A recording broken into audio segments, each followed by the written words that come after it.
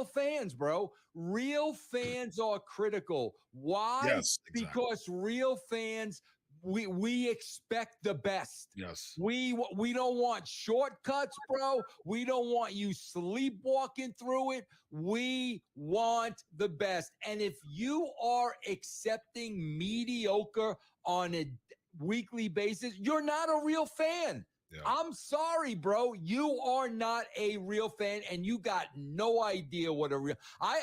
Bro, listen. I don't want to be around Chris when Ohio State loses. No, you think Chris is sitting there after an Ohio State loss and he's making excuses? No. Are you? No. What fan does that, Chris? Delusional fan who doesn't doesn't understand what it feels like to win. I mean, that's the thing. I mean, like that's one of the. Think, reflect, and please keep pushing, keep inspiring this team. Don't be satisfied because we want much more than that, and we're gonna get it. Thank you so much. Summer transfer window, you use the phrase that you have to nail it. Yeah. Is that because the City standards are so high now that nobody can afford any kind of mistake? Well, because we have to nail everything that we do, and we have to seek for excellence in everything that we touch and we participated. That's going to have a big impact at the club. And obviously, I think the competition is going to be even harder this season. That, in my opinion, has been the hardest in the 22 years that I've been in this league. And in order to do that, we have a really promising plan. We may have to reflect a little bit, take a step back, make sure that this is the right one, and go again with more determination and hunger in the tummies to do even better. Encapsulate why Arsenal won't be winning the title in this current guise. Before you come in, Graham, this was Arteta saying, nobody panic. We didn't take the chances. I haven't seen any other team in the first 6 months that has generated what we have done against them in the last 2 games. Are we not capitalizing? But not today. In the last few games, that's why we're not winning games. Performance-wise, merit-wise, there's no question who merits to win the game. Actually, the results did something very different. But when my team plays with that attitude, with that courage, with that design, does what they've done to probably the best team in Europe at the moment in terms of momentum, what can I do? Stick behind them and support them. I mean, Graham, I could see you weren't having, by the looks of what I saw your reaction to be, you're not having a lot of what Arteta said there. It's now 1 win in 7 for Arsenal in all competitions. No, I am having what you said. I was just looking at the black skies gathering outside. No, I think Arsenal, the manager will have gone to bed last night, as will his staff, and hopefully most of the players thinking, how do we not win that game? They were fabulous in the first half. But, you look at the stats at the end of the game, the majority of possession, the majority of touches in opposition box. They had more corners, more what is it they call it these days? Best opportunity to score. XG. XG. Expected goal. Well, welcome to Matty's show. Yeah. I hope you guys are enjoying the show. Make sure you're smashing the likes up. Make sure you're doing all that good stuff. So what is missing from the game? You break it down. They don't have that fox in the box, that guy can put the ball in the back of the net, and they're suffering because of that. Yeah, my Janos that. Yeah, hey, brother. I wanted to play all that because I wanted everybody to get a listen and see that last game. Let me ask you around the panel. What game do y'all think that was I just played? What game do y'all think we had lost or we missed opportunity to get points on? Do y'all think that was? I'm gonna give everybody a chance on the panel. Lion Tech, what game do you think that was, brother?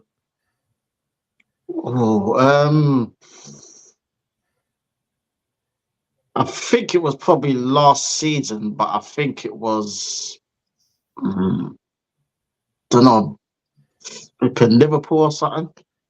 Keep Lion Tech, not Lion Tech. Rod, what's your pick? Probably this season, Villa. Northside, what about you, brother? I thought it was Villa, but I don't listen to Arteta after the game, so I wouldn't know. Neither do I. Yeah. I wasn't even paying attention to that waffle, bro. Probably City. All right, Tony, your pick, bro. I think that was the City. I think that was the City game. I think that was the Man City game, but I'm not too sure. But let's see. That was December 23rd, 2023 when we drew with Liverpool 1-1. Huh? Oh, okay. Everybody go back to all the other games. I told y'all it was more than one game this year. That we everybody go to Aston Villa. They point Aston Villa. No. Then they go to Fulham. No. Then they go to Spurs. Nope. Chelsea. Nope. Liverpool. 1-7. Well, I got the team right, but I just got the wrong year. Oh yeah, yep. 1-7. 1-7. Brothers, welcome to the show. We have finished second place again, but before we get into all of that, want to say special thanks for Line Tech joining us today. My good brother Anfield Rod is in the building. Northside, my brother, is in the building. Abs is in the building from Waffle TV. Tony, Claude, Gunner is in the house. Gentlemen, how's everybody doing? All good, man. All good. Pleasure to be Yeah, here. good, man. Good. Looking forward to the show. Well, I played all that audio because I wanted everybody to get an idea of just basically how this year started. The first bit of audio was Arteta, of course, talking to the crowd last weekend when he was saying don't accept second place. And then ironically, our fan base accepted second place. Everybody was celebrating this weekend. You know, they've been telling everybody we coming up the back. Everybody's fearing us. You know how our fan base is. The second piece of audio, Tony, you should remember that because that was what I played at the beginning of the year when the manager said we have to nail it this year. Yeah. That was his words. He said we have to nail it because it's important that we get it done. Northside, they always talk about the standards. You heard the manager reference the high standards of playing against Man City. But our fan base, we can't do anything with that. What if the manager has already acknowledged that we've got to go up the table? Then you know what time it is when you check before you even clock into work. So you already know what happens. So brothers, I'm gonna open this floor up. We got second place this year. Northside, I'm gonna start with you since the pot is already simmered over there. So I'm gonna go ahead and since the ball is already rolling, I'm gonna come to you and start with you, my brother. Brother, it's another second place finish. It's 2 on the bounce, 2-2, nothing to show for it, no trophies. Brother, where do we go from here? Bro, it's jarring, bro. Like, people want to give him another year. I just don't want to give him another year because I just feel like there's too many mistakes. You know when they say if you let someone talk, they'll talk their way into a mistake. If someone talks too much, it's the same with a manager. Give him enough years, yeah, you're gonna have a list of things that you may not like if he doesn't get over the line. And number one is the player recruitment. Yes, we like Trossard. Yes, we like Declan Rice. Yeah, there has been some good transfers, but that whole bench that we built is on this manager. El Nene Reece Nelson, he signed them. He re-signed them. He re-signed them to new contracts. And Nketiah, would anyone say that's justified? Because I wouldn't. And if they are, when the starting 11 are dropping stinkers in certain games, why don't they come on off the bench a lot earlier? Then you look at the players that he signed. Lokonga out on loan. Nuntavaj out on loan. Fabi Vieira can't get a game. You know what I mean? Players like this, it's like, what are you doing? You're mismanaging our money. And then people are shocked that we hit FFP. Well, when you're buying players, when the bench ain't fixed, and you're buying players and loaning them out straight away, what do you expect? You buy Zinchenko. The fan base were talking about, everything he does other than defending. He plays as a defender. So when you look at the recruitment, it's been very, very poor. Very, very poor when you look at the overall picture and not just the players that it's worked with. Jesus he bought, people are ready to give up on him now. Zinchenko he bought, people are ready to give up on him now. And the rest of the bench. Then you look at the man management. Why can't you coach us against Porto? The money that we spent in the transfer window before the season started, that is literally the value of Porto's team. When we bought Declan Rice and we bought Havertz, you should not be struggling against Porto. You should not be struggling against a Bayern Munich team, which is the worst Bayern Munich team we've ever seen. Not the Bayern Munich team that used to slap us up against Wenger, the worst Bayern Munich team that the manager already got given a P45. Then you look at the games that we lost this season. Certain games, you're starting Eddie and Nketiah up front. Why? Other games, you're starting Havertz in the midfield. Why? Other games, 1-0 against Aston Villa, you're starting Zinchenko as a left back when we know he's a liability. So it's a combination of the way the players that he identifies and the coaching within the team. And this is why I had no faith going into the Champions League. People talk about Pep. When we was in the Europa League for 3 years, there was no Pep there. Why can't you win that? Why is it that you can't win that? Klopp is leaving. He's won a cup. Why can't you win a cup? Why can't you win a cup? It just doesn't make any sense to me. And that is why I don't believe in this manager, because I just feel like this manager, when it's time for him to get us over the line, he's not good enough. Unai Emery was the difference maker at Villarreal. Mourinho was the difference maker between Porto winning the Champions League and not winning it against Sir Alex Ferguson in his prime. Yeah. Conte was the difference maker in Chelsea winning the league. Tuchel was the difference maker in that Chelsea team that was deemed not good enough to get over the line. Klopp, with less money spent, won 2 major honours. He was the difference maker in that Liverpool team. This manager, when it's knockout football, where's he the difference maker? When we got knocked out the cup to Liverpool, where was his in-game management? When we got knocked out the cup to West Ham, where was his in-game management? People talk about players, but you have to make your money as a manager. Conte came to the league, got slapped up by Arsenal. Next game, he changed to a 3 at the back, won the league. With Victor Moses, 33 or 34 years old, playing as a right back, bro. That is a manager using his brain to get you over the line with a team that he didn't create. He didn't have 700 million pounds spent. We can talk about players coming in to do the job. When is the manager going to be our difference maker? When is the manager going to tactically get us over the line to win trophies? So that's why I'm Arteta out, bro. Like, I just want a manager that can come in right now. We've got a bunch of players that there won't be backlash if you sell them. We've got a load of money. And one thing I will give Arteta praise for is you've got this team to a level that we can compete. Unfortunately, you're not good enough to get us over the line. That's just the reality. When it's the crunch, you fall short. So go get me a proven winner, man. It's the perfect time to bring a proven winner.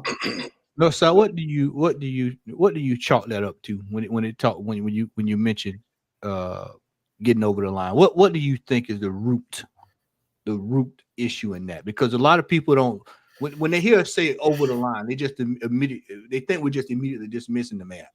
So what do you, when you say that, what do you mean by that, Northside? What do you mean by get over the line? And what do you think is the root problem to that? Why we can't get over the line with the manager? Getting over the line is winning major honours. And what I mean to that is, we're in the first leg where we're winning, we're in control of the game, making players accountable. Bringing up our centre-backs allowed Bayern Munich in the first leg to get in the game. Make them accountable, bro. You brought in Kivior. Our centre-backs are dropping stinkers. Make them accountable. Bench one of them, bro. Where's the accountability? Odegaard going missing in games. Drop him, bro. You bought Fabi Vieira. You justify that then. Saka. Certain games, you're dropping stinkers. Make him accountable. You re-signed Reece Nelson, bro. You have to justify the decisions that you've made. You can't just re-sign players or bring in players and then when our starting 11 dropping in stinkers for a game, you don't make them accountable. It makes no sense. There's been a lot of players that have dropped stinkers, bro. Where's the accountability? Because when Kivior got cooked against Bayern Munich, you started playing Tomiyasu there. When Martinelli's dropping stinkers, you eventually started playing Trossard there. Where's the accountability, bro? But if Saka drops a stinker or Odegaard drops a stinker, no accountability. If our centre-backs drop stinkers, no accountability, bro. No. You must play the next game. What kind of mentality does that instill to the players, bro? Players should be on their toes fighting for their place. And I bring it down to a lack of preparation. You don't have a clinical goal scorer. You add Havertz. Why? You came second last season. Get a proven winner. Somebody that can score goals. You know where you came short. Get a proven player, but you get another striker. You add Jesus and Nketiah. You add Havertz that can't score a goal. How is that going to get you over the line? How is it? All 3 strikers are not clinical strikers. Then we go into January asking for a clinical striker. Why? Because you misprofiled the striker that we need. You got all those midfielders. The only midfielder that even challenges, if not gets into the starting 11, is Partey. How is that being prepared? You've got two centre backs. If one of them get injured or they drop a stinker, you're ill prepared to address that. We talk about last season, oh, but we lost Saliba, oh, we lost Gabriel. Bro, you go into a new season where if you play Ben White in that position, you're dropping in levels. If you bring Kivior, you're dropping in levels. Come on, bro. Look at the rotation of quality that we've got in terms of Ben White, Declan Rice and Partey. Quality, bro. Quality. When you look at Martinelli and Trossard, quality rotation. You've had 4 years here. Where's the quality rotation for Saka, bro?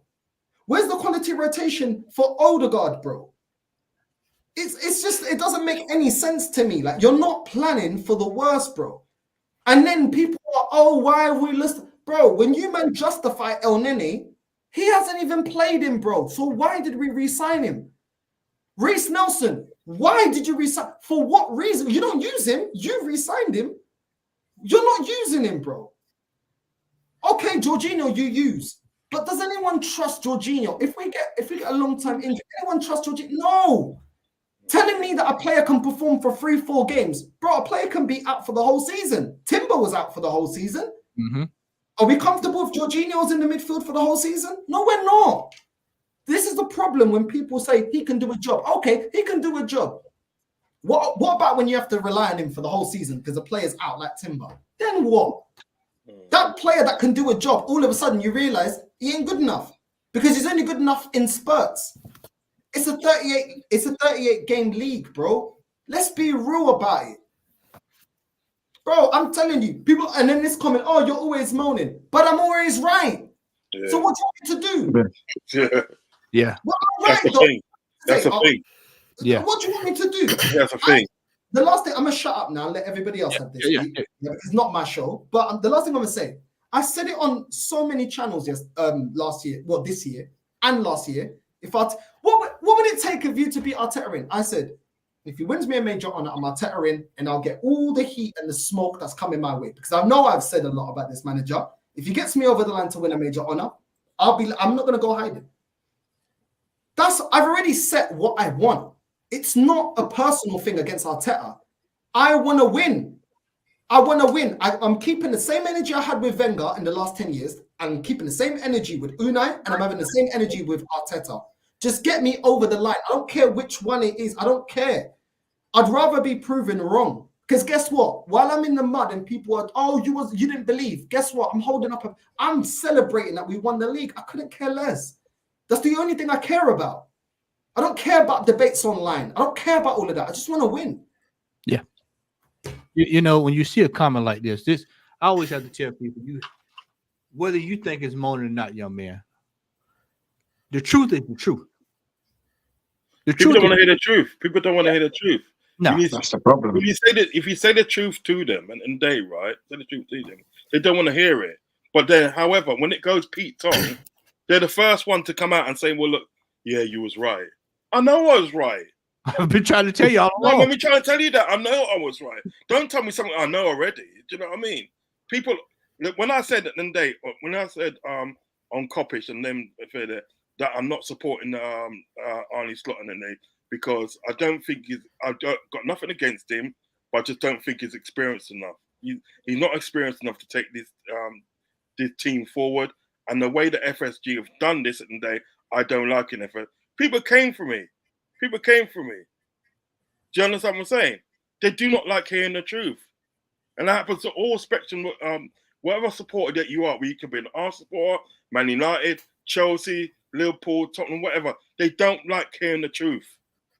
And they'll tell you, stop moaning and stop listening. But they're the first ones at the day that will come out and then when it goes Pete Tong, the first one that says, yeah, you was right, you know. And that was fucking right. What's the matter with you? They don't even say that, bro. They don't even say that. But carry on. It's kind of words to that effect, isn't it, Northside? Words to that effect. Yeah. They won't blatantly come out and outright say that because they're not man enough. But they'll skate round it, and that's what they mean. That you was right. Do you know what I mean? You feel me? Do you know what I mean? Because everything that what you were saying today, in regards to your team, I can't disagree with. Because, all right, let's talk about sort of like the players at the day that he should have had backup for. Yeah, it's not as if at the day that he was in an FSG situation. These guys at Nate was giving him money. Yeah, was giving him money to do whatever he wanted to do. So if he wanted to buy an extra defender, he got the money to do that. It's different. So to me, at the day, he should have looked at it. Last season, they became close, and what was the reason why in the day that we couldn't get over the line? Right, striker. You go out and you buy a clinical striker, a guy that can score you at least 25 goals a season. That counts, you know. That counts when you got a proven striker. But he didn't do that. He kind of played the same way as he did last season. You can't play the same way and expect different results. You're going to get the same results. Do you know what I mean? And to be honest, today, for him to spend like 750 million, and he's only won one FA Cup. I'm not being funny. If that was me and I had a manager like that, I'll be saying the same thing. You're not good enough. You're not good enough to take it forward. Because what Northside said is true. There's our managers in the day, right? They've got that certain thing at the day that can get them over the line. It may be tactical, or it may just have the players at the day, but they've got that thing that gets them over the line to win at like a domestic cup or a major. What did your fan base say when you had Brendan Rodgers? I want to hear it from a Liverpool fan. Well, I didn't think he was good enough. There were sections of the fans at the day that said like, "Oh, just give him a chance, and everything like that." Then there's other sections of the fans that say, "No, he's not good enough." I didn't think he was good enough because I thought to myself, "Well, look, you're only getting him on the basis of at the end of the day that's sort of like what he did with Swansea, yeah." But that's Swansea. Where did they finish in that league that season? 10th. Do you know what I mean? Now you're stepping up and then they going to a team at the day and not being funny in there. We've won multiple major honours at the day. It's too big for you. Ian Wright said the same. Ian Wright said something in the day that I thought back on. I thought, you know, that's true. You know, how can you expect to win a league, yeah, if you're shipping 50 goals? 50 goals that season at the day when we nearly won the league at the day, we shipped 50 goals. 50 goals we shipped. How can you expect to win a league like that? He didn't have a clue. He didn't have a clue how to organise defence. All he was about was attacking. That game against Chelsea, which we lost 2-0, yeah, in that season, do you realise we didn't have to win that game? We didn't have to win that game. All we had to do is draw. Yeah. Do you know what I mean? Yeah, but he went gung-ho and everything that, right? Knowing that today he ain't really got a good defence. He went gung-ho and everything that, and you lose the game 2-0. And then you got against Palace, Crystal Palace today, right? You're winning 3-0, and he pegged back and they to 3-3 over. You know what the and Bass, I'm coming to you. You know what the overarching theme is today is inexperience. Inexperience. Both of these managers that we just talked about, on the basis of going to two major clubs like this, you would look at it and go inexperience. You know, you don't know what you're going to get with Slot next year, but you know one thing, he's inexperienced compared to coming to a club like this. And we know about Arteta because that's the root of what Northside was saying earlier. And this is why, you know, I had a discussion with a brother today, and I told him, I told him 3 years ago, I said that the inexperience is what's going to cost us every time it gets critical with this manager. And it keeps showing up. It keeps showing up. It keeps showing up. You cannot go from mopping floors at the retail store to running the store in the same week. It's just not going to happen. It's not going to happen, bro. It's not going to happen. But this is what we've done with this manager. We've given him the keys to the store, and he hadn't even learned how to set the alarm. And so now we're sitting here. I want people to understand this. The more we keep is eighth, fifth, second. That's a lot of bottling. Eighth, fifth. You didn't get two times in the Champions League. You finally got it. And then, but when you get to the Champions League, you say, "Oh, well, that don't matter because we got second." But we missed the league. And then you get second again. We missed the league again. All right. So at what point is people going to start waking up and realizing that, hey, man, we're wasting time. We're wasting time. Abs, coming your way, brother. What's your thoughts as you've had a week to sit this in? You know, we were all on the big panel last week, but you've had a week to kind of simmer in this. What's your thoughts now, brother? Firstly, before I start cooking, big up to my guy AFC always. He's not been well. He's in the chat. He's in hospital currently at the moment. Hope you get well, brother. Hope he gets up, well man. soon. So big up to AFC always. Also, I got to send some big respect to you, Matt, as well, because last night I think you was on Northside's channel and you was talking about your journey and everything. And I caught your journey and I was like, wow. Appreciate look what my guy's done. You know what I'm saying? So when you want inspiration from a brother, look at Matty, because Matty's been through it. You know what I'm saying? And like, bro, I'm telling you, man, it was inspiring, but it was also emotional as well, because I can relate in a certain way as well. So big up to you and big up to Northside as well for, do you know what I mean, showing that personal side, because you know what, sometimes, yeah, we can get caught up in the moment, innit, of football. Do you know what I'm saying? But remember, we're all human as well at the same time. Do you know what I mean? We all bleed, we all cry, we all sing, we all laugh. Do you know what I'm saying? So that's, anyway, less of the sentiments now, yeah? I'm ready to cook. I love you too. I love you too. Safe, my brother. Listen, where do I start with this manager, yeah? For me, and I'm going to do the positives, then the negatives. So for me, you know, Arteta's improved this season, you know, in terms of certain aspects of his management. But certain things are still letting him down. And every stream, the Arteta outs or whatever, talk about the same thing. It's the mentality, it's the emotional side of Arteta that is not getting us over the line, because this show is about how are we going to get Arsenal over the line next season. I don't want to be doing this same thing, this same show next year, talking about the same thing, because it's getting tiring now. I don't want to come second. I don't want to come third. I want to come first. Problem for me with Arteta is he's too emotional involved, you know, with certain players. Look what we're hearing the other day. We're hearing about, oh, he had problems with Trossard and Trossard's this and Trossard's got an attitude problem and all that kind of stuff. How has Trossard got an attitude problem? He's probably vexed, yeah, because you know what, when he was on that spell last season, yeah, and then Jesus recovered, Jesus out, and then Trossard out, and then Jesus back into the team. How are you supposed to react as a player? You know, remember, players, yeah, have feelings too. Do you know what I mean? If for example, if I'm on form and I'm banging goals, yeah, and then you know what, yeah, someone who may cost a little bit more than me, yeah, just come straight into the team and I get dropped, yeah, I'm gonna be vexed.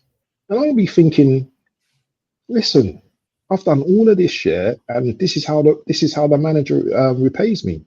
Yeah. Then you have like Saka on the other side.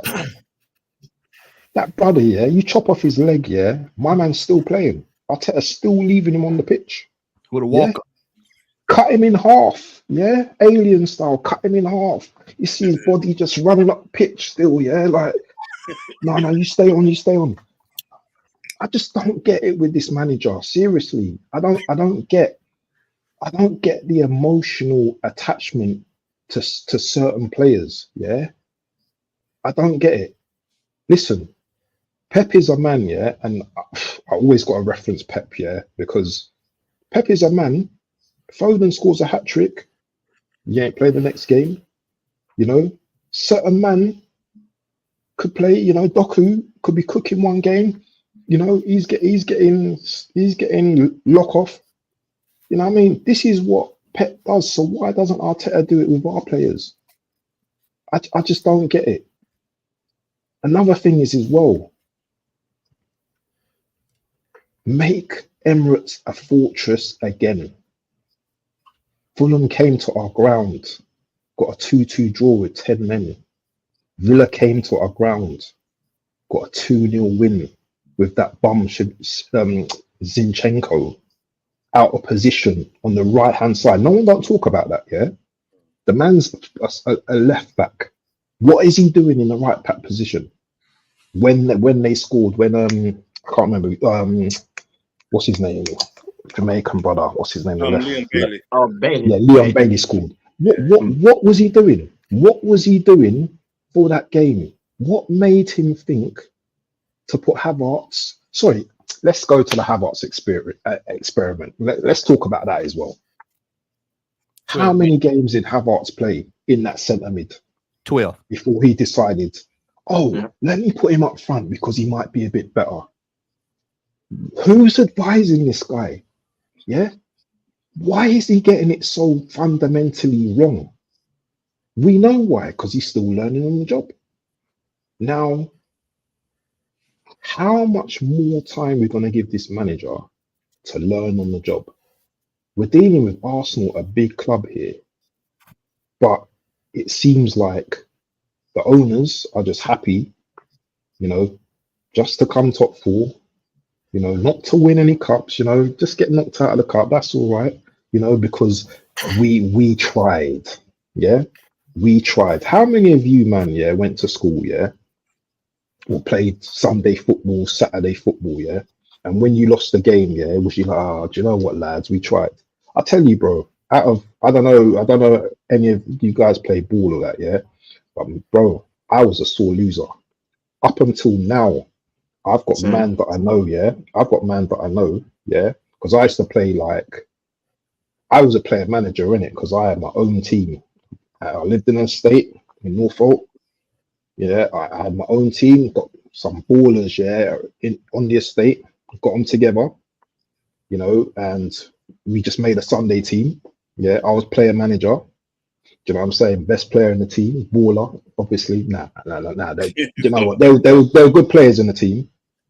First season, I managed the team for 6 seasons, and I kind of see like Arteta in me as well because I was learning on the job at the time. First season, runners up. Second season, won a cup. I scored 2 in the final. Harrow Wild, if anyone knows Harrow Wildstone, scored 2 in the final there. But then after that, I deteriorated. Yeah, I deteriorated as manager because I was still learning the job. But players, they wanted to win every season. So for me, if Arteta don't get it over the line next season, and me and Tony spoke about this all throughout last season, we say if we don't win anything last season, he has to go. And obviously we can't do nothing about it now. We can't change that now. But next season, you're going to hear their excuses again. We just, okay, if we don't win, you think it'd be like, okay, give them another season, we're that close. So that's all I'm going to say. All right. Before we get to Tony, Del Boy, welcome, brother. Good to see you, my man. What's the crack? What's the bleeding story? Sorry, I'm late. Just fucking loads of shit fucking happening. I just hear Conor McGregor's just doing a press conference in Dublin. Del Boy's gonna be all over the fucking thing. So that's happening next week, I think. So yeah, sorry I'm late. I'm trying to get tickets for that, I hear you, man. Well, you deal with Ticketmaster. We're gonna go ahead and roll over here to Tony. Tony, brother, me and you, we sat on panel after panel after panel. In August of last year, we talked about our expectations, what we need to do this year. Me and you both were caught off guard when we signed Kai Havertz. I was working. I called you in the middle of the night, and I said, "What the hell is going on at this football club?" That's literally what I said to him. And he said, "Matt." He said, "Matt, my brother." He said, "I don't know, my brother." He said, "The manager's going crazy." 12 games, he went crazy. And so, Tony, we're here. It's finally the season is ended. It is right where we thought it would be. We hadn't won anything, brother. And you've been one all year that has said this manager needs to go all year long. So, Tony, does he still need to go?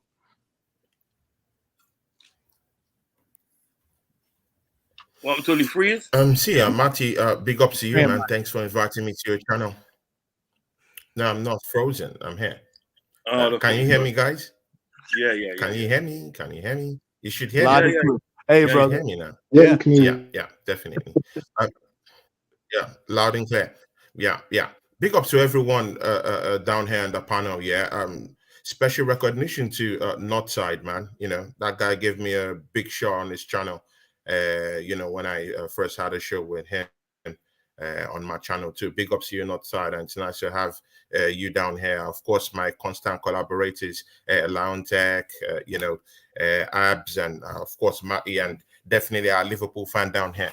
See, guys, I know everyone else, you know, has already talked about this, Arteta and what's up about the season.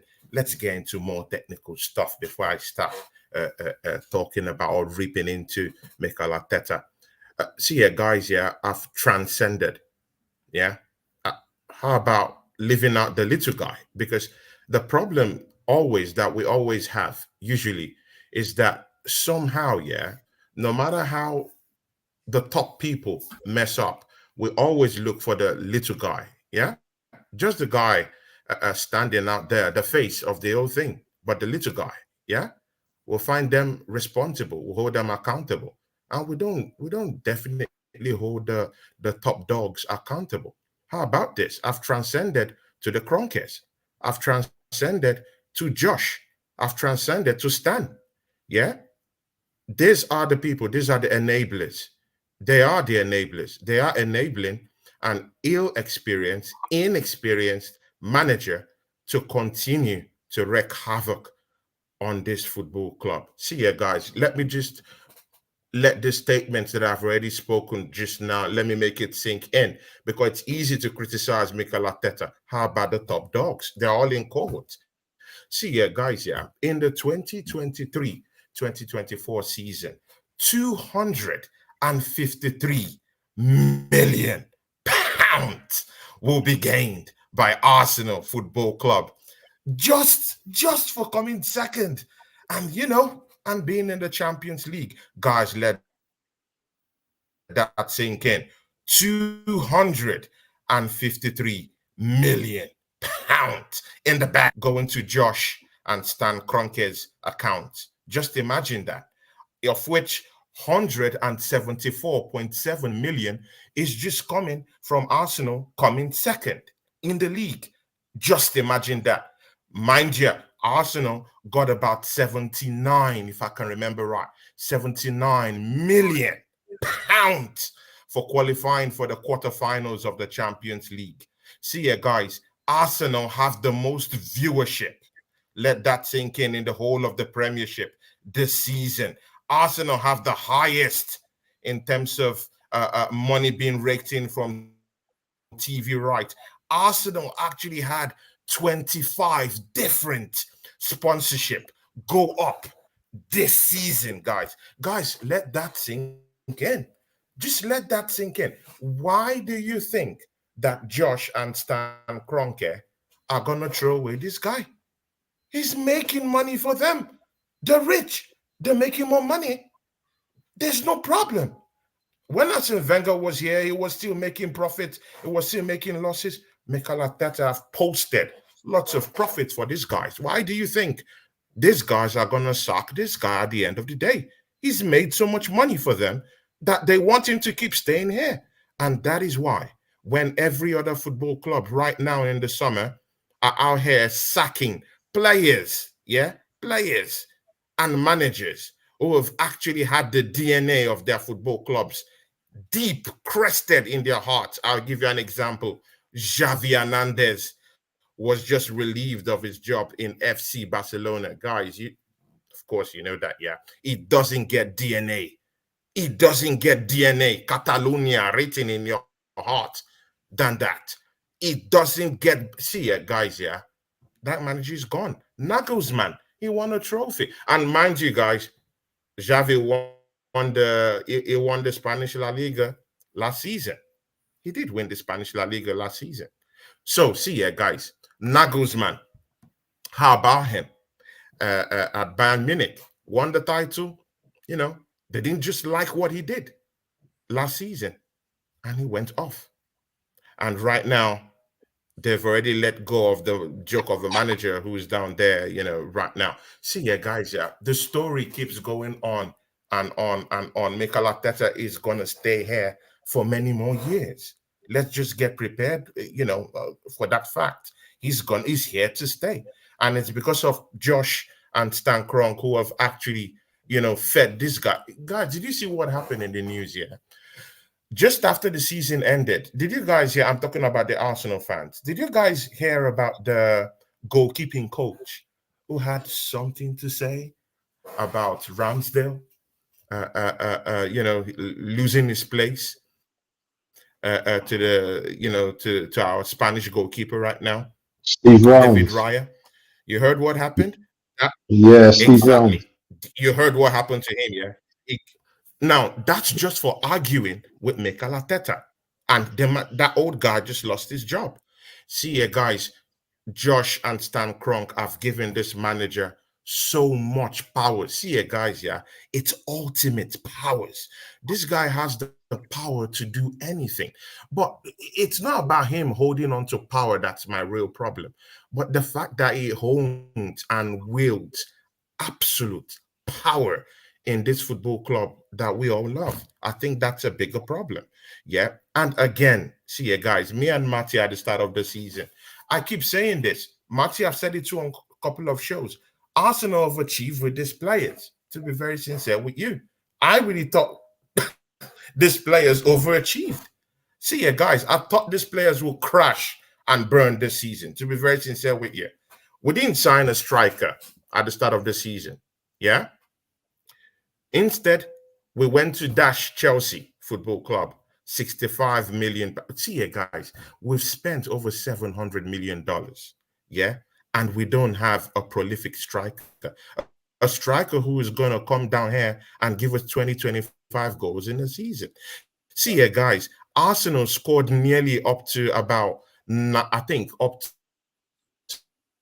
to 90 goals this season. And guess what?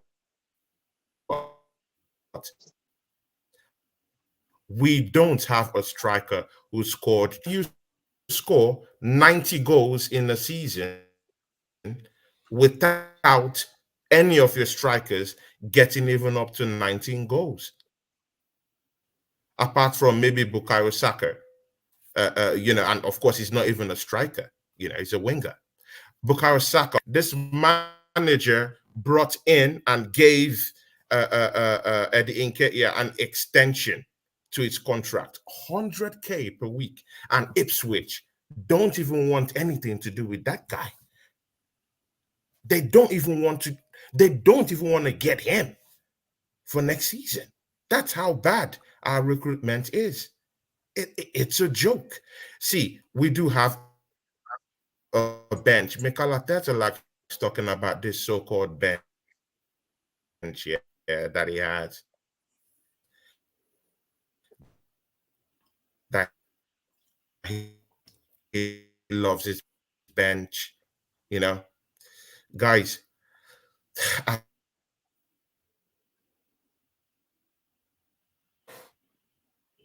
He's freezing. Shaky. Signal's kind of shaky, blood. Hello. Hello, guys. Hello. Can you hear me? Can you hear me? Now you got some Wilkinson Wi-Fi, innit? Can you hear me? Can you hear Next time you freeze, man, I'm gonna get a screenshot, bro. You got some Wilkinson Wi-Fi, blood. Can you hear me? That's the quietest I've ever heard Tony.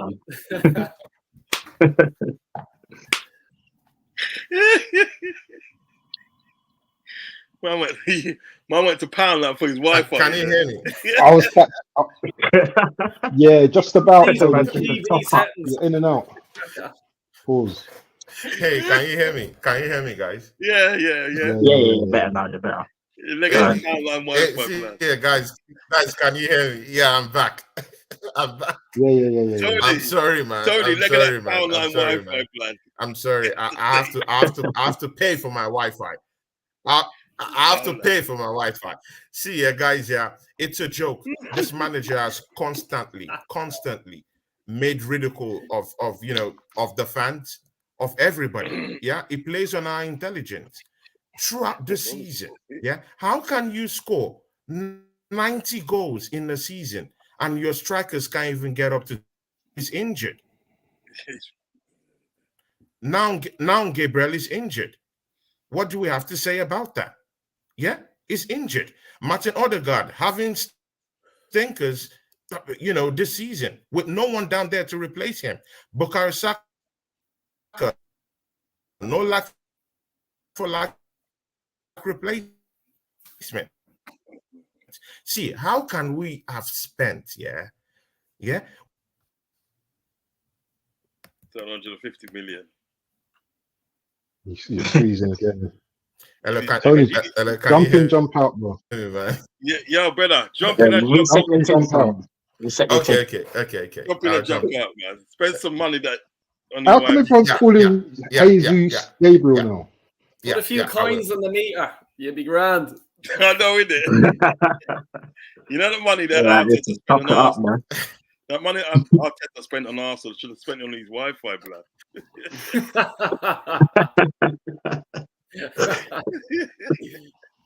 Tony's my G anyway. You're on mute. Matt, you're on mute. Lee NLB, thank y'all for the raid, man. I appreciate that, brother. Lion Tech, you've had a week to sit around and stew in this, man. We talked at length a couple times this week. What's your thoughts on this manager and where we finished at, brother? Yeah, first of all, thanks for having me on the show, Matty. Big up to the man them on the panel every time. You know what I'm saying? Yeah, man.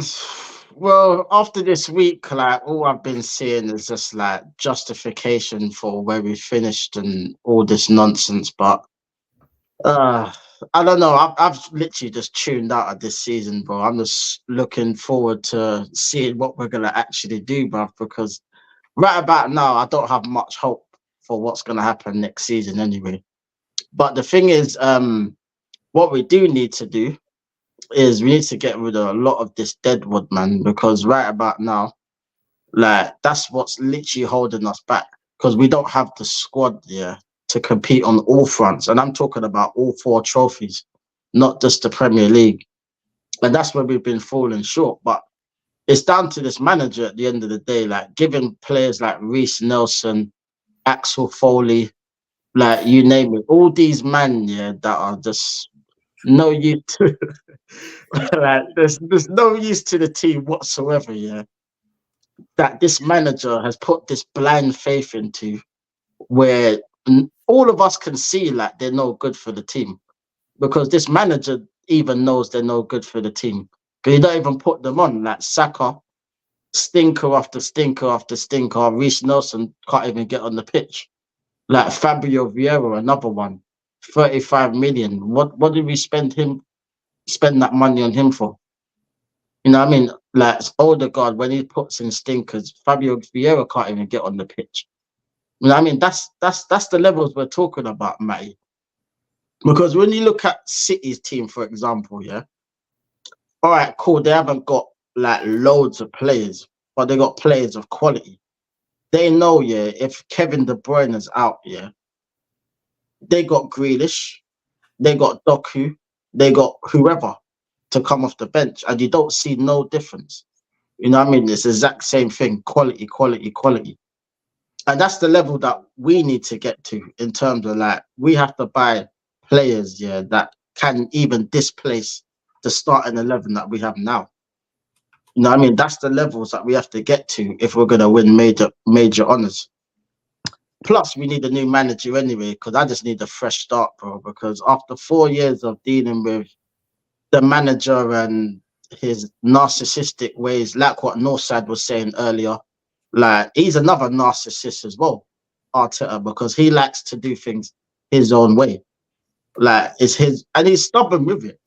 Like everyone knows, yeah, Kai Havertz, for example, ain't a midfielder. It took him 12 games to realize that. You know what I mean? Like he's always like fixated on bringing Zinchenko. Somehow this guy always seems to come back crawling into this team. Somehow. I don't even know how it happens, yeah. But it just always seems to happen. Right. Every time there's a crucial game, yeah, he always seems to sneak his way back to left back. And then he ends up being out of position, and then the defense is just shaky as hell whenever he's in the team. And then the fact that like what you lot was saying earlier with Trossard, because I've been one of the few people that has been saying from day one, Trossard has to start every single game.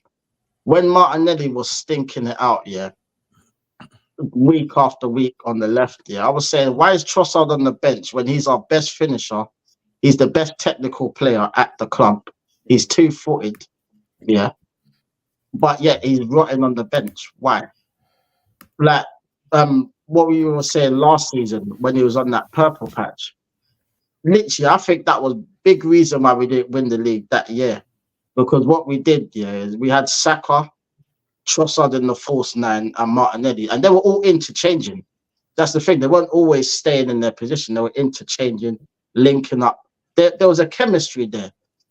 And then all of a sudden now, Mr. Jesus that cannot stay fit, yeah, this guy, God, I don't even know anymore, bro. He comes straight back into the team, and then we crumble, fam.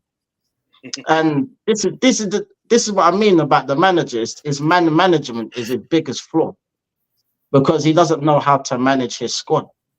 Because as you like guys were saying, he's learning on the job. And the thing is, at a club like Arsenal, you can't afford to be learning on the job. You have to be ready for the job. You get me? Like, Arsenal is not an apprenticeship.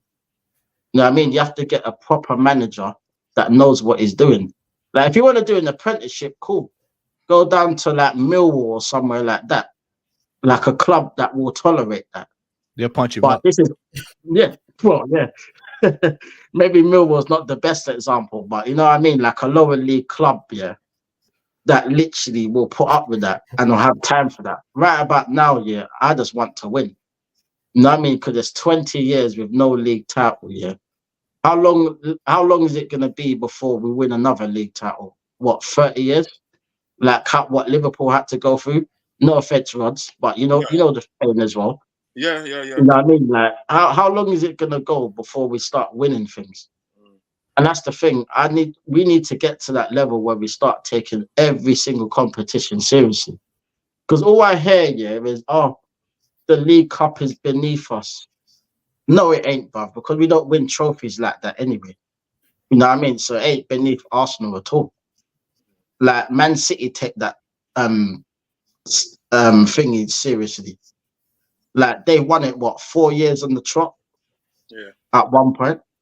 You know what I mean? And winning that cup, for example, yeah, breeds a mentality to say, you know what, we can actually win things. Yeah, it breeds the little confidence in the team and makes you a winner. Because when you win, yeah, when you achieve something in life, yeah, you think, you know what, I'm glad I achieved it, but you know what, I'm hungry for more. It makes you more motivated. Like, when you're winning trophies, it makes you more motivated. Like, I was listening to Phil Foden's interview after the game, and they were asking him, like, how did it feel winning another title? He basically said, yeah, it feels great. It never gets boring, and I want more. That's literally all he said. And you know what? I want my players to start saying that. I don't want my players to be like, yeah, it was unlucky. We tried. Maybe again next year. Maybe we can compete. No. I don't want to hear maybes. I want to hear, you know what? All right, cool. We missed out this season. Next season, we're going to win it. And we're going to do everything possible to try and win. You know what I mean? And that's all I want to hear from this club. But right about now, I'm not really hearing that from this club. All I'm hearing is, Jorginho signing a new contract. For what reason? Is he going to play this season? Like when he gets injured, what's going to happen? We're going to play him the whole season, and then he's just going to get ran through. Like, this is what I mean. And then we're hearing now that Partey is leaving. All right, well, he's not really the player that should be leaving ahead of Jorginho. You know what I mean?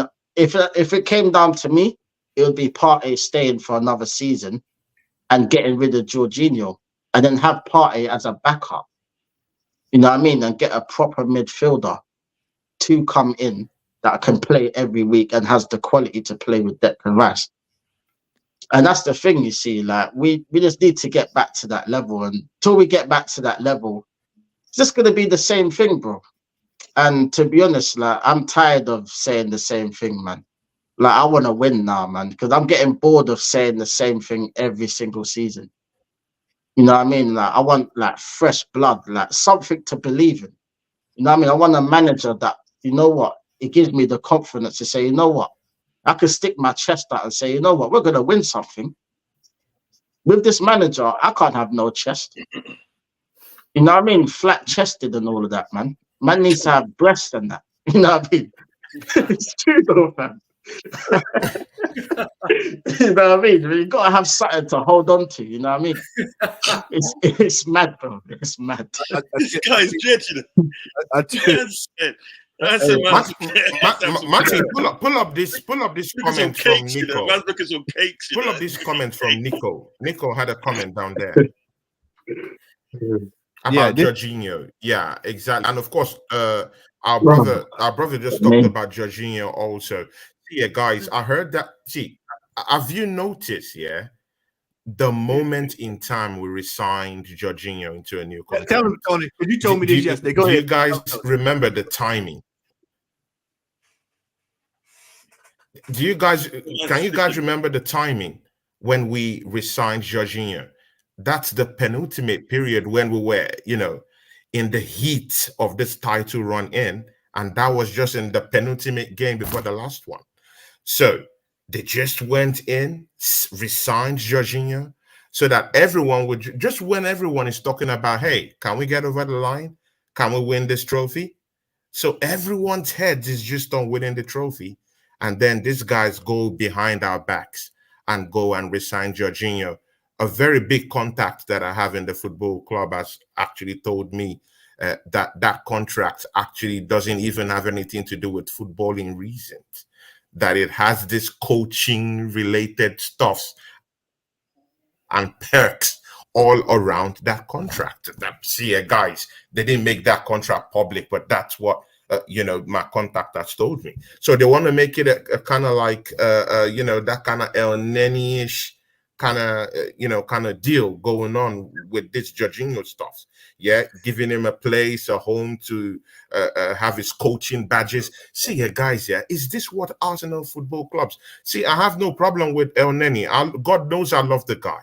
God knows I love him. I like Jorginho as a person. But is he past his best? Yeah, he's past his best. So is our football club now a coaching badge related football club?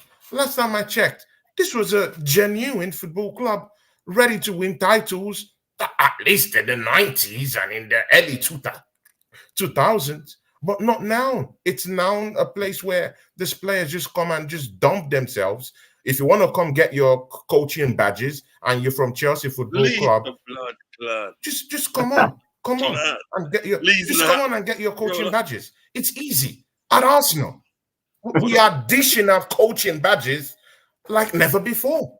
Just come, we'll resign you and give you your coaching badge. It doesn't work in that way. I don't know. Tony, it's like a joke. Let me jump in. It's a joke. Let me jump in because you know something.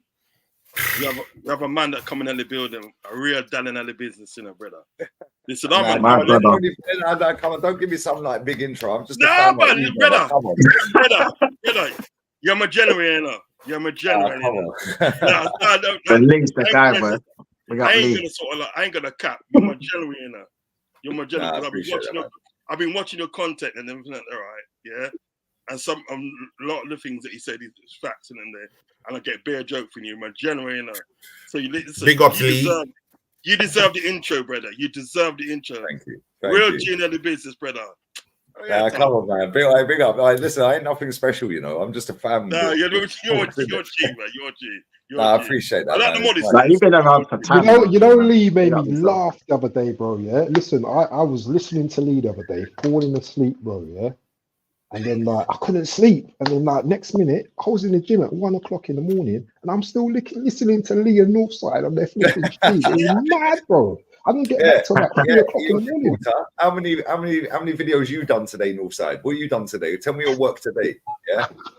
You better go look at that last piece of work he did. I'll tell you that. You better go look at the last. And my chat lit up apparently. Yeah, like literally,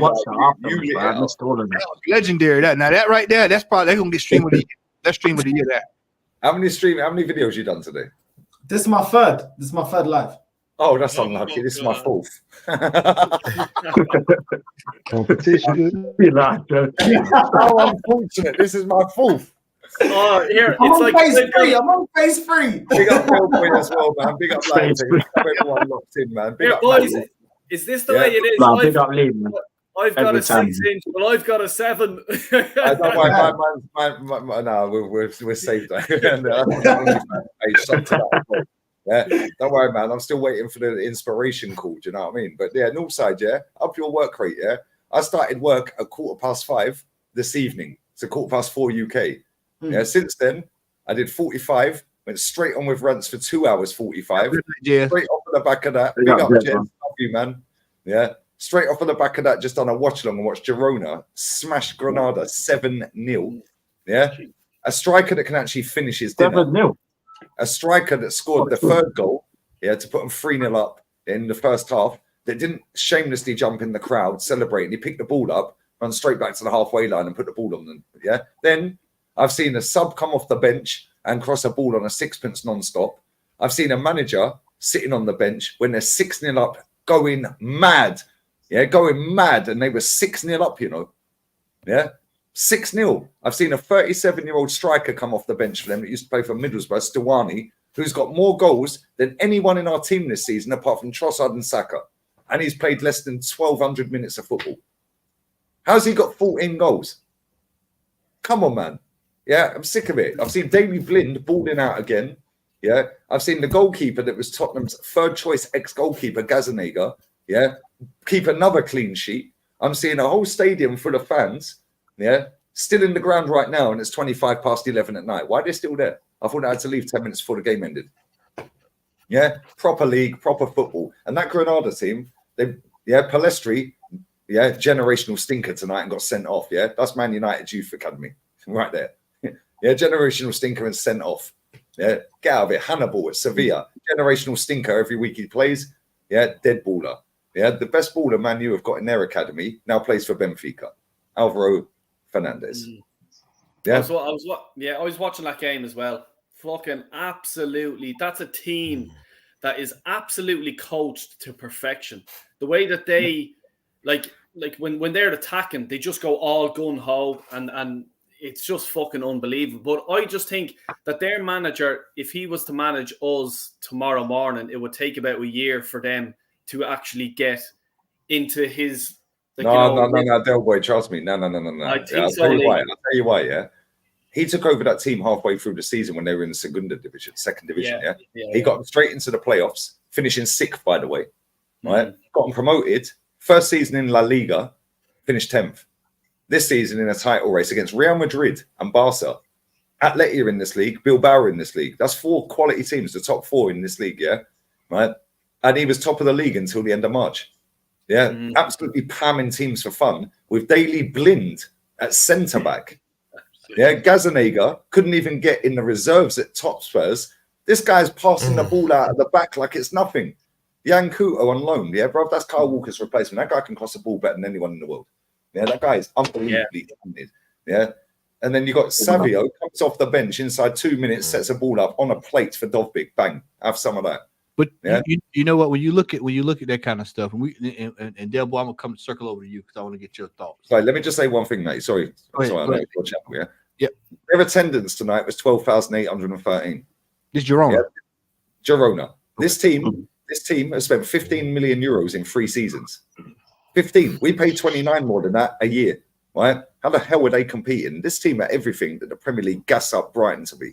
Yeah, they're the equivalent of Luton Town. Yeah, and they were in the title race and they've qualified for Champions League. I beg we get them in the Champions League. You saw well, I mean, you saw last night with Atalanta. You get bucked off the pitch if that happens. I mean, y'all, well, you know what, Rod, you saw firsthand yourself with Atlanta. Atalanta, you know, you saw these teams. These teams don't be caring, man. These teams don't be respecting the Premier League like everybody make it out to be, man. Yeah. They show up and they show up with their hard hat and their lunchbox and they pimento cheese sandwich and they ready to go to work, man. I mean, it is what it is, you know. Atalanta and they so I just organized. But it just goes back to, like, I've been saying it as well. Like, everyone's there. The Premier League's the best league in the world and stuff like this. Like, for let's say a foreign supporter, I don't think it is the best the Premier League is the best. I think it's the most watched. It's the most money involved. It's the most, like, you know, you win it, you get the most money, obviously. But there's better leagues. There's better players out there. You know, there's better managers out there. This is what we're talking about. Like, I do agree with Lee that manager, Sanchez, is fucking quality. But the only thing I'm concerned about if we got him in the morning is, could he get Zinchenko playing? Could he get Smith Rowe, Reece Nelson, the fringe players playing? You know what I mean? Because some of these players have so much fucking air up their fucking ass that they think they're world beaters. Oh, I'm on 100 grand a week. I don't need to listen to you because who the fuck are you managing Girona? Who are they? Sorry, mate. Fuck off. Get the fuck out of my club. That's the way I look at it. They're too mollycoddled in fucking Arsenal. There's no leaders whatsoever in Arsenal. Maybe Declan Rice in a year or two. Like, you know, Gabriel maybe and Saliba probably in a year or two. Right? So I've been to a few of the games and I'm looking at the games just going, one of our players gets tackled. He gets milled on the ground. Where's the leader? Where's the captain to run over and fucking grab your man by the scruff of the neck and just go, who are you fucking hitting? You know what I mean? Our captain is there hugging and kissing on the fucking halfway line. Don't let anyone see what I'm saying. Oh, God, I like you. Let's swap jerseys at the end of the game. Fuck off. Would Paddy Vieira do that? Not a fucking chance. Would Roy Keane do that? You know what I mean? Ask me bollocks. And this is what it's doing to the Arsenal fan base that's fucking pissing me off. And I'm sorry for course. Man, bro, this is adult television. Keep rolling, bro. Yeah, but this is what pisses me off. You know what I mean? You have fan bases going, Arteta, the best young manager of in world football. Do you watch football outside of the fucking English Premier League? Have you watched Girona? Have you watched Bologna in Italy? Thiago Motta or whatever. Like, you know what I mean? He's pushed them up there near getting Champions League football. Sorry to cut you mid-flow, yeah.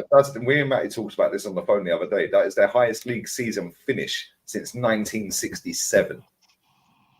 First job, you know. Yeah, first job. Exactly. That's true. You know what phase is he in then? He probably took that job on the basis that manager probably said, you know what, I can learn my trade here. It just turns out that he was able to get a tune out the whole team. And now he's Juventus manager. It goes back to the whole. It goes back to the whole fucking thing that, oh my God, Arteta, he's such a good manager, and I get stick all the time, and I'm sure everyone here gets stick. Oh, but we came second. We're challenging for the league. Would you be giving out if this and this? He spent 700 and fucking whatever million fucking pound. I'd fucking manage a team with 700 million pounds. Can you imagine these other managers? You know what I mean? And it's splitting the fan base. I'm not accepting it. I remember the Arsenal team in 1991. No one talks about that George Graham's team. They were absolutely phenomenal. They lost one game, was it Chelsea or something like that? That's a fucking team. Back in the fucking day when there was no money fucking spent, you had to do what team you had. Yeah. All right, so don't come to me and tell me, oh, you're negative, you're fucking this. Well, my standards are fucking high. And it goes back to before the Invincibles. So don't come to me and talk, you're negative, ask me bollocks. You know what I mean? It's splitting the fan base. Northside's even drinking cough medicine there tonight. You know what I mean? Had to say that, North. I was there. What the fuck is he drinking? Yeah, the Portuguese Lil Wayne. Is that what we're saying? What happened to the Magnum? Hey, after that roast tonight, he drinking tears tonight. I know what he drinking tonight. Yeah, man, I beat some Magnum in there. He stay there. Yeah, he's got Magnum in there, man. Trust me. Yeah. But you know, as we move into next season, there's been a lot of talk about the expectations for the Arsenal next season. For me, and I've said this all week, and I'm not changing it. This is what it's going to be for me. Tony, I've told you. Lee, I've told you. Northside heard it.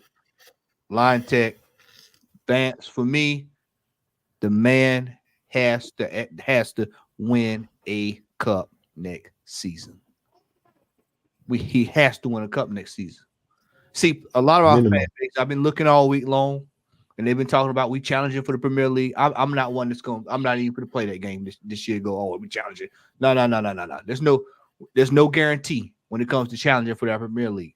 But there is a guarantee that you'll be able to be in a cup competition this year.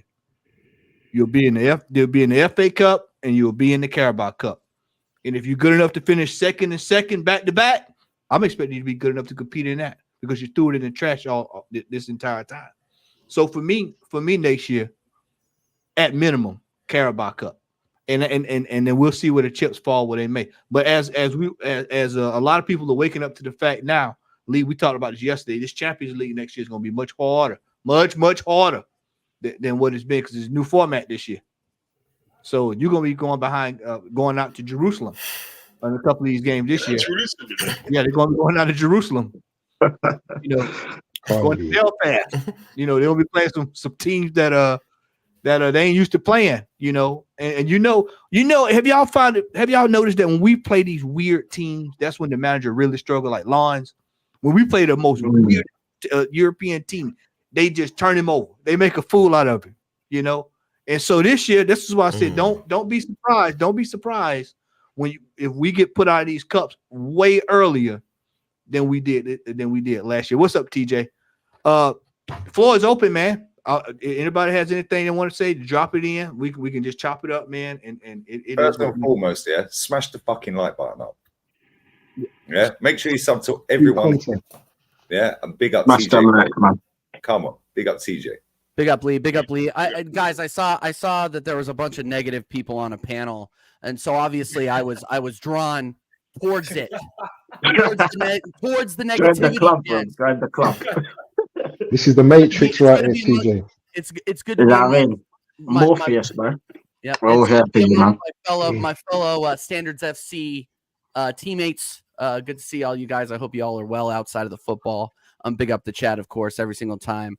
Guys. It's disgusting, though, TJ. Yeah, because you should just stick to American soccer. You should stick to soccer. You don't know nothing about the Premier League. I'm starting the baseball podcast tomorrow because the chat has gotten to me. No, I don't care. You're going to hear my opinions whether you like it or not, but big up everybody. And of course, Del Boy, it's good to see you. It's been a while. Northside, Lion Tex, everybody. Good to see everybody. Big up. Happy Friday, everybody. Guys, look. Super Mick, okay?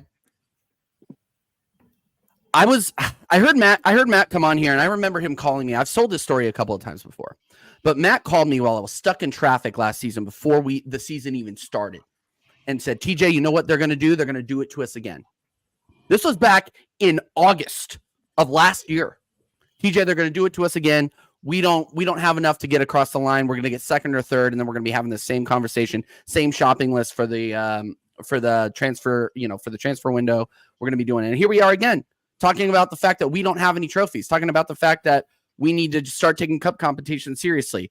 When does it end? I know we've talked about this a lot, but when does it end? Because what Matt just said was what I was begging for on Sarcasm City TV, talking to Flawless a year ago, saying, this is what I expect. I expect a trophy or he needs to go. I'm still he needs to go. Like, I'm sorry. You can call me negative. You can call me, oh man, TJ, he deserves another shot. No, he doesn't.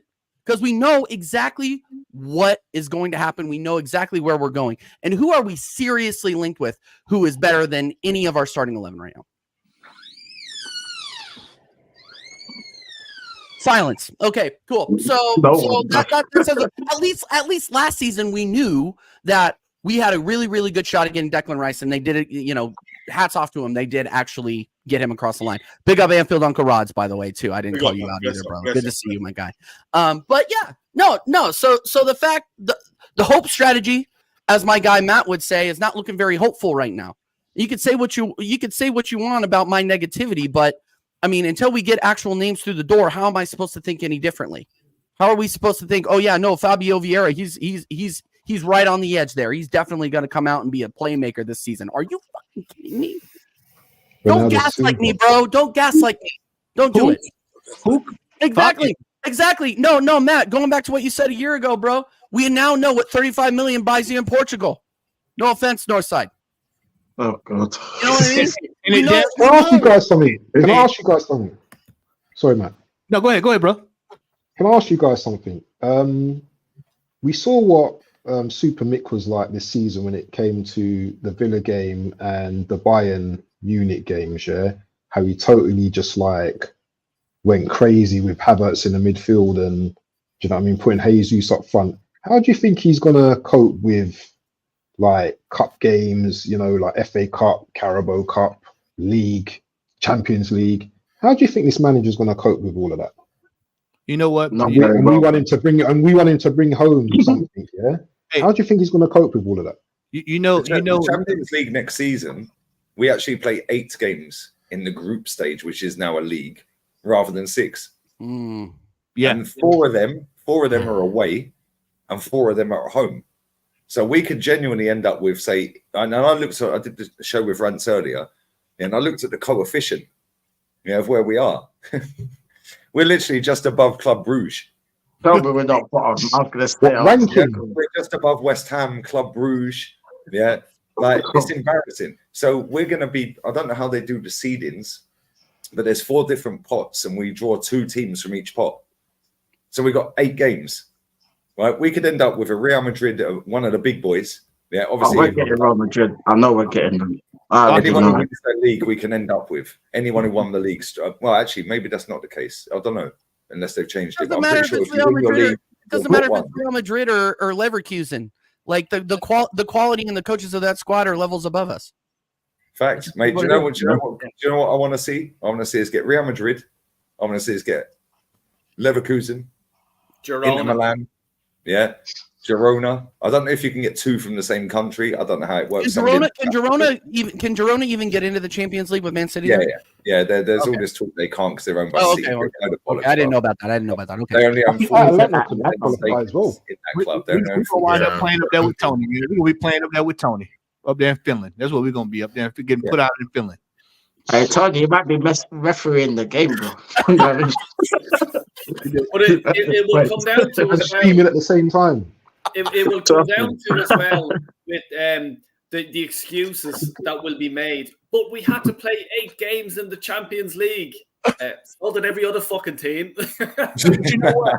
I had shout out to my boy DWTT, man. I talked to him earlier today, and like he said, if you know that you've got all these games, that means you need to have a bench. So if you don't have a bench, that's your fault. Because you already knew what you needed beforehand.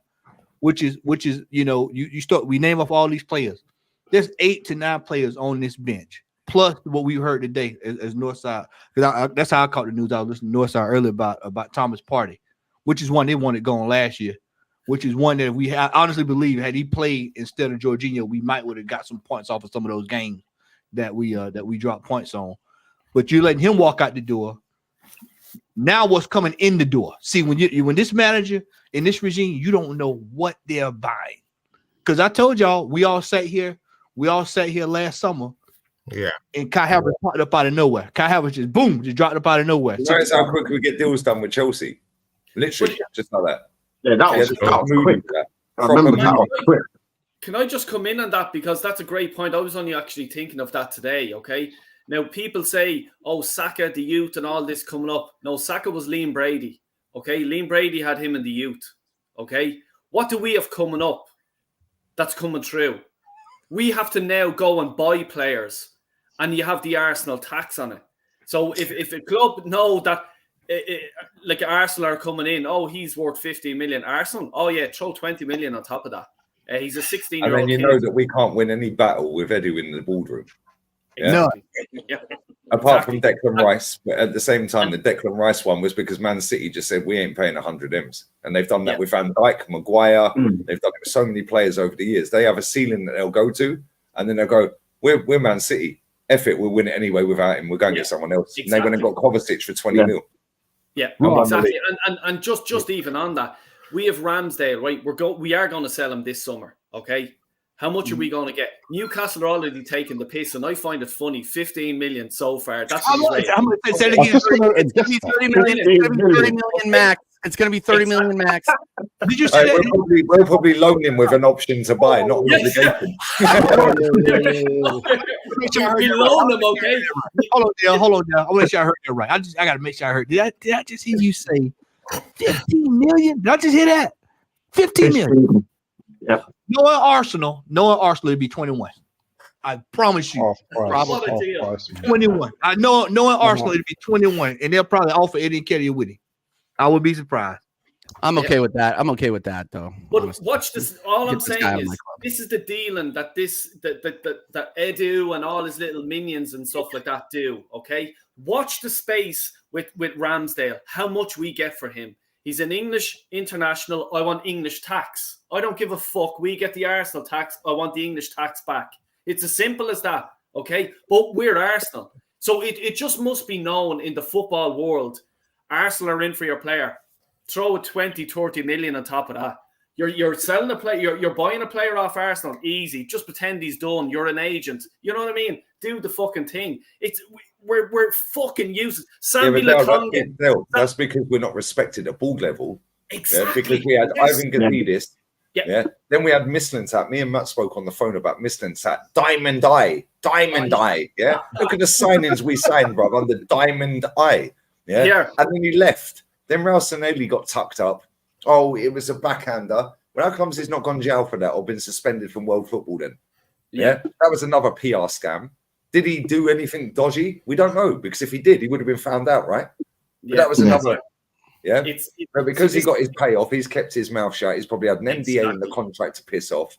Yeah. And he's never said nothing. Then we've got Edu in there, the Brazilian guy, can't remember his name. Yeah, from the Brazilian national team or whatever, said, "Joe, Edu's going Arsenal. Yeah, good luck with that one, mate. You're going to need help." Yeah. Then off of the back of that, look at the signings we've made. Half of them or more have been dead. Like dead. Sambi Lukonga's 25 in October. Do you know that? Yeah. 25. Man are going on like he's 19 and on loan. Yeah. He's 25. You know Lukonga? Fact. And Company was saying Lukonga is supposed to be he was the next Vieira. We paid 15 million for him. Now hold on. 50 million it costs as well. Can I just say this? We paid 15 million for Lukonga. 17. He's in the team. See you later. Zero profit there. Zero profit. What about what's that other Brazilian young fella that we got? You had to pay, okay? Zero amount of money for him. Okay. Arsenal give them 3 million. And that's a fact. What's his name? Fuck, I can't remember. Marquinhos. Marquinhos. Yeah. The Palmeiras board came out and said that Edu knew that we just wanted to keep. Edu knew that the player was free, but Arsenal wanted to keep good relations with us. How many players we signed from Palmeiras since? Because ain't a player going to Chelsea from Palmeiras that's rated as the next second coming of. Do you know what I'm saying? It's a good relationship. He cried when he scored the Europa League goal. Injury. We loaned him up to Norwich. He's got a golden assist in one game and done fuck all at all. No goals, no assists other than that. We then loaned him to Nantes. Yeah, bring him back and then send him back to Brazil, bruv. Check that deal because that's moody. Yeah, that is moody as hell. I'll just say this to you. This is what I'm going to do. My Ivy Youngfield is 12 years of age, right? In about six years' times, I'm going to ring up Edu here of the next George Weah. Remember that? Yeah. That's what I'm doing. Here, Del Boy is the next George Weah here. Yeah. All right. The word in the industry. That's basically us sitting here now. The word in the industry is Del's the next George Weah, and it was Sao Paulo. Either way, how many players we signed from Sao Paulo since we signed Marquinhos? None. So where's this good relations? Yeah. Why is it every time we buy a player from Chelsea, it's done instantly, rapid? What happened to Problemari? What happened to Pablo Mari? Is it Pablo Mari? See, you brought him up the other day. See, yeah, I was like, I forgot all about. I was asked a question. When I was asking the We question, sold him to Italy, and he was so bad out there they tried to kill him. No, oops, sorry, no, I didn't mean it. I joke. Sorry, bad joke. No, but we bend him off. He wasn't good enough. No, you want to talk about players that ain't made it. We had Nuntavage at Nottingham Forest. They don't want to hit the buy clause. And then we had, who else was the other one that was out on the Nuntavage? And there was somebody else. Tavash. I got one that was Lakonga was at Luton. Lakonga was at Luton, and they don't want to buy him either. And these are players that Mikel Arteta's bought in, seen ain't good enough, and then two teams that are down near relegation don't want to re-sign them. They don't want to sign him. They've got the option to buy him. They don't want to take that option. They're coming back from loan. And people don't want to talk about that because that makes obviously that shines a negative light on the manager. But Nuntavage and Lakonga, come on, bro.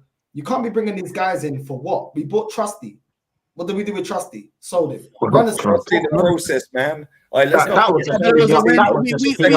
sold him. You brought in my countryman and you sold him at a profit. And, don't worry about it. You got money out of it. This ain't roulette, bro. This ain't roulette. I'll be real with you. This ain't roulette. It's not, bro. I seen how you not get down. I was in DR, yeah. You guys come with what a cash for the roulette and that. You know what I mean? You know what I'm saying? That's what Arsenal did. That's what Arsenal did. They put 20 on red and they ended up getting a couple million out of them. That's about it. Put it on red and it can win green. Rod, as an outsider, Rod, there's a lot of our fan base, man. Everybody's supposed to be scared of big bad Arsenal.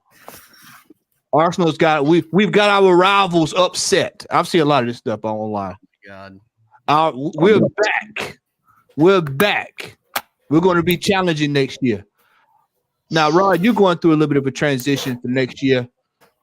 But where do you see Arsenal from the outside looking in?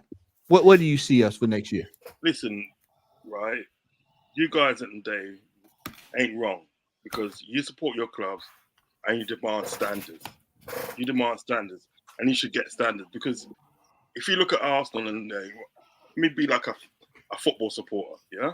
Not like a Liverpool supporter. I'm going to be a football supporter, yeah? If you look at Arsenal and at one time, Arsenal weren't a joke, There was not a joke. There was beating everybody inside. Do you understand what I'm saying? They was doing it. And he got the capability of doing that again. But you just got to get the right manager and the right board. Do you know what I mean? Because the board at the end of the day are chucking good money after bad. You understand what I'm saying? They're giving Arteta a hope of money to go out and do this and do that and I think that, right? And he's not bringing in winners, the people that actually want to win. The only person that I see at the end of the day that he's brought in that I can say that really wants to win is Trossard. Trossard is the player that I he's gonna be gone. He's leaving, right? Yeah, but I just want everybody to know this on the panel. He probably would leave, but that's the only player. That's the only player I see, and that Trossard's going. Trossard, you think? Let me tell you this. I'm just saying this, Ben. This is my theory.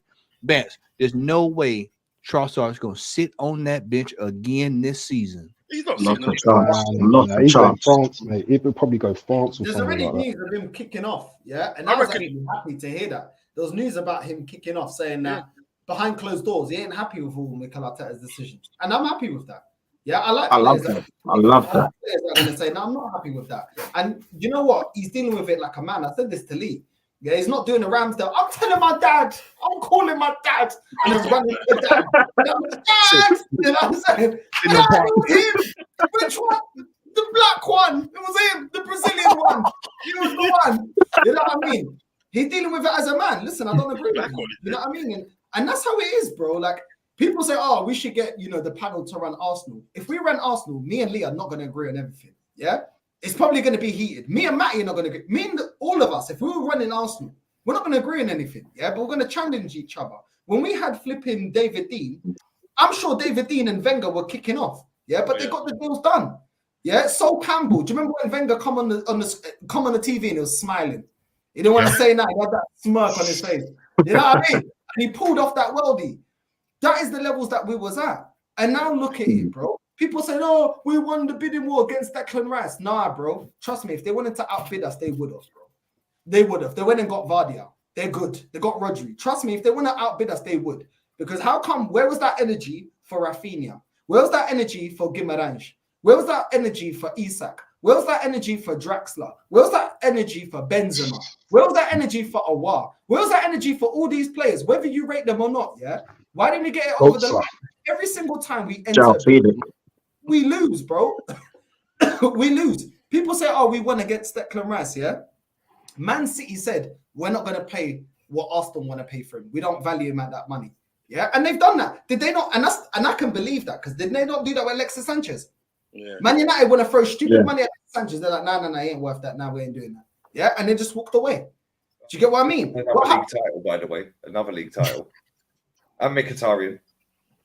Oh, Kolasinac just won a trophy. Yeah. Like, Man look at all City these fans players that that keep went leaving on our my club, fan, yeah. they're looking at And they Guimarães. keep winning. They're looking at Guimarães and Paqueta. Yeah. If they really want him, they're getting him. Are we being serious? Yeah. That if they want to play, they're not getting him, bro. They're getting him. Of course, they're getting him. You know what I'm saying? But Arsenal fans love to spin it. Oh no, we beat them to the punch, bro. No, we didn't beat them to the punch. Bro. They wanted to. The only way they don't get a player is if they rate the player at a certain value, yeah, and a certain wage value, and that player and his agent take the piss, and then Man City go, "You'll see you later." Yeah, because they're respected at board level, because they're Man City. They've got elite people in the hierarchy positions.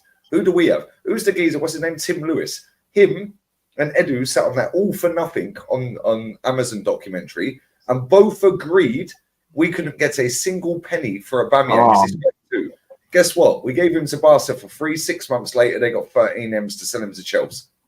At that point, they should have both been sacked. But no one here, no Arsenal fan here has any confidence or can tell me now what striker we're actually gonna sign for next season. Anyone here told me? Anyone here told me? They're valuing Partey right now at 17 mil. Yeah. Someone tell me, have you got confidence that we're gonna get a like for like in quality? I'm gonna tell you who the striker will be.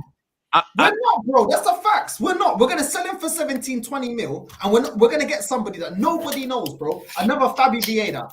Yeah, I'm seeing us getting linked to the left back. Yeah, what's it? Fenerbahce. Yeah, Fenerbahce. He's dead, bro. He's dead. Nuno Tavares, bro. Do you know what we should have got? Do you know? And I'm a Benfica fan. Yeah, so I can say this because I've watched him. Yeah, Grimaldo, bro. Grimaldo. All the Benfica fans have been saying that we got rid of Grimaldo. That's what we should have got. And you know where he went for free? Bayer Leverkusen. Yeah. And just won the league, bro. Yeah. This 30 guy isn't all that at all. I've watched him play, bro. The guy's a right footer, plays on the left. The man gets caught up pitch all the time. He's tackling dead. Hold on, there. I'm gonna tell y'all exactly who we getting next summer. Everybody keep talking about the striker. I got your striker right here. That's your striker right there. That's who don't do it. Don't do it. Right there. Who's that? That's the king of Zamunda. No. Yeah, that's gonna be our striker. That's your striker. Yeah, they go try. Axel Foley, man. No, go ahead, Dale. Go ahead. Seriously. Yeah, it just goes to show you we just know who's in fashion. Okay, Ivan Toney's in fashion, Ollie Watkins in fashion, Isak's in fashion. Why not think outside the box? Where's the scouts? Where are they gone? Oh yeah, I forgot. We got rid of half our scouts a few years ago, all over the world. So that's why we don't fucking know what's going on in Europe. We don't know who's the, let's say, up and coming or whatever. Like that game I was watching today, I was watching the same game Lee was there, that Girona game. That fucking Dubrovnik or whatever the fuck you call him. He's a baller, okay? I seen the penalty he scored, and the keeper was trying to get the ball. He nearly put him into the fucking stand. I'll take that ball. I want it back in the halfway line. Do you know why he did that? Because he wanted to 2 goals behind Sorloth, who plays for Villarreal, who's the La Liga top scorer. None of this shameless giving it all of this when he scored to make it free. That was his first goal. None of this crap. Yeah, none of this crap, none of this. Yeah, give me the ball. I want to be the La Liga top goal scorer. He gets the ball, runs back to, and he is Erling Haaland with technical ability. This guy, exactly. Yeah, go and check out his goal. Go and check out his goal against Cadiz. Yeah, I put this in my chat the other day, and the chat lit up after they watched it. Yeah, type in Girona 4, Cadiz 1. It goes to 1 minute 45 seconds, but watch the replay. There ain't a single striker in the Premier League that scores that goal ever. Right now in this Premier League. This guy is cold as hell. Yeah, he scored 21 out of 25 penalties in his career. Yeah, his set penalty, the way he takes his penalties is very similar to Ivan Toney. But this guy can hold the ball up. Yeah, go and have a look at the second goal for Girona tonight. They won 7. Yeah, just go and watch the highlights of the goals. They can all cross the ball. The first cross from Zigankov, I think. No, it was Miguel. Bad boy left back. Yeah. What a goal. Yeah. Then you go and have a look at the pass that led to the penalty. For the penalty. The pass that was put through, bruv. That ball was a joke. That was Messi levels of a ball. Waiter pass perfect. Porter's in the box, wiped out. Dovbyk steps up, scores. Yeah, but then they bring on Savio. He's going Man City for 16 M's. Bruv, the only winger in the league that I'd say is probably better than him is Pedro Neto. He's instantly this second best winger in the Premier League. He ain't even landed in England. Yeah. Then they bring on Yan Couto, whipping ball off. Bro, this guy can cross a ball better than anyone in the world, apart from maybe Messi. Yeah. This guy's a joke. And people are sitting on the internet gassing up Sesko. What? Gassing up Xerxes. Yeah. Gassing up, what's his name? Who's the other idiot we're linked to? What's his name? Jokeris. Jokeris. He does some Jesse Lingard, B-Tech Jesse Lingard flipping thing. Yeah. Nico twerking for La Liga. Nico says Lee twerking for La Liga again. Bro, how many games of La Liga you watched this season? Yeah, because I've watched nearly all of them. You know, all fan base need to stop doing that. People Brian Brobby, Mr. Brobby, Mr. Brobby, Brian Brobby. I watched that guy. I've never watched him in my life. I watched one game. The guy can't trap a ball. He's got no first touch. Fuck him. He's shit. Yeah, if you ain't got a first touch, you're dead. For me, Lee, like you just hit on it there, and it's just something that like we hear a lot of the deluded Arsenal fans. It's the mentality. So the mentality for that striker who scored the penalty and he just ran up to the keeper, give me the fucking ball. That's mentality. I'm a fucking winner. I want more. I want more. I want His more. second goal. Did you see the second goal? The way he bodied the defender, didn't even need to look where the goal was and just put it in, P-rolled it in. Then he scores another penalty. And again, cool as ice, put it in the same spot as the first one. Yeah, this guy, I've watched Girona all season. I watch La Liga every year anyway, yeah, right? La Liga is so far clear, yeah? That team they played, everyone would go, but they got relegated in 19th. They've conceded nearly 80 goals. Yeah, cool, whatever. Yeah, guess what? Yeah, they play better football than 95% of the Premier League teams. Do you know what I like about La Liga? They both have a go. Where's the park the bus mentality in Spain? There ain't one apart from Atleti.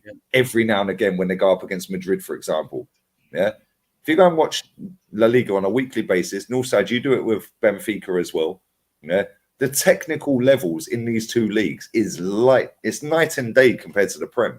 The difference is, and this is what winds me up. The Premier League is the worst product with the best marketing, right? But then you know, idiots sitting on in Twitter, Insta, Facebook. Oh, it's a farmers league. These leagues are farmers league. Well, the farmers leagues are harvesting trophies every year, mate. Yeah, in Europe as well, right? Not only that, most of these idiots that sit there chatting about farmers leagues want players from the farmers league. The Premier League is the best. Why wouldn't you only want players that are in the Prem? Right. These people chat crap. Yeah, it's facts. I know. I just said that earlier on about the Premier League. It's the most paid, it's the most watched, and everything like that.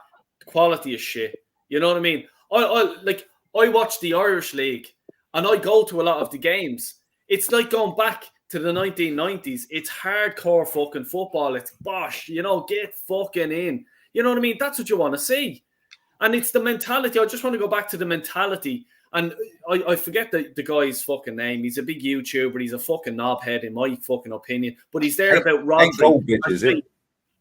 Yeah, did you hear about what he said about Rodri? Oh, and he goes, God. "Oh, Arsenal players didn't have the mentality. Oh, that's disrespectful." Oh, please. Disrespectful. Oh, please, man. Fuck off, you Please. fucking clown. Like, seriously, Rodri is a fucking baller. He's a champion. You know what I mean? And this fella's there. Oh, he's a fucking idiot. Do you know what? Maybe, mate, you're a fucking idiot. People don't remember the last time Man City lost with him in the lineup. Like, I don't. They lost all, yeah. The facts speak for themselves. The stats speak for themselves. And to say that anything that Rodri has to say doesn't have merit is absolutely insane to me. Like, the amount of copium you have to be taking to dismiss somebody, a treble winner, multi-time Premier League winner, and just say, "Oh no, he doesn't. What does he know about mentality? Everything." He knows, but then they'll say to you, bro. Then they'll say to you, if you can do better, you do it then. But then when a proven winner talks, oh, what does he know? It makes no sense. At least spot on, yeah, because people dismiss all these leagues. Where did Ruben Dias come from? Portuguese league that they don't like and they don't rate. Where did Bernardo come from? Yeah, Darwin Núñez. Yeah, Liverpool wanted him. Where did he come from? Yeah. Where did all these players come from? When you look at Vardia, where did he come from? Where did Mahrez come from? Where did Kante come from? Where did Diego Costa come from? Where did Fabregas come from? All these leagues that you want to dismiss. Eden Hazard, Odegaard. They rate up Odegaard. He came from Madrid because do you know what? Madrid spotted dud real quick and binned him. Yeah, after he played 11 times for Madrid. But where did Alexis Sanchez come from, bro? Like all these players that we most of them are not English. Let's just keep it real. Most of them are not even English, bro. Yeah. Most of the English players are in the championship. Let's keep it real. You want to be rated in the English? They're in the championship, bro. It's the truth. True. That is true. No, it's true. No, that's so they're in the championship, bro. Now, how much have we got? We've got Declan Rice, that's British. We've got what? Foden, that's British. Who else? Because when you're talking about proper centre backs here, Saliba and Gabriel are not British. Yeah, you want to talk about Smalling? They both came from the French Farmers League. Yeah, it's not even in the top 5 leagues anymore, apparently. Come on, man. And then they're talking about ballers and that. But then they wanted Mudryk. Yeah, where did Mudryk come from? You're gassing out Mudryk. This fan base was gassing out Mudryk. Where did he come from? The car wash in Ukraine. Oh, come on, man. Most of the Invincibles, most of our legends as well, yeah, from the Invincibles, they're not even British, bro. Where's Vieira from? Where they from, bro? Apart from Paul Campbell, and really and truly, if we're gonna get technical, yeah, he's not even English, bro. He's Caribbean. So let's where are they from, bro? Yeah. Northside. Where's he originally from? But like most of that team was from France anyway. Most of that team came from the French league. Players, bro. What are we talking about? Who's the Arsenal player that's playing in France at the moment? But see, guys, yeah. Hold on. Just before you say that, Tony, can I just say this, right? It's just like fucking. I have 3 kids, right? And it's like a virgin telling me how to have sex. You know what I mean? I've been there. I've done that. I got the snip. Now I'm making love like a movie star. You know what I mean? So don't my door, all right? You know what I mean? This is what I'm saying. Hey, hold on, Tony. I'm coming right back to you, Tony. I love that. Welcome in, Jez. Welcome in, Jez. How you doing, brother? Big up, Jez. Well, good evening to everybody. It's a great show, bro. Great show. I just wanted to clarify something, Tony, for you, right? You're talking about the money that Arsenal have earned, yeah? That's not going in the Cronky's pocket, bro. No. That they will earn. That they will earn this season. That they will earn this season. Hold on. Let me finish. Right? I've run a business in Britain, right, for nearly 20 years. You cannot disguise that sort of money without somebody looking at it, right? That goes into Arsenal Limited. Arsenal are a limited company registered at Companies House. They have to register their accounts every year, right? On that, they pay tax and they pay VAT. Yeah, and I know how it works because I very nearly once, by admin error, got done by the custom and excise. When that is a small error, and they were all over me like a rash, and it was a terrifying time. So the Cronkies aren't stupid, right? They've got probably some of the biggest accountancy companies working for them in the world. Facts. So that's not going in their back pocket. Yeah, that is going into Arsenal FC. And you can go and check that yourself, right? Come September, October, when they've got to register their accounts, any money that's been won from the Premier League, Champions League will be shown in their accounts. Yeah, I'm not having a pop. I'm just putting it right. Yeah, it's very, very, very hard under British law to actually launder money in a limited company. It does happen, of course it does. We all know that. But don't go down the wrong road, mate, stating that on your channel because you make sense. Yeah, but when you're a massive football club with millions of fans around the world, billions of pounds of wealth as an owner, you're going to do clever accounting. But at the same time, that 174 million we've earned, it's not going in their pocket. That's just how much we've earned. Yeah, I don't know who got Sheffield United. They probably earned about 110, 120, 130. Now they're going to get relegated. They're going to get parachute payment of over 100 mil over 3 years. They've got to pay tax, didn't they? Exactly. Plus, they've got to pay their staff. This is their income. This is their revenue. They've got to pay the stadium upkeep. They've got to pay all their staff. That goes all the way down to the tea lady, the greenkeepers, like the social media people that they pay. Oh boy, from the top rope, I love it. They got to pay all the top gooners on the internet. Eduardo Pagans keep putting out clips of Nico Williams, that dead baller, and Yarrow Hatto, that he's never watched in his life. Yeah, they got to keep paying these top gooners to keep but either way, every single member of staff has got to get paid out of the revenue, whether that's from Adidas 60 mil, the Emirates, whatever that deal is now, because we renewed it till 28, I think. Yeah, the shirt, obviously the shirt deal with Adidas, I think 60 mil. Yeah, plus off of the back of that, you get about 5 to 10% off a shirt sale because Adidas have paid us. Yeah, so they get the majority of the dough. We get 5 to 10% of every shirt sold, right? But if you get a name and number, the Premier League or Champions League badge on the side, the club keep every penny. Yeah, now you've got to pay all your staff. You've got to pay the maintenance of the stadium. Yeah, you've got to pay it. Mate, our wage bill is massive.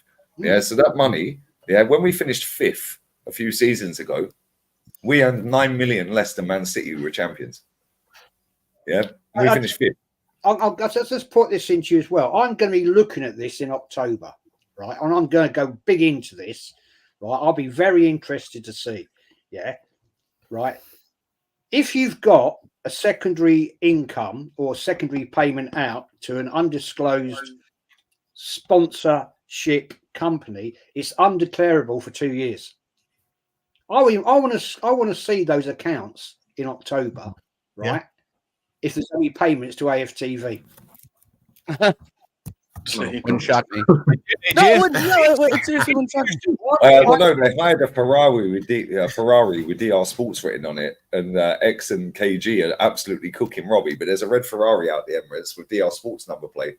Obviously, they stuck it on, but they hired that. So yeah, maybe that comes off the accounts. Well, I'm going to go. It's a right, Lee. It's a right. Lee, it's a write-off. It's a write-off. Yeah, that's a tax write-off because it's like same every time they go for dinner, tax write-off.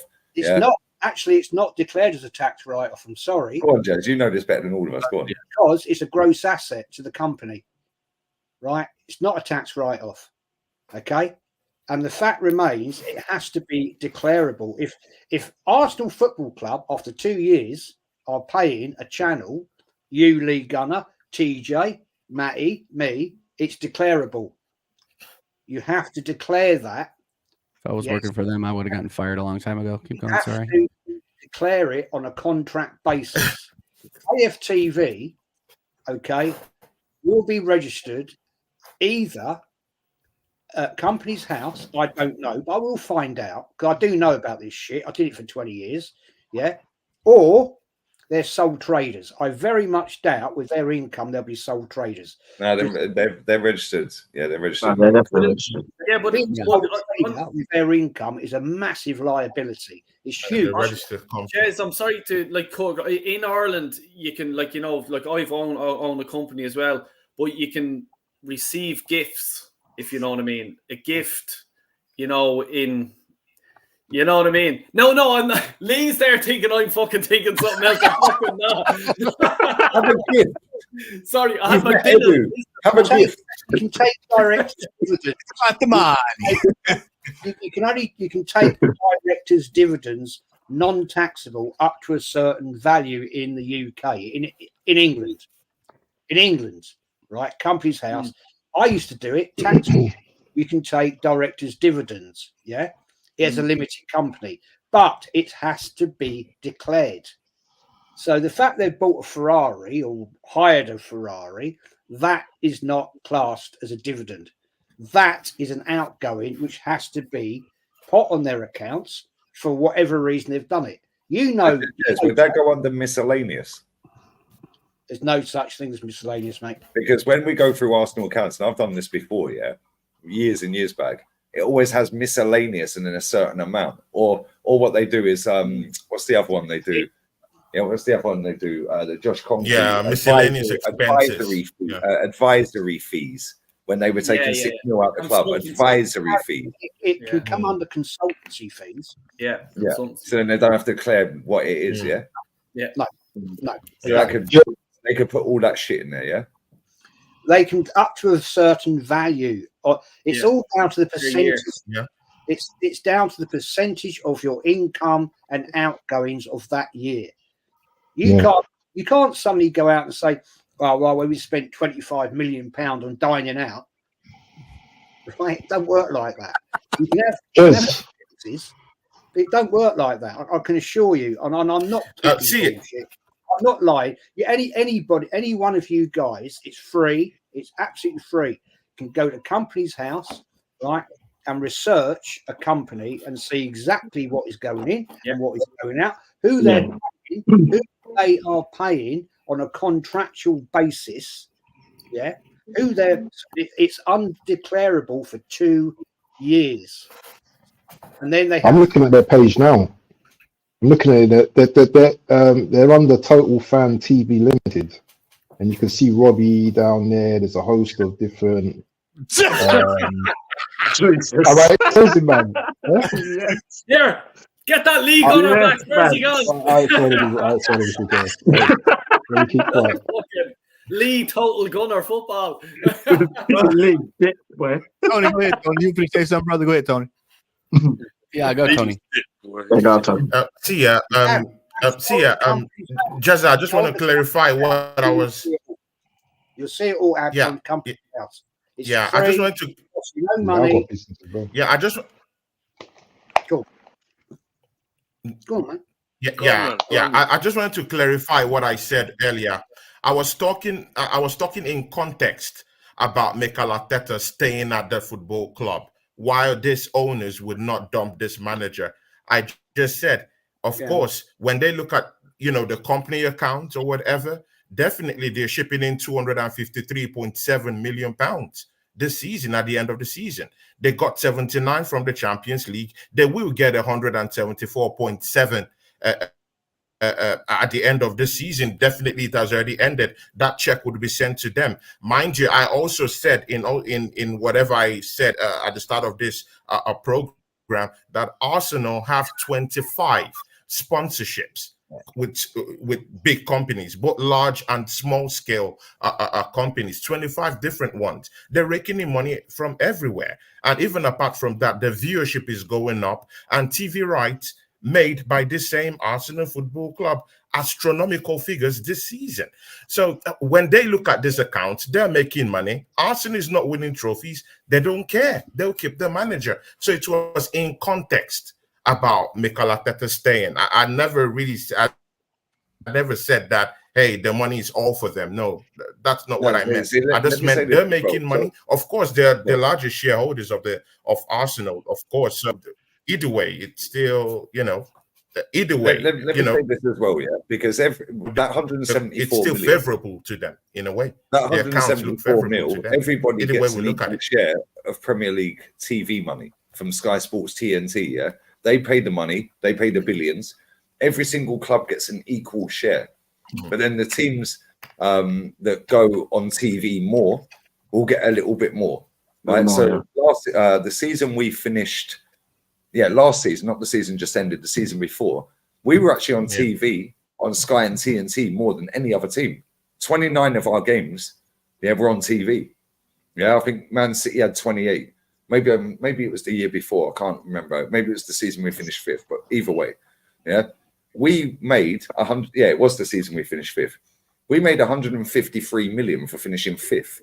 Man City made 164 million and they were champions. That was what season we finished 5th, right? But that was because we were on TV more. Yeah. So you get the equal share and then they divvy it up with, I can't remember the exact phrase they use. Yeah. I'm going to Google it because it's going to do my nutting. Yeah. But it's like the more you're on TV, yeah, the more you get a little kickback as well after your equal share, which is why Southampton got relegated last season and still cleared over 100 M's. Then they're going to get 30 million a season for 3 seasons parachute payments, right?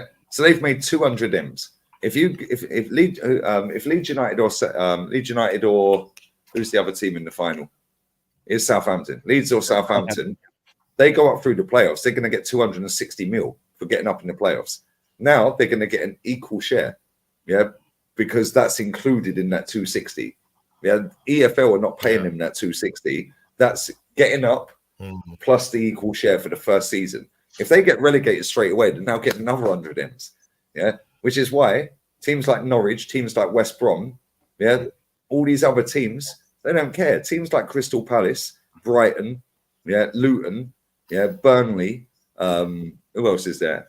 All these other teams, Wolves, Fulham. yeah, all of these people, Nottingham Forest, yeah, Nottingham Forest and Brentford owners before this season we've just ended, yeah, were the only 2 millionaires owners in the millionaire owners in the Premier League before the season we've just ended. Brentford's owners were 30 mil. He's going to sell Ivan Toney for more than that, right? The Nottingham Forest owners worth 650 million. Every other owner in the Premier League is worth, before this season, over $1 billion. Every single one. Yeah, and then you've got all the money coming in, the marketing. And I said this last night. When Sky Sports are controlling billions of pounds worth of revenue to 20 clubs a season, they can control these clubs. Yeah. To the point where they can say, yo, yeah, sorry, we're changing that game from a Saturday, 3 p.m. to a Sunday, 4 p.m. We're changing that away game. Yeah, Man United. Yeah, we see this last season. We played Man United on a Wednesday night at 8 p.m. in Manchester. Jez, you've been Manchester. Yeah. Do you know how long that takes to get to Manchester from London if you live in London? Yeah. Now you've got to finish work half a day or not go to work because the traffic's a disgrace all the way up the motorway. M1, yeah, M6, absolute disgrace, right? And then you've got to leave there. You can't get a train back because by the time that game finishes, the last train's gone back to London. Yeah. So, yeah, they don't care. But the clubs pander to that because the clubs dangle the money. And then the clubs then play the narrative because they get the journos in the back pocket to push a narrative. Oh, heads up, a tough night in Birmingham. Yeah. They're just playing the game. And this is the problem with English football. Yeah. We don't have this shit in Spain. Yeah. You don't have that crap in Germany. You don't have that crap in Italy. You don't have that crap in Turkey. Yeah. But it's the best marketed league and it's the worst product. And the problem is because of the size of some of these clubs in England and because of the money, because of the eyes that are on it. And the reason the eyes are on it in the first place is because of the likes of Liverpool, Arsenal, with this lot, yeah, and Man United, yeah, them 3 clubs, and then Chelsea coming along, and now Man City, the money's just going to keep pouring in. Yeah. But the product is getting lower and lower and lower, yeah, lower and lower and lower, but everything is going up. Season tickets are going up 10% next season for less games at Arsenal. You have to go if you miss 3 games at Arsenal next season on a season ticket, you can't renew your ticket. Didn't Saeed say the other day that tickets going up for United? Right, Yeah, y'all tickets going up. his tickets going up as well. Yeah, I think he said he was going up 300 quid. Are y'all tickets going up, right? Yeah. It's going up. Our tickets are going up, but that is real facts because what Lee just said. Because look at Liverpool. We had the most 12:30 kickoffs this season. Yeah. Most 12:30 kickoffs. There was a game we had against Man City, right? And it was supposed to be on a Sunday, but they pulled it back to Saturday. Yeah, 12:30. Yeah, I remember. After you both played in Europe. Yeah, that's what I'm saying. After both playing in Europe, you know what I mean? Yeah. That is real facts. What you're saying. But do you know why they did that? Because they know they can get maximum eyes on that. Because that's depending on where you are in America, early morning, and depending on where you are in Australia, it's late evening. But then you've got Singapore, India, all these other countries around the world. It's the most eyes are going to watch that because of the time. Why are Arsenal going on a pre-season tour for the 3rd year in a row to America? Why aren't they going to Kenya and Nigeria? Ask TJ. Rwanda. You don't see TJ? Yeah, visit Rwanda, Jez. How many people have visited Rwanda? Never. How many people have visited it? TJ, you know this. Matty, you know this. You live in America, yeah? You guys are from America. I know what it is. Yeah? Do you know how much the tickets are to go and watch Arsenal on a pre-season tour for one game? TJ, how much? That's more than a season ticket at Man City. You don't want to know. You don't want to know. Per game, it's more than per Actually, game, going to Rwanda won't be good business for Arsenal. Exactly. But they're taking 10 million a year. Actually, going to Rwanda won't be good business for the Arsenal. Per game in America, not politically right now. Politically it is. Yes, politically it is, but they're not worried about politics. Obviously, I mean, look at it. They come to the United States 3 years in a row because, as Lee was alluding to, they can clean up. They clean up. Okay, I pay more than probably most season ticket holders do to see two games. I have spent, because I need to see this club live. Don't ask me why. I've spent more money in travel, in tickets, in lodging than most people spend on a season ticket. How much? Do I still have a baseball team? Yeah, my big. How much did you pay? Forget the travel and all of that, yeah? How much did you pay for the ticket for the last Arsenal game you went to in America? How much was just the ticket? $200, $200. So that's what? About 150, 160 pounds. Yeah, 160 pounds, yeah? 160 pounds. To get a season ticket at Arsenal, the cheapest is about, well, it's probably gone up now, but one I had that I was loaning was £940. Right? 940. You've just paid literally 1/8. Yep. And I had 26 games on that. You've had one for 1/8. Yeah. So you're paying 3 times over the odds to what I was paying because you want to see him, because you logistically you can't get there. It's an absolute fortune to travel to England to watch it, and you have to hope you can get a ticket, which is near on impossible now. Under Wenger out last few years. And then when they go and when they come over here, they don't put them. TJ, they don't put them in the small stadiums. They go to the 100,000 seaters.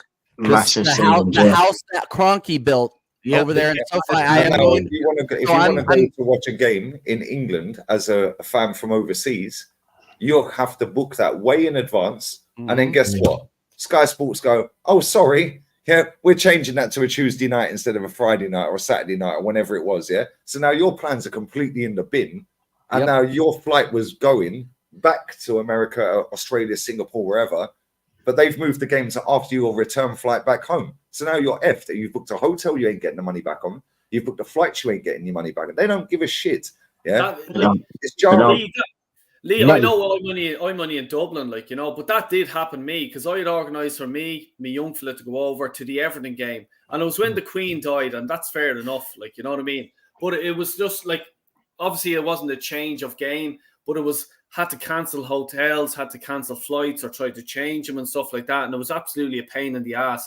Now, that's the Queen died, and there's nothing you can really do about that. But, you know, according to Julian, that's the reason we never won the league.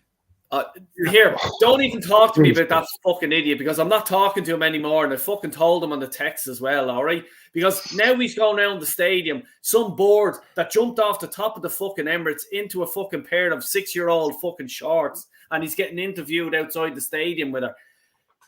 I don't know if you've ever seen these Let videos. me ask you a question, yeah? You live in Dublin, which is one of the most expensive cities, in Europe. Yep. Yeah? You are? Is it Europe still? It is Europe. Yeah. Right.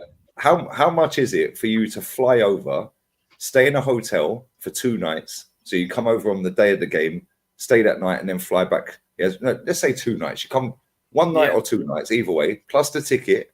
Yeah, the transport, the flights, all of that. How much does that cost you from Dublin? And Dublin's around the corner from England. Yeah. Let alone America and everywhere else. How much does that cost you for a game? Yeah. So for me and my young fella, let's say for tickets or whatever, like let's say we'll have to probably pay about 100 quid per ticket because you're buying it off, let's say, someone, and even though it's a kid, you know, plus it's an arse on a seat on an airplane, say 100 quid each as well. So there's 400 quid without even getting accommodation. Get a train then from, let's say, Stansted, it's £35 each return. That's 75, or what was it, 70 quid. Plus accommodation then in London, you're talking 150 quid. Like, I'm not going to have me and my kid in a fucking shithole, you know. So you have to, you know, so you're talking. Drinks, you're doing nearly a grand. Drinks, all of that. And then your boy wants the merch. This is the, no, hold on. This is the fucking thing. And I nearly got kicked out. I nearly got kicked out. Exactly, man. The merch. I nearly got kicked out of the stadium when this fucking happened to me, all right? My young fella at the time, Prime, you couldn't get it, okay? And it was real hard to get the Prime drink and stuff like that, right?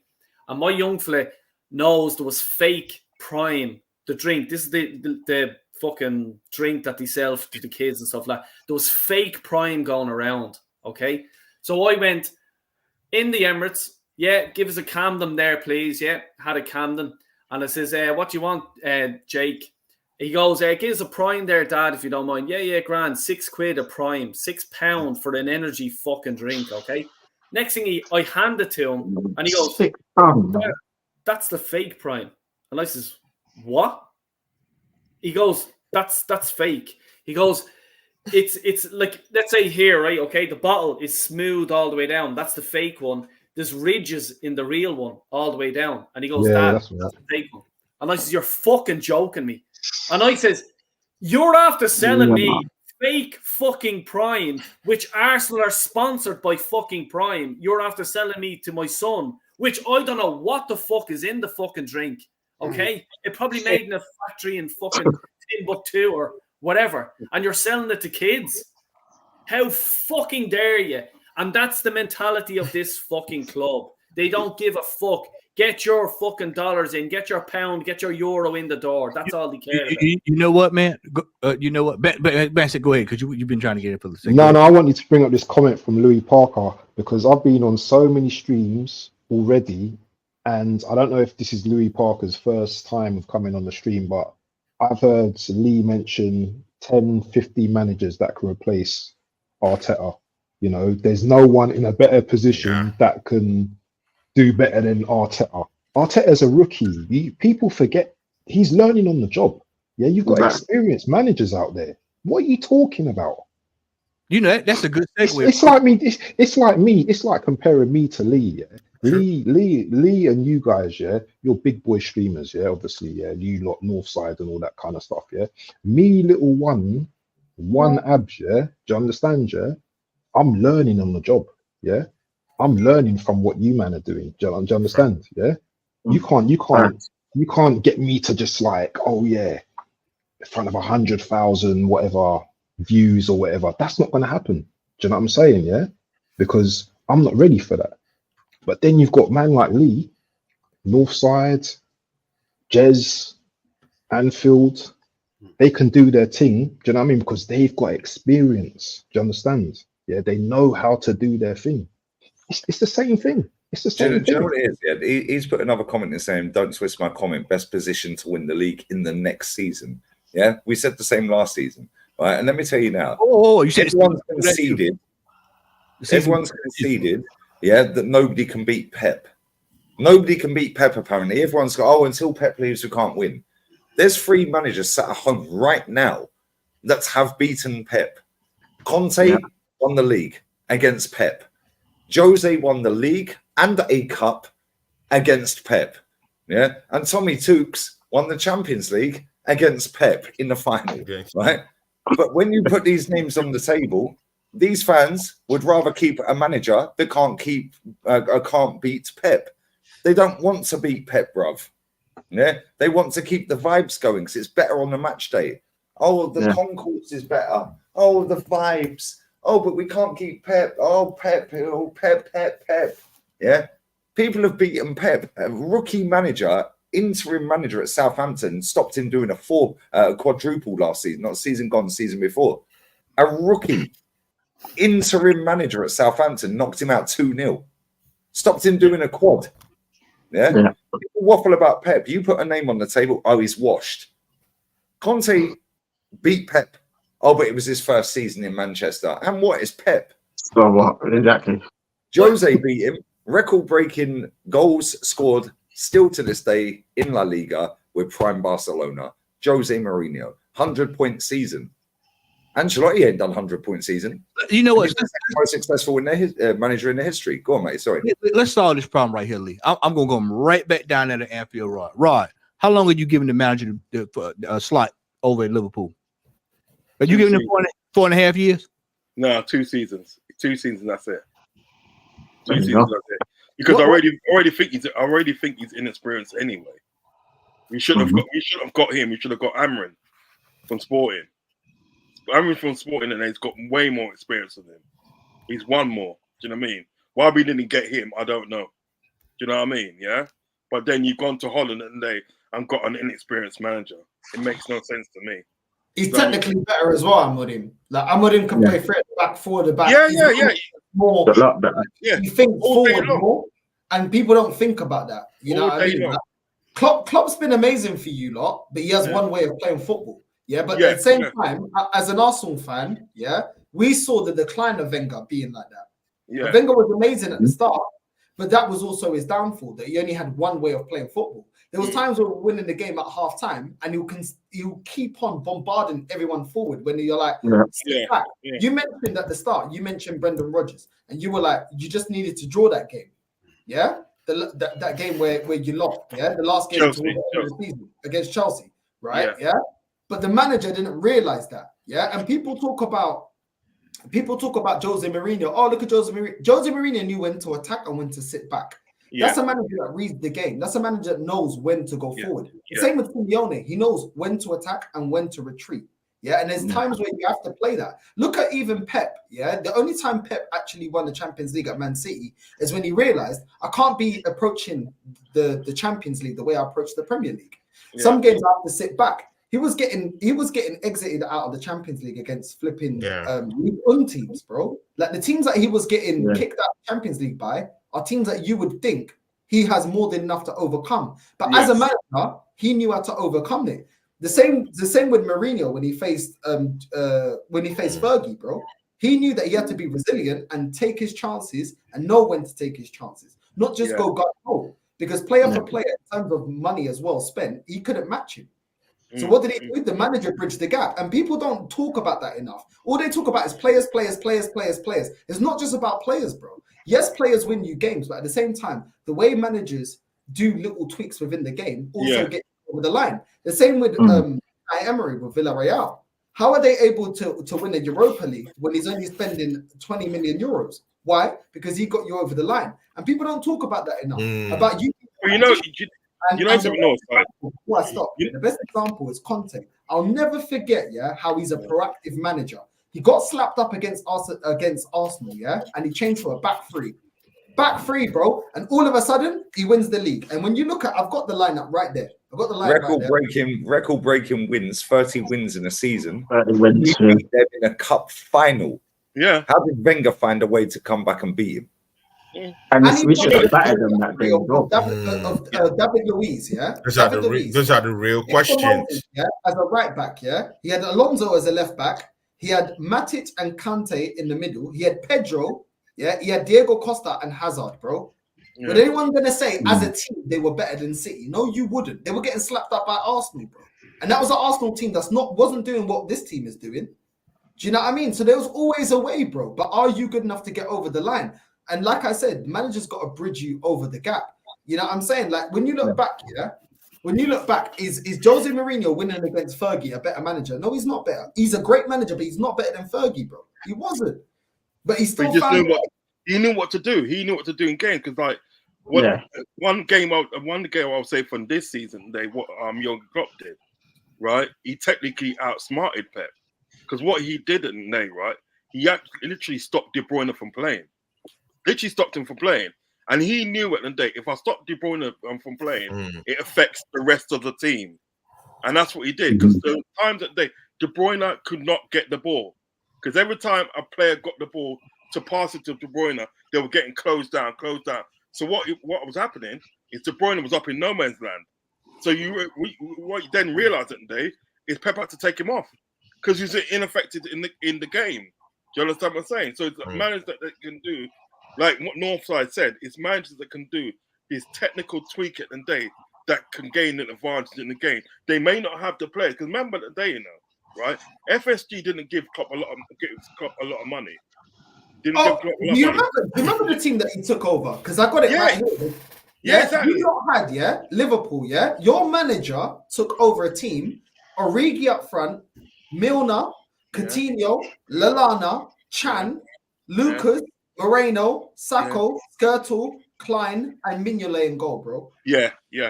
And people talk about Arteta. Mignolet.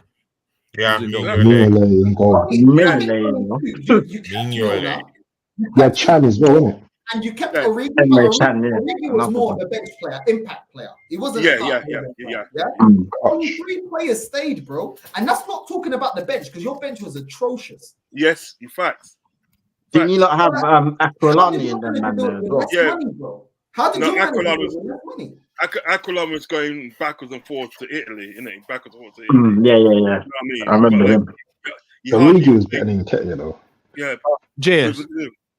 But it's true what Northside's saying. It's just having that manager at the end of the day that can technically do a tweak in the squad that can gain you an advantage in a game. You don't necessarily have to have the players. You just have to have the manager that's got the know-how up here. That's got the know-how. And I don't think at the end of the day that Amram's got it. I just don't think he's got it.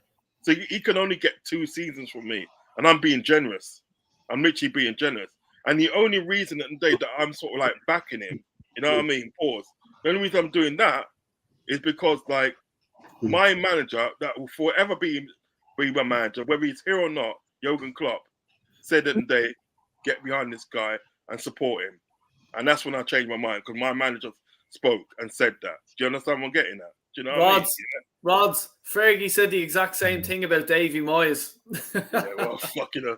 You see how that was? I think we pal. I hope it's not another David Moyes for you, not mine. He probably will be, mate. I tell you.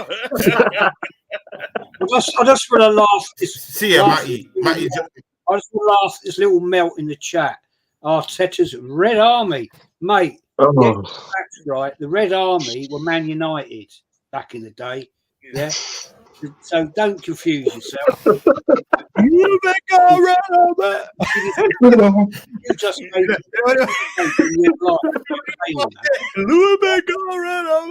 Arteta's Red Army. It actually was the herd and then the goose. You guys are not real fans, especially Jez. He doesn't know the real Arsenal. He just reads books. Fella, please, man. invite you on my channel next time. Come and got your camera on and come and tell me something I don't know about Arsenal Football Club. Right? Just send him the link. You and him can do the weakest link on knowledge on Yeah. That'd be good.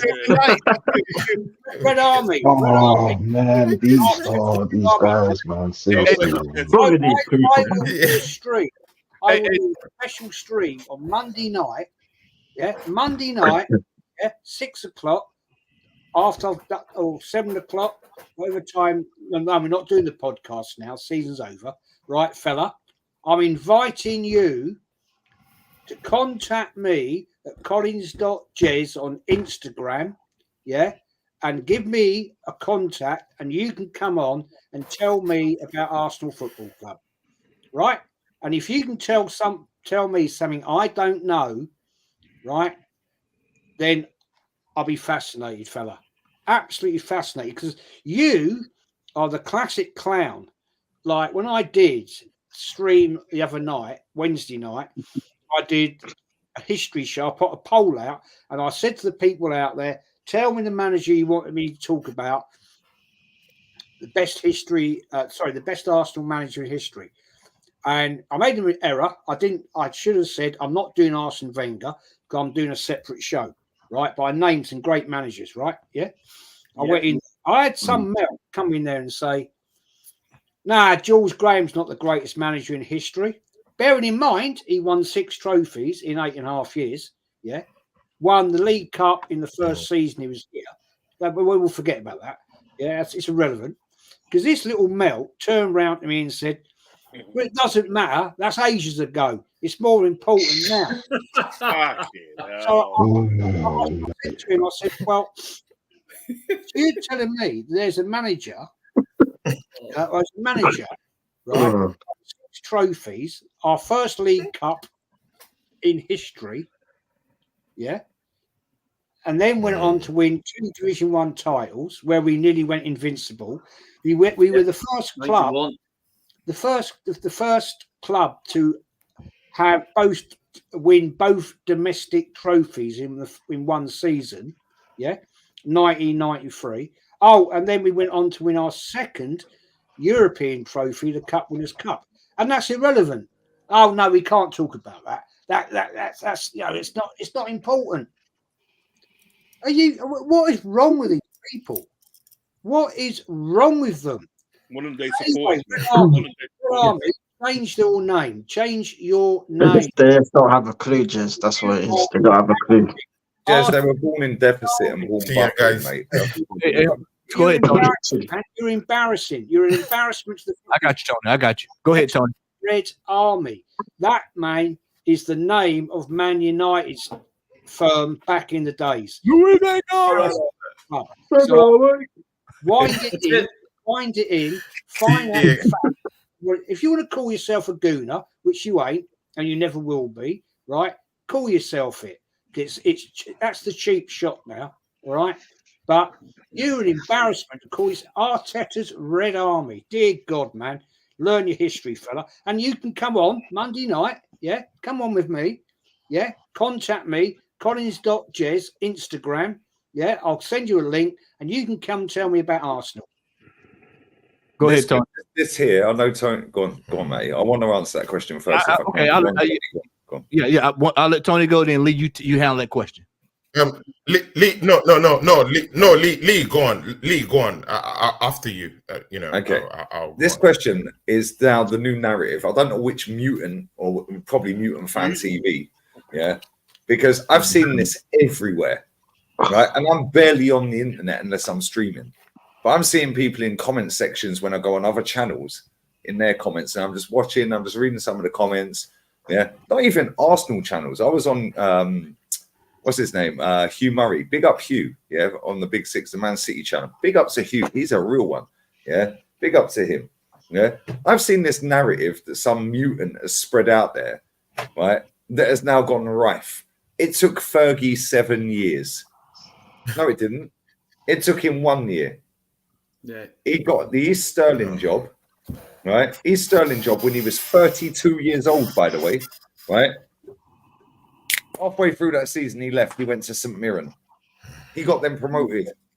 Got them promoted first season. First full season, bang, promoted. Promoted, you know. Yeah, into the Scottish Premiership, or Scottish Division 1 as it was, right? And we did this on a show with you, Jez, didn't we? Right? Then, off of the back of that, he gets the Aberdeen job.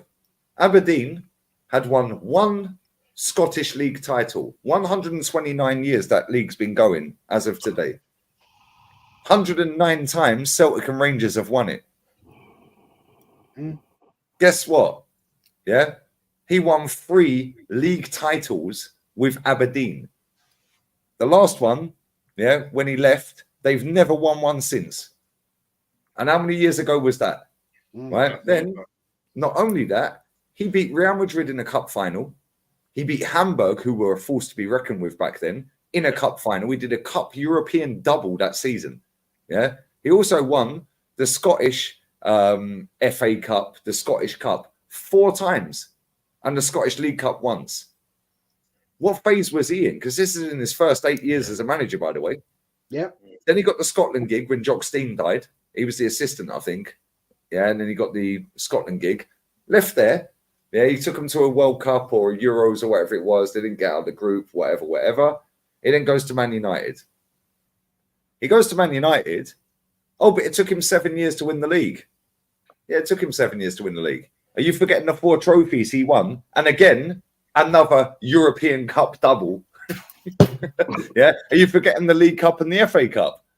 Yeah. So Super Duper Mick has got 3.5 years left, right?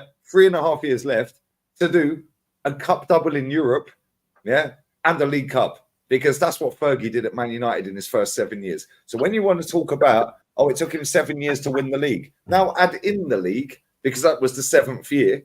So he's got to win a league, he's got to do a European Cup double, and he's got to win a League Cup. So Super Duper Mick's got to win 4 trophies real soon, yeah? 3.5 years left. No, 2.5 years left. My bad. He's been in 4.5. That was in his first 7. So in the next 2.5 years, I'm expecting Super Duper Mick, yeah, to win a league, a European Cup double, and a League Cup. Whoever started that narrative should be in jail. But this is the problem, yeah? That's the narrative now. Once he goes past 7 years, which is possible without winning nothing other than the FA Cup, then what? Who do they change to next? Which manager next? What, Gasparini? Because it took him 8 years at Atalanta to win in Europe. It took 8 years for Gasparini, but I thought it took Klopp 4 years. It didn't take Klopp 4 years. These man chat shit. It did not take Klopp 4 years. First half season, he got League Cup final, yeah, and he got against Sevilla in the Europa League final. Daniel Sturridge put a banger in that final, by the way. Yeah. Nobody will ever remember it because Unai Emery masterminded the win. Of course he did. It's Unai Emery, right? The first full season, he qualified for Champions League by finishing 4th. Off of the back of qualifying for Champions League, he got straight into the Champions League final. Had Karius not have had butterfingers, he would have won it. Yeah.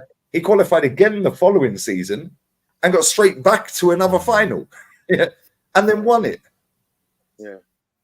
Then off of the back of that, yeah, he's done a Club World Cup, a Club Super Cup, yeah, or Super Cup, yeah.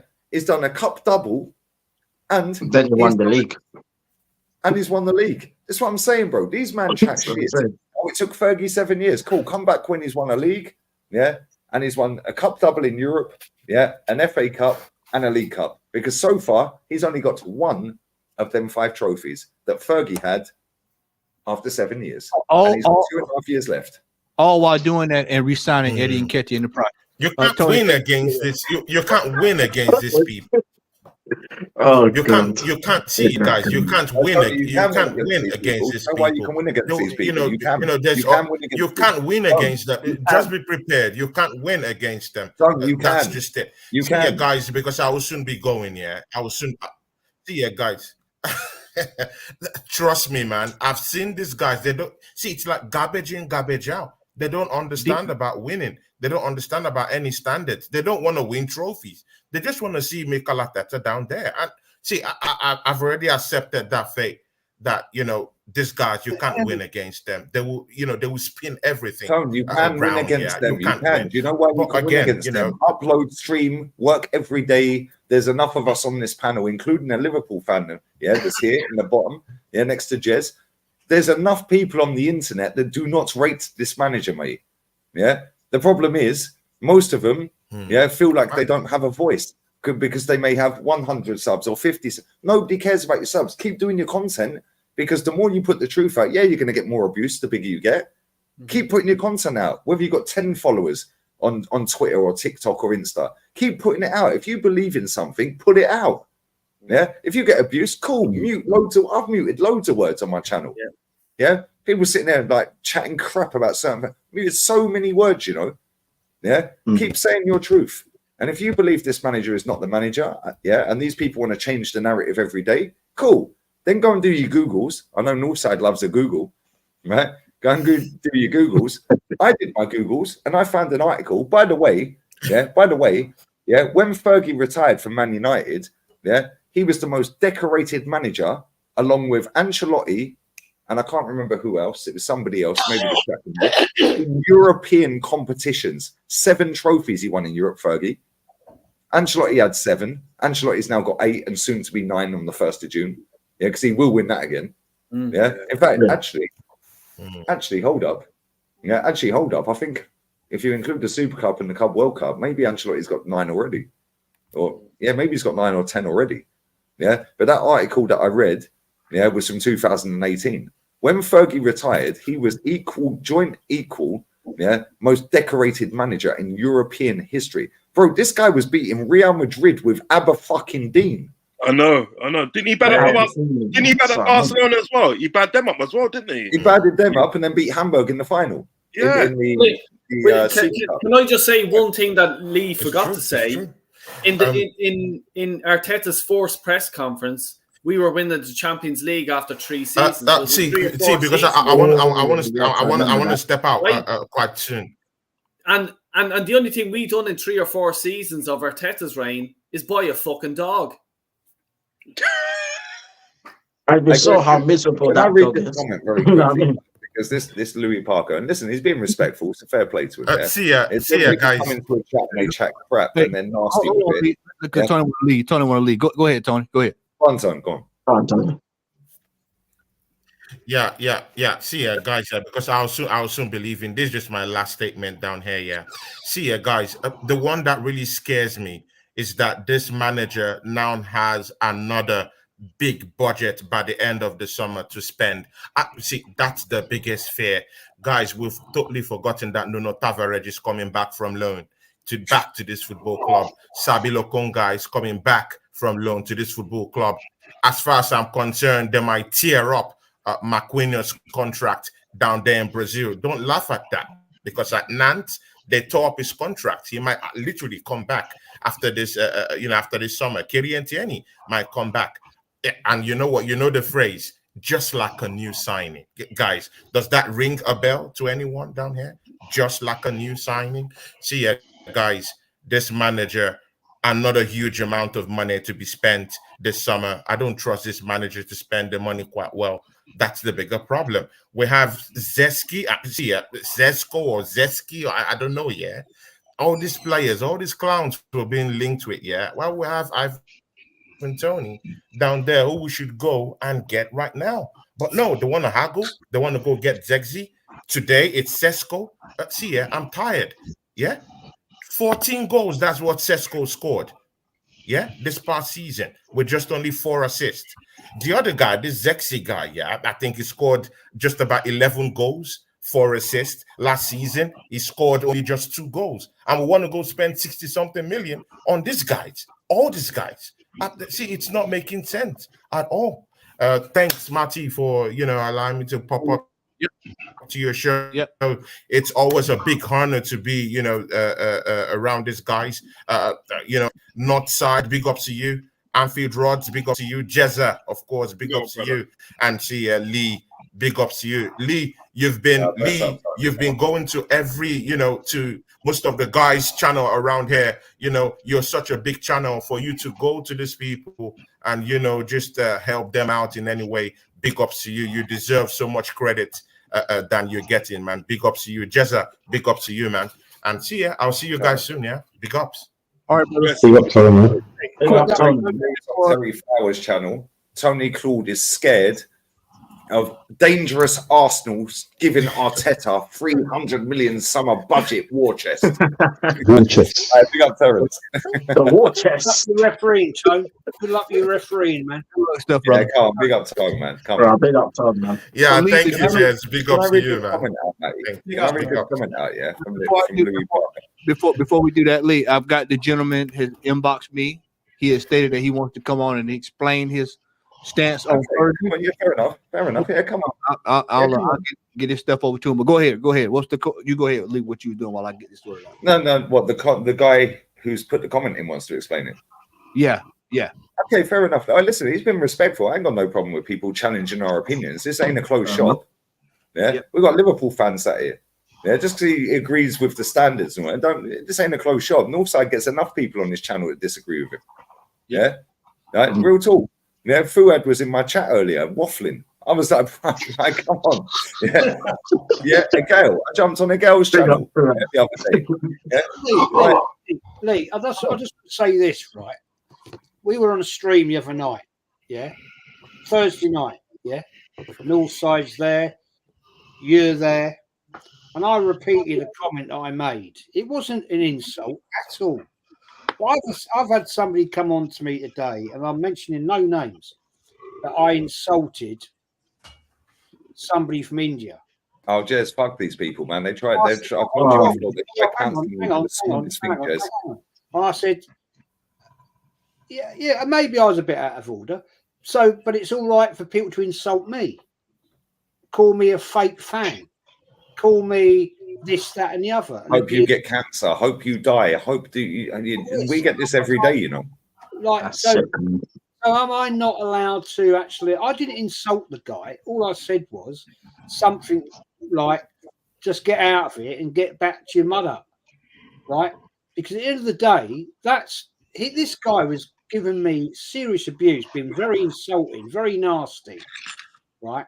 And I'm like, well, you have a go at me, I have a go at you, because that's how it is. And I'm like, I'm getting called out for it. I'm thinking, well, I don't agree with that. And now I've been told by this one, I've got to apologise. Well, I'll apologise. I will apologise if he apologises to me. Yes, let me say this, yeah. I've done this for 6 years or so with 3 different channels. Yeah, the first channel, obviously, and then the 2 I've got now. Jez, these men chat the biggest amount of bollocks in your chat. Yeah, they will send you the most nasty, filthy, dirty, horrible stuff about your family. Yep. Yeah, about you, about your missus. This guy Right? called me a Exactly. Thank you. But then the minute you go back at them and say something, oh, you're a disgrace. Fuck off. Yeah, I'm sorry for swearing, mate. Yeah, but this is why I get the ump with it. I get millions of comments every month. Yeah, right. I go back at 5, 10, 15 people in a week, but I'm the bad guy. Get out of here. Yeah, how about keep your lips shut, keep your mouth shut. Yeah, and don't chat crap. Yeah, your favorite YouTuber. Yeah, or your favorite channel, or a channel that you actually agree with their opinions. Level-headed fans is probably streaming when I'm streaming, because I'm always streaming. Yeah, so somebody you like is streaming, but you come to troll me in the hope that I reply to you, and then that one time I do reply to somebody, it's a big story, and they try and make a big scene out of it. The same with you, Jez. Yeah. I've had the same thing before where somebody's edited 3 different clips of me. Yeah, in 3 different clothing, 3 different sets of clothing to make out I'm racist. I'm racist. That's sad. Last time I checked, North Side's from Angola and Portugal. Last time I checked, Taos from Zimbabwe. Oh, you've got black friends. That's all they come out with. These man chat crap. Yeah, right. My channel's been hacked. My channel's been hacked. I talked to Matty. I talked to Lion Text. I talked to. But Jez, this is what they do. Oh, you've got friends from other countries. Yeah, Kenny Ken, one of I've got massive respect for that man, right? Absolute massive respect. Yeah. So when people dare call me a fucking racist, when I grew up, where I grew up, yeah, I used to go with all colours and creeds of people. Yeah. From football. I grew up people that went to the north. I went to the North Bank. I went to school with them. I went to the North Bank with them, and we were. I still see them maybe at Christmas, and everything. And this little mug has the audacity, right? And it wasn't even him. It was another person that goes on other channels calling me out. He sent me a 3-page fucking Instagram. Jez, you got time, man. Fuck these people. Yeah. I don't even open Insta DMs. Yeah, my sister has got my phone number. She DMs me on Insta. Then she'll text me 3 days later. You didn't see my Instagram DM. Text me then. Yeah, text me. Why are you DMing me on Insta? Do you think I've got time to sit and go through DMs? I've probably got about 30,000 requests, and half of them are probably telling me to die. Yeah, you know what I'm saying? Yeah, F these people, man. Yeah, F these. But I want to read this comment if I can. Yeah. Is this the guy that's coming on, Matty? Yeah. This Louis Parker, is this the guy? Yeah, he's in the back. Yeah. Pick up to him, yeah. Listen, I rate anyone who comes on camera and can put their face on camera, be respectful, have a debate, we listen to each other's opinions, and then we go, cool, well, I still don't agree then. Or actually, you made me think, outside the box, and maybe you are kind of right.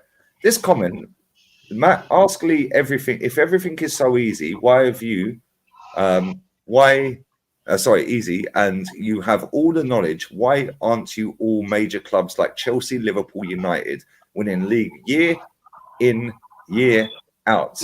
Surely experts would know better, right? Well, let me say this here, right? Since I've supported Arsenal, which is 1987, Arsenal won 17 trophies. They've also lost 9 finals.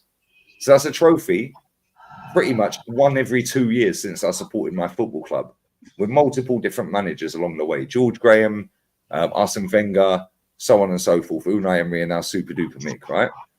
Not only that, just because Chelsea won major honours, and by the way, Chelsea were what Arsenal was supposed to be when they smashed Highbury down, but they had an owner that is elite. He had the mentality which dragged their fan base's mentality, because Chelsea, yeah, believe it or not, were a cup team. They weren't crap. They were a cup team before Roman, yeah? Right? They finished third in 99, and 3 teams were in a title race till the last day of the season. Jez, you remember this. Matty, you remember this. Others here remember this. Yeah. They finished 4 points off the top in 99 when Man U did a treble, right?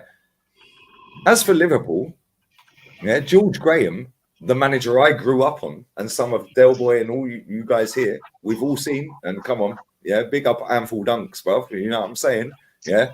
We've all seen George Graham go to Anfield in 89 and win a title against the best team on the planet. I watched the game, Lee. I watched the game. I was fucking sick. Mate, I was 6 years old. My parents let me stay up and watch that on BBC One. Yeah, they let me watch it. Yeah. As for Man United, they've had the greatest manager I've ever seen in my entire life, and I'm 42 on the 5th of June. We found the manager in Japan. Yes, Japan. It was 8. Grandpa's 8 with Gary Lineker, a striker, you know. Yeah, I watched Gary Lineker. Turn the green screen off, Jez. We can't see it. Yeah. The manager, George Graham, came from Millwall. So when people sit there and say, yeah, oh, why aren't you winning the league year in, year out? Let me tell you one thing, and this is what I'm going to say, and then get him in and let him have his say. Fair play to him. There's more than one trophy to win in a year.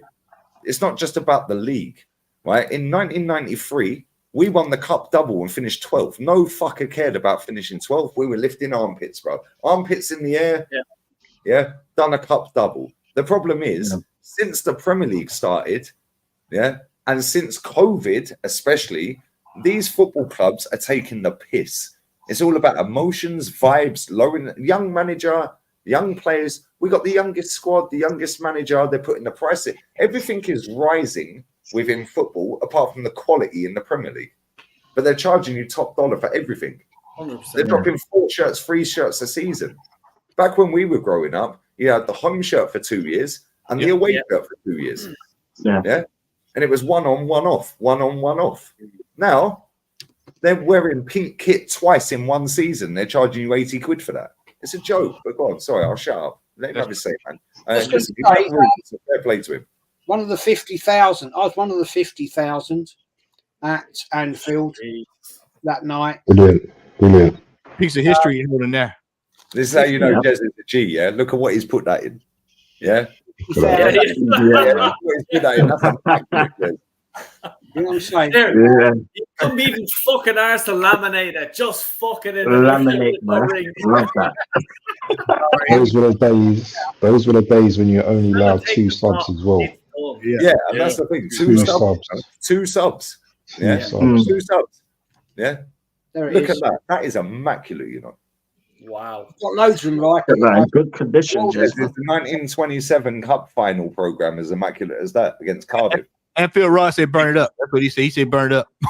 No, we're not saying that. Thinking about some bad memories, Rod. No. Go fuck yourself. I was 20 years old, yeah. I was 20 years old, and I watched it in this hotel in the back. Big up Uncle, man. Uncle Rod's is a G, bruv. Come on. Yeah. I was 20 years old, and I watched that. I was 20 years old, sick. 20 years old. Yeah, bless up. All right, bless up, brother. Welcome to the panel, my man. I'll let you. You can ask Lee. You know, whatever you wanted to ask him, man. I just ask everybody. Don't make it about me, mate. The whole panel. Or just the whole panel in general. Yeah. Okay. Go ahead, brother. How you doing today? Yeah, I'm good, thanks. How are you, Matt? Good, Big my up man. Good, Cameron good. as well, mate, and put Big your up, face. man. Big up, Lucas. Big man. up for being Big up. respectful as well. There's a lot of dickheads out there on the internet. Fair play. You've put your earpods in. You've come on camera, and you've said, "Yo, let me have my say." You've got your say. Go on. Well, I just want to ask you because you, I know you have high standards, which I do as well. I'm a Man City fan. I have been since I was a kid. My great uncle is Joe Fagan. He used to play for Manchester City, and he used to be the Liverpool manager. Yeah, Joe Okay. Fagan back in the 80s. Nice. That's your great. Hold up. That's your great uncle. My great uncle. Yeah. Joe I never met Fagan. him. Hold on, Joe Fagan. Joe Fagan, fucking hell, Yeah. man. Shit. You know, mate. Wow. Yeah. Fair play. On my dad's side. Uggs is in his element, bruv. Yeah, linking. I know, innit? Anyway, so I just want to say, fair enough for having higher standards. But with regard to Fergie, I just want to ask you, in 87, he finished 11th, okay? He then finished second in 88. In 89, he finished 11th. And then in 1990, he finished 13th with the FA Cup. If one of your managers went from second to 11th within a year, no matter what they've done previously, would you have wanted them out? I'll answer that first. Yeah. What you dismissed in the entire thing you said, and listen, you put your point across. Yeah. The fact you're a Man City fan, yeah, with Joe Fagan as a great uncle is mad. I can't lie. Yeah. Fair play to you. Yeah. You've seen consistent success pretty much. When was you, I take it the 92 means you were born in 92, yeah? Yeah, I'm born in 92. Right, so you're what, 32 this year? I'm 31, going to be 32 this year, yeah. Fair play. So most of the time you've supported Man City, you've seen constant success. Yeah, most of it. Well, my earliest memory from City is the playoff final. Yeah, depends. Was it depends or when? Yeah, Nicky Weaver. Yeah, that's my and Paul Dickoff. Obviously, that's my earliest memory. That fucking burned me when he was putting the trophies on and walked out with the medal because he played for my fucking club, giving you the trophy. See, I grew up with my friends as Arsenal fans, so I never saw City have any success. So I always wanted Arsenal to do well over United, through the Fergie years. Obviously, hating United. So I do have a soft spot for Arsenal, and I do have sympathy for what you've been going through. And you've had a good title race, but you haven't been good enough, and that's fair. Yeah. To answer your question, you said about 87, he finished 11th. 88, he finished second. Yeah, and then after that, he finished 11th again. Was it? Yeah, this is according to transfer marks, which I just had to look up. Okay, cool. Well, in 1988. Yeah, he finished second. Cool. Yeah. 1988, he finished second. Right. I'm just going through his honours right now. Yeah. Right. 1989, 1990, he won the FA Cup. Right. Yeah. Correct. 1990. I fucked the Community Shield. Where are we? 1988. You said, yeah, because we can go through this. Yeah, because I know, right. And if you go through this, yeah, before he won. Yeah, because I don't care about league position. 91-92, which is before the Premier League was founded, when the League Cup was actually something considered dismissed by most fans on the planet. Yeah, 92 he won the. Yeah. 92 he won the every Cup. trophy is important. Yeah. 92 he won the League Cup. Yeah, right. 92. Right. 89-90, so 1990 he won the FA Cup. Right. Yeah. 99-2000. No, we're going back. Sorry, my bad. Yeah. So he won that. Yeah. 1991. Yeah. 1991, he won the UEFA Super Cup. Yeah. 1991, he also won the Cup Winners' Cup. So there's 4 trophies he won. Yeah. Back then, league finish. I always say this. The league finished. So he won 4 trophies in them years that you're saying pretty much there or thereabouts around that time. Yeah. Yeah. 88, 89, 90, 91. Yeah. Right. He won 4 trophies in that time, including becoming the first manager. Yeah. To do, or actually, he done it twice because he done it at Aberdeen before that. He was the first manager to do a cup double in Europe. He done it with Aberdeen and he done it with Man U. but he hadn't won a league title at Man United. That was before he won a league. Correct. He won the FA Cup and the League Cup. For me, the way football has gone, is so far south of the predefined fact-based metric for success. Premier League, Division 1, whatever it may be, I don't care where you finish in the league. I said at the start of the season, if Arteta finishes 10th and wins the League Cup, keep him 2 more years. Because I'll always give a manager 2 years. You better win something or leave. You support Man City. You seem like it's not for me the greatest manager, but there's a debate on it. Yeah, for me, Fergie's the greatest, right? Ancelotti could be in that debate. Yeah, them 3 for me are insane. Yeah. However, any manager that goes 2 years without a trophy should be sacked. Whether it's Luton Town, Man City. If Pep goes the next 2 years without a trophy, he should be sacked. And I'll tell you why. And then I'll shut up and let the rest talk. Yeah. I'll tell you why. Because the standards have been set at Man City. So if Pep goes 2 years without a trophy, the standards have slipped. It's, oh, but look at what he's done for the club. Oh, but it's Pep. It's Pep. Now you go into 3 years. Simeone at Atleti has gone 3 years without a trophy. He should have been sacked at the end of last season. Fuck what he's done for the club. Yeah, because if you want to sustain consistency and trophies, which is the fact, not opinion, fact-based metric for success, hence why they've been giving out trophies and medals to the winner for over 150 years. There you go. Yeah, there's a medal. There's a trophy. The rest of you didn't get one. These are athletes that at the start of the season all start on 0. We're all on 0 right now going into next season. You're now going to compete against each other twice, every team. And at the end of it, one gets the fact-based metric for success, medals and trophies. The rest of you didn't, no matter how much Sky Sports pollute people's brains into thinking top 4 is a trophy, top 6, blah, blah, blah. The cups, the League Cup, and so on and so forth. If you're a team that qualifies for Europe, blah, blah, blah, you've got 4 opportunities. If you win one of them major trophies, you now qualify for another couple of trophies, potentially, the Club World Cup, the Super Cup. So now you have an opportunity to win 6, right? Problem is, the way since the Premier League has took over, it's now all about the money and gaslighting people. Somebody put in my comment section earlier, how comes Girona are playing tonight? Why don't they all play the La Liga final games at the same time? I said, do you know why? Because it ain't about the drama in Spain. It's about winning and it's about the football. In England, everything is drama. That Gabby Jesus goal, and then I'm going to shut up. Handball for Havertz's goal. At the weekend when we beat Everton. The only reason they did not VAR that as handball is because they wanted to keep the drama going. Yeah. Coming back to Fergie, he won 4 trophies in the time pretty much that you're saying, there or thereabouts. Doesn't matter about league finish. He won it after. Doesn't matter about league finish. It's a Premier League spreadsheet. Yeah. If you finish 8th, 11th, 12th, 15th, whatever, it doesn't matter. As long as you're not relegated, it's irrelevant unless you win the league. Because you know what? Yeah. Every season you start on 0. Yeah. There is no progress. You either win or you don't.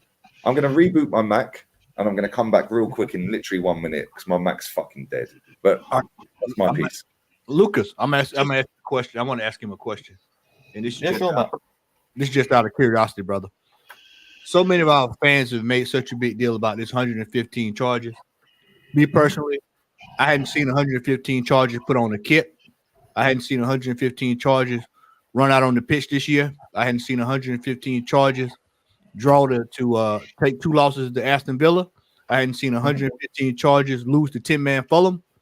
But I wanted to get your thoughts on this discussion of 115 charges. And then anybody else, the floor is open. And thanks for coming on. And congratulations to City. Thank you. For me, the charges are on the club, not the players, not on Pep. I've actually met Pep. I've been at the training ground a few years ago, in 2017. I've seen how high the club set the standards. I actually met Arteta when he was there as assistant manager. And he actually was putting out the codes that day. So the code thing is actually true. I've seen it in my own eyes. But I do admire what Arteta's done with Arsenal. But he has a long way to prove himself because he hasn't won enough.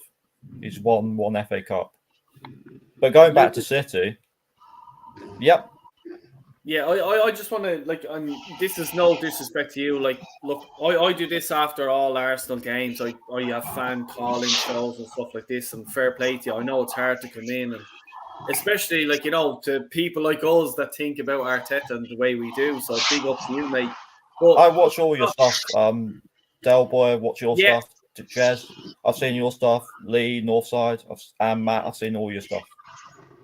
Yeah, look, I look at it this way as I know more Man United fans, I know more Liverpool fans than I do Arsenal fans. So for me, fans come to me and say, Dale Arteta's doing great. He's top quality. You have to keep him and stuff like this. Like, I say to them, fuck off. Don't patronize me. Okay, you don't know my club. I know my club. I've been supporting them since fucking 89 and, like, you know, stuff like that. I know my club, and I'm not saying you're patronizing me or telling me what to do and what to think and stuff like that. I know you're not. And I'm not picking on you here. But yeah, sure. Like other fans, like Liverpool fans, Man United fans, everything like that, are probably there saying Arsenal are too nice. There's no bite about them. Okay, there's no, you know, fucking get it over the fucking line. Like last season, okay, we had 5 points ahead of Man City, and we blew the whole fucking thing. And it's because we're too nice. We're too, oh God, what? Oh my God, we're going to play Fulham today. Oh, Fulham are great at home. Oh, Jesus, we're Fulham. And Sky Sports are there giving it up, going, oh, Fulham, what a team they are this season. Fuck off, they're Fulham. You go out there and you fucking beat them. Okay, simple as fucking that. George Graham will fucking tell you. You know what I mean? Jez will tell you. Back in the day, you're playing a fucking team called Fulham. It doesn't fucking matter. You go out and fucking beat them. Okay? But it's the Premier League. It's Sky Sports. It's this. It's that. It's saying, the game change. Oh, big London derby.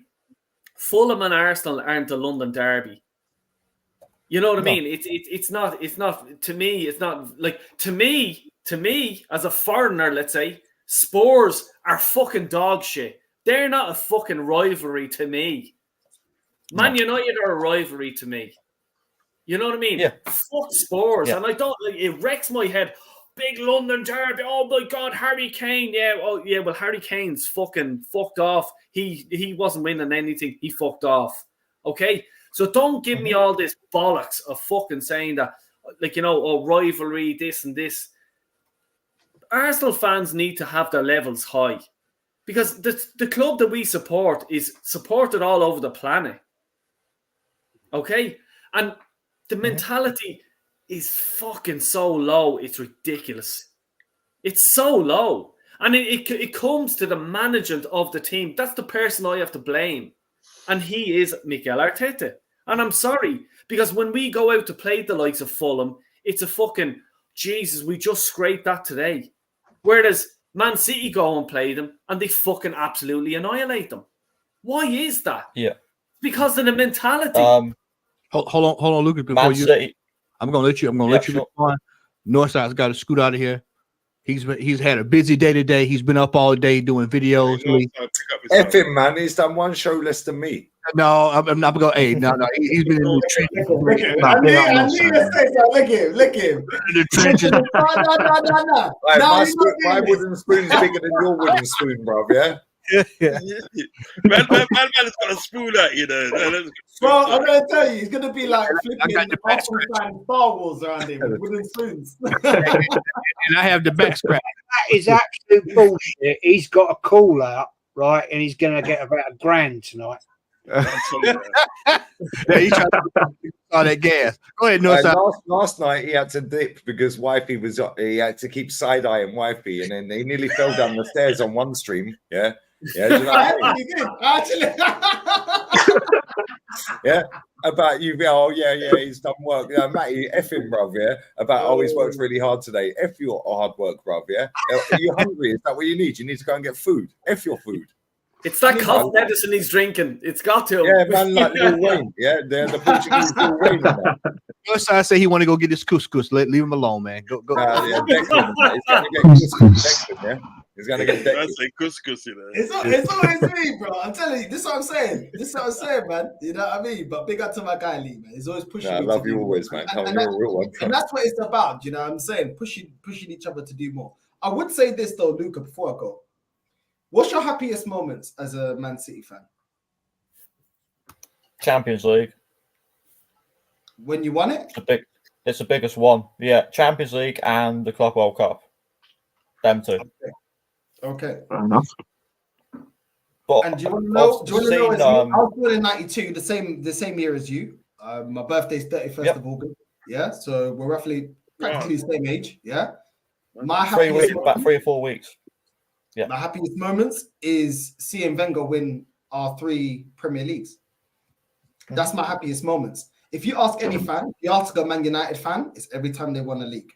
How come all the time when any fan talks about the happiest moments, it's winning a trophy? Whether it's winning the championship to come up, whether it's winning the FA Cup, whether it's, if you ask a Portsmouth fan, winning the FA Cup, whether it's an Arsenal fan winning the league, whether it's Man City, they managed to get it over the line.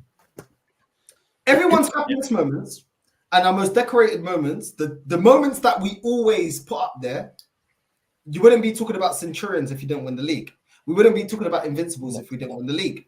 Everything goes back to trophies. Even when we talk about our records, we won the league. When we're talking about the trebles, trophies, everything links to trophies. Nobody celebrates and continues to celebrate years after the fact of that year about a year that you come close. We always talk about trophies. You've had a lot of memories as a Man City fan. You've been in lower divisions, you've been in higher divisions, but you always talk about your biggest, the times that stick out the most and your happiest moments is when you win trophies.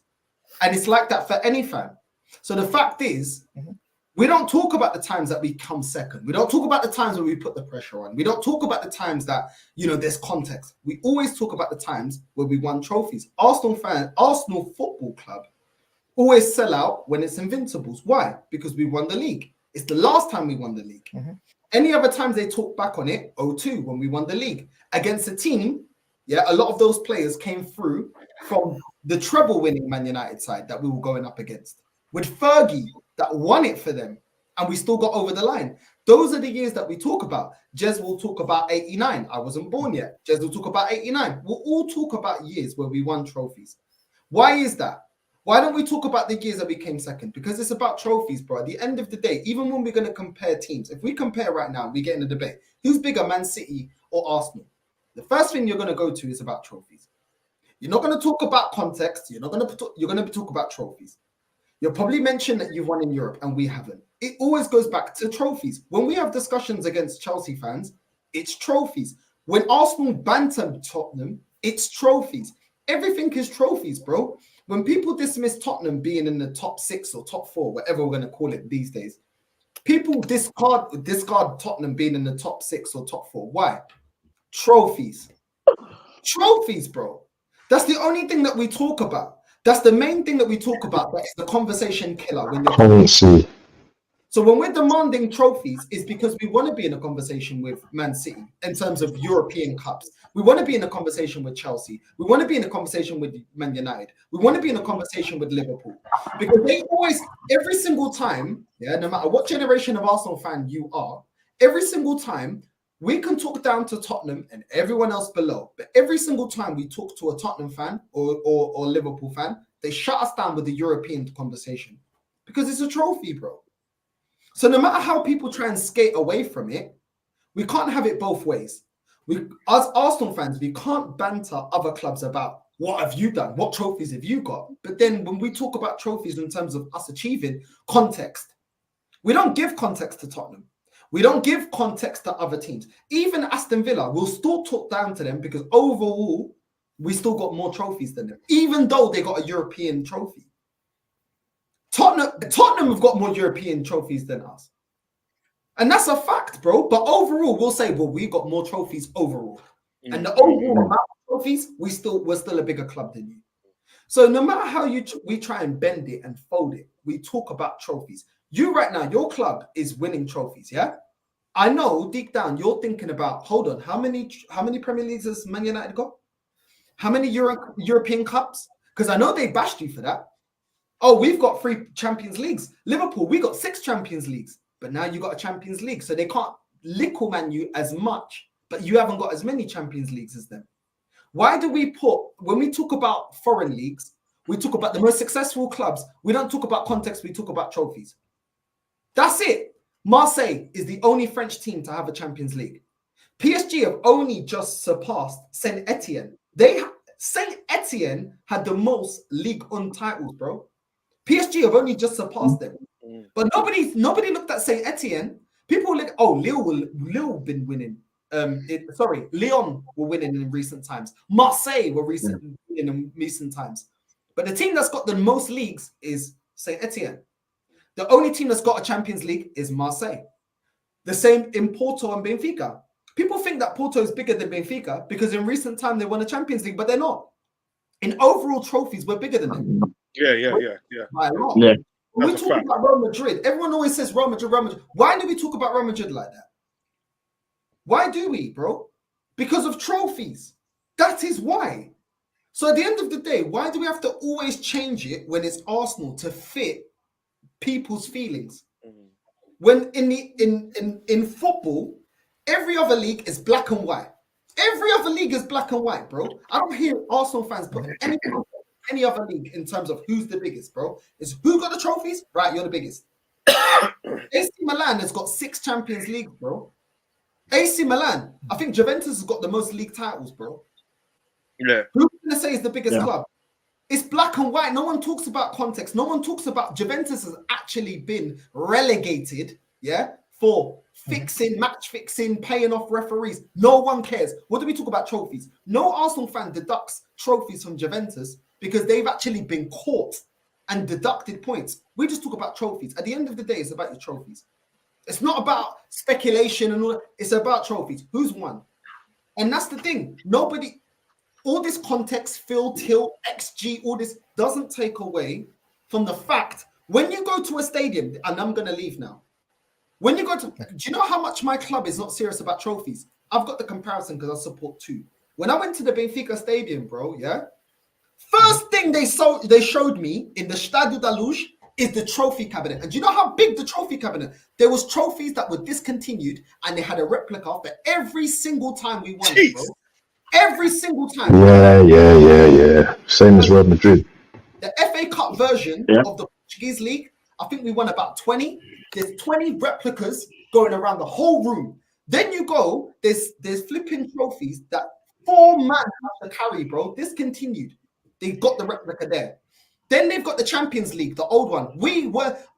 Benfica stopped the dominance of Real Madrid. Real Madrid, when the Champions League first started, they won 5 in a row. Benfica stopped it. And respectfully, Benfica were never the biggest competition in Europe, bro. Never. We never had the highs of Syria.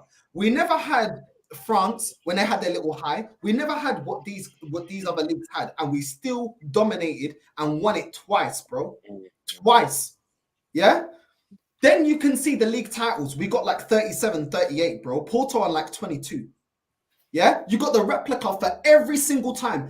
There's walls, glass walls that go all the way. You know high ceilings? It goes all the way around just for discontinued trophies. Then you go in another room. I showed my girlfriend, bro. Then we've got other trophies just for the cups. Then we've got just for the leagues. Bro, it's so huge. It looks like a museum within itself.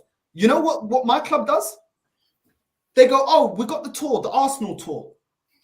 You got to pay extra to see the trophies. Bro, isn't that what the club is built on? Yeah.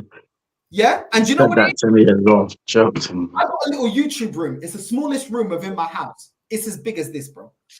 You go there with 1 replica for each trophy, and there's a statue. I can't even remember. I was so angry. I don't even remember what the statue was like because I had enough. Yeah, and my girlfriend, after seeing the Benfica trophy hall, she goes, "Is this it?" She don't even care about football. Brighton was playing. She saw the abbreviation of BHA. She goes, "Oh, are Arsenal playing Bahamas?" That's how much she knows about football. And I'm not listening. She don't know about football, and even she wasn't impressed, bro. She wasn't impressed. She thought Bahamas was playing Arsenal, bro. Yeah, and she was like, really? This is Jez has met my girl, yeah, and Jez can confirm she's proper Islington. Am I lying, Jez? Yeah.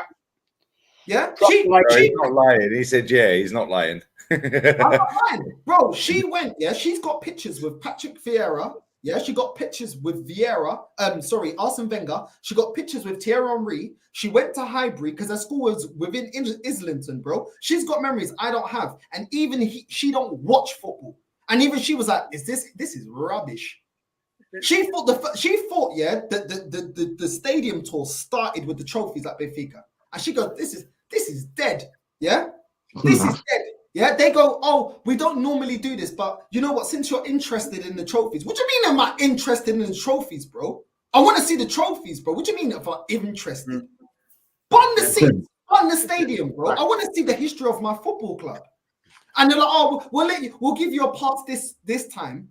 Yeah, they include the press conference room, but they don't include the trophies. Why? Because no one at this football club, the majority are not interested, bro. They're not interested while saying that Tottenham don't win anything. But your football club is giving you a stadium tour and don't include the trophy hall. When we're supposed to be the third biggest club in England. Make that make sense, bro. Make that make sense. And on that bombshell, I'm going to just leave it. We're only the third biggest club in the country. Hold on. We go into next season. Mic drop. Yeah. I'm staying because I'm angry now. I'm staying. I'm scared. We're only the third biggest club in England until Man City go into next season. And by this time next season, they overtake us because they would have won more trophies. Then if Chelsea get their act together, they're about 3 behind us. We'll go from 3rd to 5th real quick. Yeah? Come on. When we sit here and go, "Oh, well, Arsenal are bigger than Chelsea." Arsenal are bigger than Chelsea. Chelsea go, "Why? We've got more European pedigree. We completed the set. We've done all 6. Okay, cool. You've done all 6, whatever. But we got more titles. We've got more. Yeah, but now you compare. It all comes back to trophies. Man City, Man City have won more trophies in Europe in the last 12 months than Arsenal have in their entire history. Yeah. So I get it, and I'll shut up as well. Mic drop. You know what it is, yeah? Just 1 second. You know what it is? I think what it is at the day is all about your trophy cabinet. At the end of your reign as a manager, they're going to ask you, what have you won? Do you know what I mean? They're always going to ask you what you won. And you've got to be able to produce. You know what I mean? So it's true what Lee's saying at the day.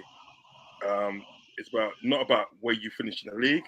It's about what you've got, what you've achieved. You know what I mean?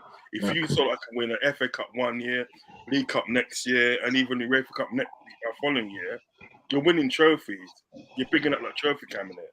You know what I mean? Because you can arguably say that Liverpool's probably had a better season than Arsenal because we won the League Cup. Although we finished 3rd, we won the League Cup. Yeah. So you can probably say that. Do you know what I mean? And I think what Arsenal supporters want as fans, they want to see some silverware. They don't want to hear every season it's a process, it's a process. They don't want to hear that. Do you know what I mean? Because they've been through that process already with Arsene Wenger. Arsene Wenger, and they've done brilliant things for the club. Do you know what I mean? Yeah. They want to see trophies now. You know what I mean? You've won 1 FA Cup at the day since you've been at the club, at the day, right? And you spent over 750 million. That doesn't make sense to me. It really doesn't make sense to me. So I think what Arsenal fans want, they just want trophies. They don't care where you finish in the league. They just want trophies. Hold on, there, because Bant's gonna go. But I want to say this: Arsenal is the only football club where instead of going to look for trophies in the trophy room, they go look for second place. They want to go see what second place look like on the wall. They say they want to go up and they want to see what second place look like. They want to. This is what second place. This is what 5th looks like. Oh my God! The manager said at the weekend, "This is not an achievement. We need to strive to be first." And everyone walked out the stadium after clapping him like lemmings. And then now they're telling us we're negative and they're celebrating second. The manager told you. So why don't they listen to their manager then? Lucas, let me ask you this, yeah? Hold on. Yep. Would you take Super Duper Mick as manager of Man City? That was my question. No, exactly. Thank you. They wouldn't, bro. They wouldn't. I was going to ask this as well. Would you take Mick, and would you be prepared if it was 2 seasons that he didn't win anything? Would you be happy with that? Anything. That means win nothing. Sorry, Zero. Repeat that. It just broke up a bit. Nothing. He said, would you take Super Mick? Can you just repeat that, please, mate? He said, would you take Super Mick Arteta and be prepared to win nothing for 2 seasons? And still keep him in a job. What, for 2 seasons? No. Can't do Thank you. And that is our there point. you go, If Pat Brent a season, We've had it before. Wait a minute. I got something for you. Excuse me. The standards are different when it's not your club. We've seen this with Judge Mo. We've seen this with Man United. We've seen this with Tottenham. We've seen this with Chelsea. We've seen this with Real Madrid, Barcelona, and every other club on the planet. The standards are different unless it's your club. But this is what I'm saying. In all Don't honesty, patronize me and saying, "Oh well, Arteta's doing this, Arteta's doing that." This is what is fucking driving me fucking mad. It's because Liverpool fans, United fans, Chelsea, City fans are all there. Oh, Arteta's doing a great job. Of course he is. I'm telling my Man City mates, Ten Hag can do better than Arteta this season. He wins tomorrow night. He's done better than Arteta, and he fucking has. He's won a cup. An FA Cup to me is fucking serious. It's serious cup. I want an FA Cup. You know what I mean? And this is the fucking thing. You know what I mean? It's so fucking frustrating. I just wanted to even what I wanted to come in there later on is I was outside the Emirates and I was interviewing Kenny Ken, and me and Kenny were there talking away, having the crack, and then next thing, Kenny goes to me, he goes, "Dale, there's one of your fucking mates," and I looked over and I went, "No way," and I seen Kenny Ken, right? He was like a 16-year-old schoolgirl. Liam Chippy Brady was walking up the road with Charlie George. Jez, what would you be like? Like absolute fucking legends of the club. Legends. I cut the fucking interview short. Kenny Ken was running around like, oh my God, fucking Liam Brady, Charlie George. I was just there like, what the fuck is going on here? Like, you know what I mean? And people around us, like people that knew Kenny, obviously few probably knew me or something like that, but they were there like, who the fuck are these old guys that Dell and Kenny Ken are going mad over? And I'm having to explain who Charlie George, Chippy Brady were. And this is the Wait, Sonic Cecil was getting interviewed on Sky Sports at the weekend by Paul Davis. He ain't got a clue who he is, bro. Yeah. I see Paul Davis when we lost to Man United, when Jesse Lingard did the moonwalk. Did the moonwalk right in front of me. I walked out that ground. That's the only game I've ever left. Sorry. I've never left the game before the end of the game. That game I left, they put 10 minutes stoppage time up. Alexis Sanchez dunked on us. And then moonwalk. I walked out that ground. As I'm walking round, Paul Davis, I went, "You're a fucking legend, you know. My G." He spudded me. He said, "I appreciate that, mate." Sonic Cecil don't know who Paul Davis is, bruv. That guy walking our midfield now, and he's our best midfielder. You remember when Paul Davis? Do you mind if I Go ahead, Lucas. I was at the award centre tonight for the Jersey Bulls, which is my local club, and Keith Gillespie was there tonight as the speaker, and I was speaking to him about Ten Hag, and he says they should keep him for a year. Yeah, well, Keith Gillespie was class fond of of it. 92. He was very fond of that. He was. He's class of 92 as well. I say keep him too, because that'll keep us in second place. Because second place is another year. You know. Rod, you want to say something, brother? I listened. I was going to ask Northside, what is the capacity of Benfica? What's the capacity ground? I heard it's really high.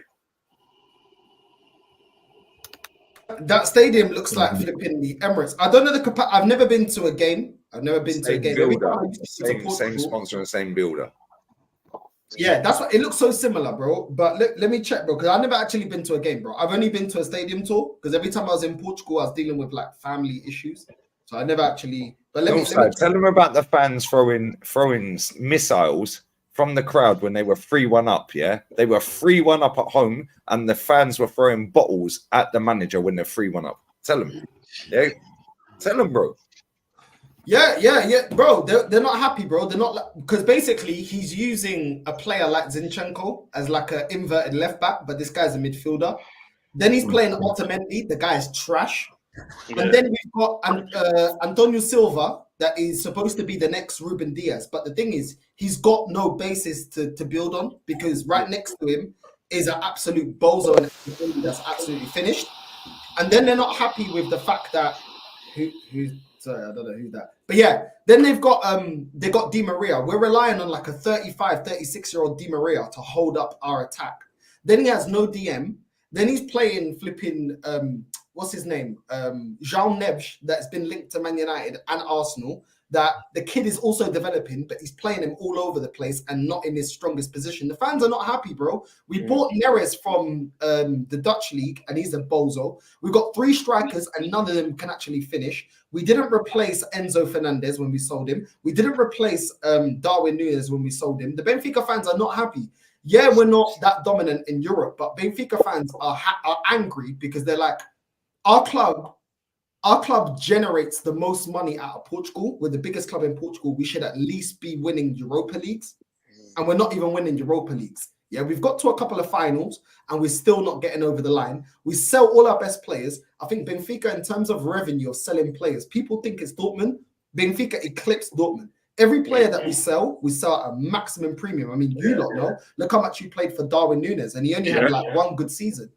So the fans are annoyed at the fact that the club, yes, we're probably the 6th strongest league in the world, but at the same time, we don't allow the players to actually win something together. As soon as we get like big money for Renato Sanchez, sold.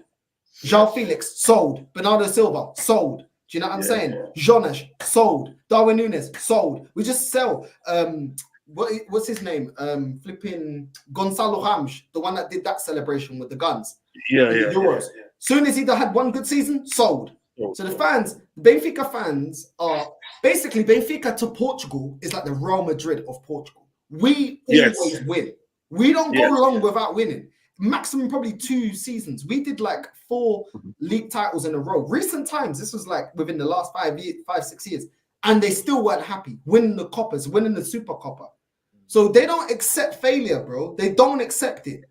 And that is the thing. Like, this manager is only being protected because of the president. We lost to Porto. We lost to our rivals, yeah? You never saw Benfica fans putting Porto shirts on. You never saw Benfica fans putting Sporting shirts on. Never, bro. Even if it benefits us. We lost to Sporting and Porto. We got absolutely embarrassed, yeah? The president of the club had to come out and justify why he kept this manager in. And this manager, Roger Schmidt, last season. He won us the league last season, yeah?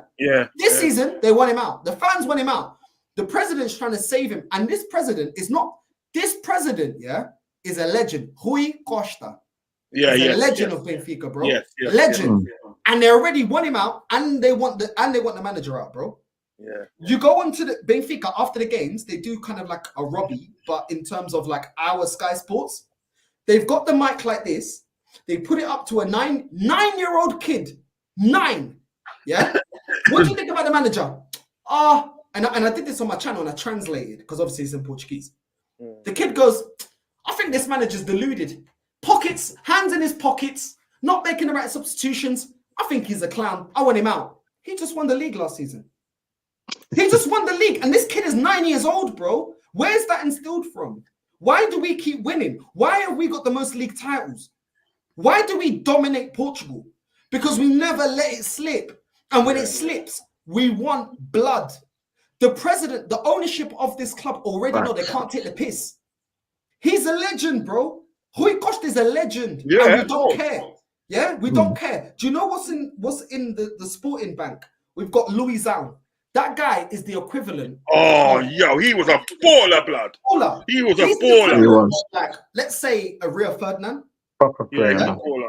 He's got all the clout for people to say, nah, but you know, Louis Zan's a legend, Rui Costa's a legend. Bro, I'm seeing the thing right now. Rui Costa is coming out in an interview an hour and a half explaining why things are going wrong with Benfica.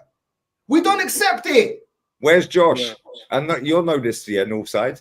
Yeah, Benfica, right, until about 12, 15 years ago, had more paid members, i.e. red members, silver members, gold members at Arsenal. Yeah, you know this, lads, yeah? The Arsenal fans in here. I don't know what it is at your other clubs, but that means that you can get tickets a month in advance, 2 in advance, and the gold's the season ticket.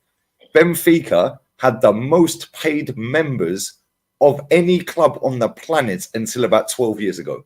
Benfica are massive. Yeah, massive. Yeah, they're massive. The standards don't drop. Yeah, Sporting Lisbon, Northside, you know this. Yeah, they were punching up Das Bost or whatever his name is. They were punching up the players at training. Why? Because they didn't qualify for Champions League and they didn't win the title. They got rid of Bruno Fernandes. The next season, bang, title. Yeah, accountability. Yeah, where's the accountability in English football? There ain't none. Oh, heads up on next. Oh, we go again. Tough night in Birmingham, guys. Oh, a Premier League season to be proud of. What are you waffling?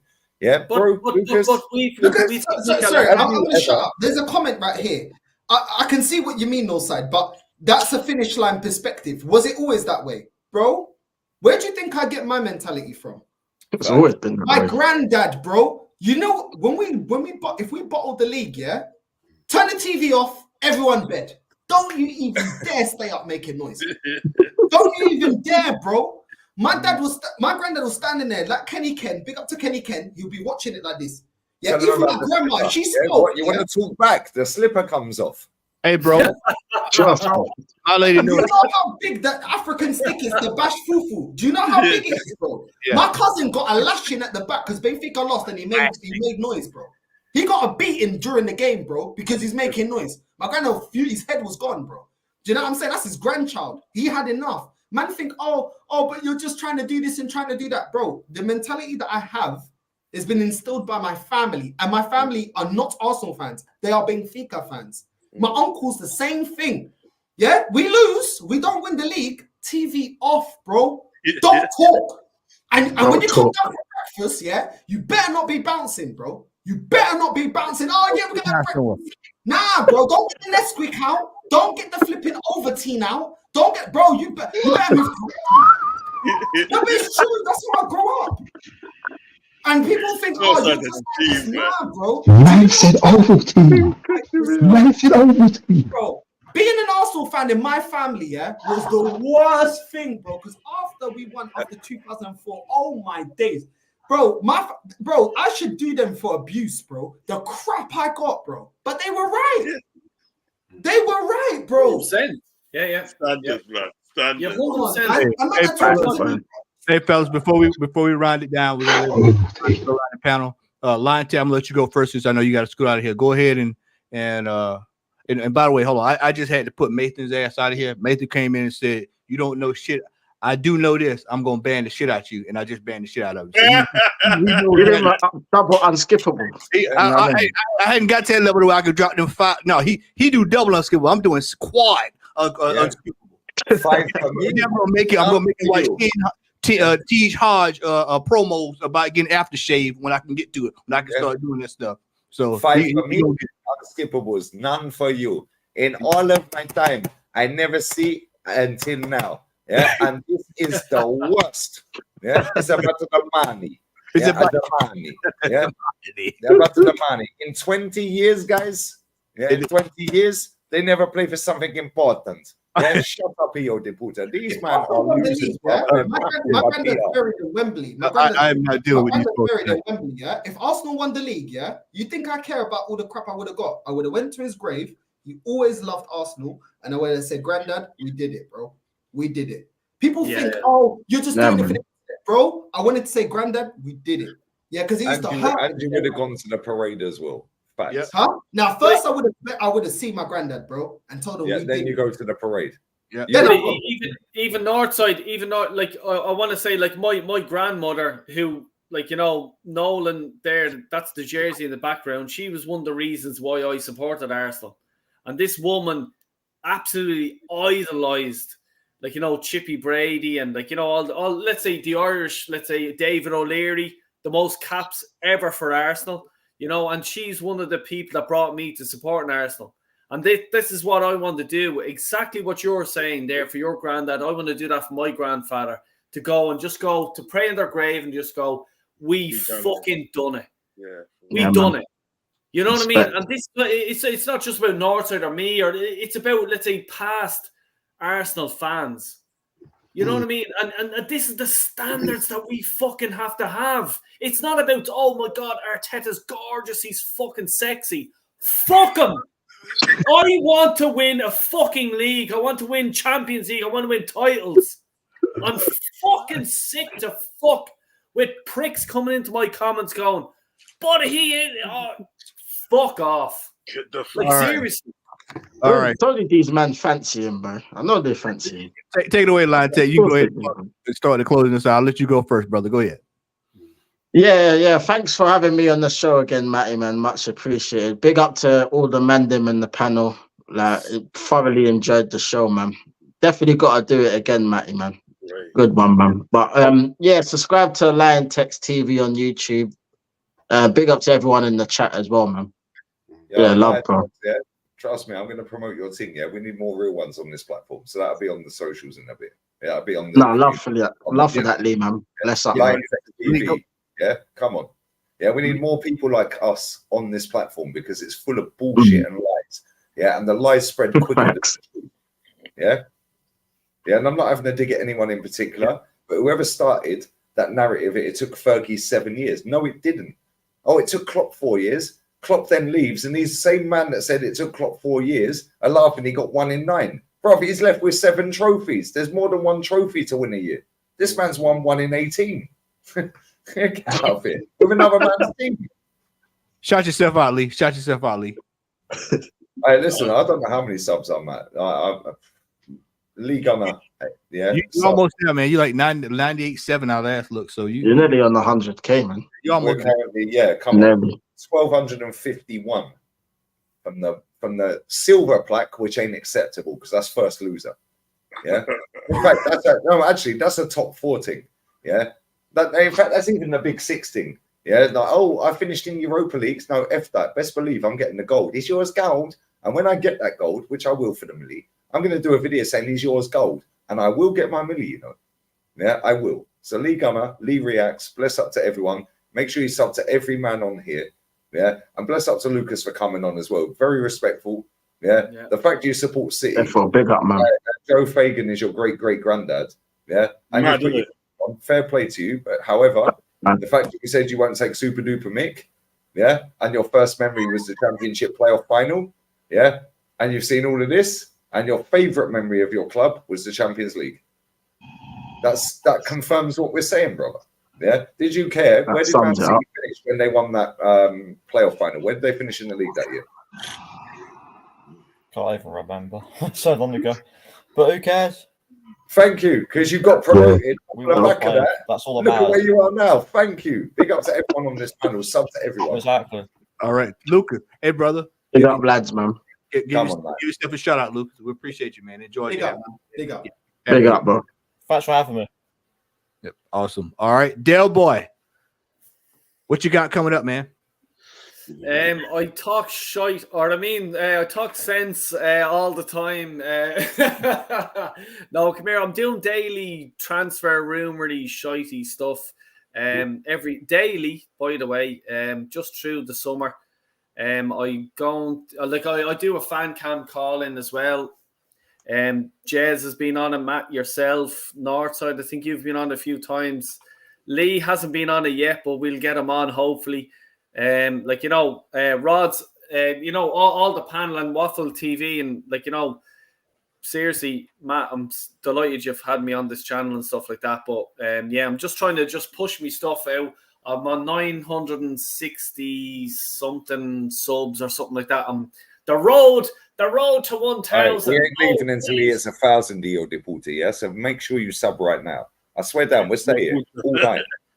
I know Matty's got shit to do. I don't care about shit to do yet. I'm I'm on the road. I'm drunk driving, by the way, but I'm on the road to 1,000. Yeah, it'd be great if I could get to 1,000 eventually, But yeah, please do sub to the channel if you don't mind. You ain't that far away, mate. You ain't that far away. Yeah, man. Yeah, I'm nearly there. It's just I need to do a bit more, but I also need to put a roof over my kids' heads. So I have to work as well every. Don't worry about your. No. Let me tell you, yeah, right. I tell this geezer above you, yeah.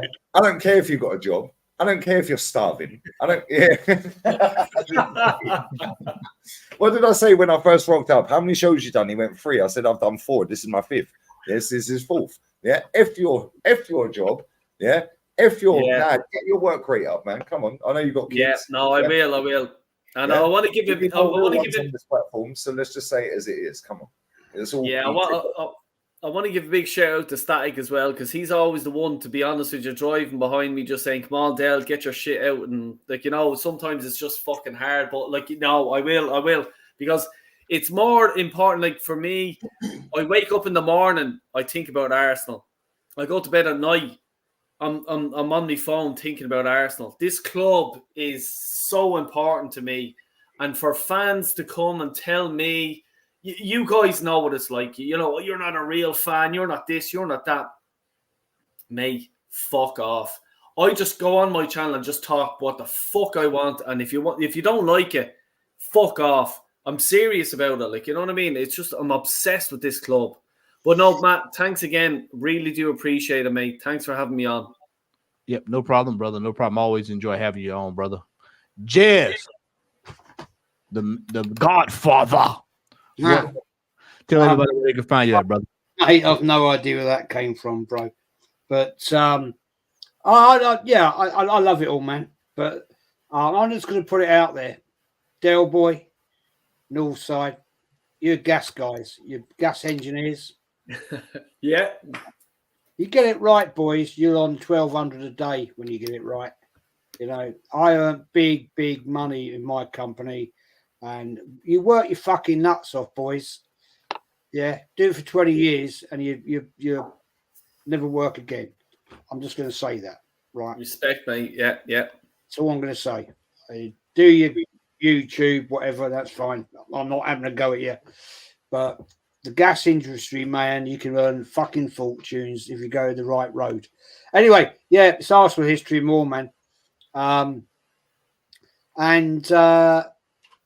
I'm going to call a few people out next week on different things.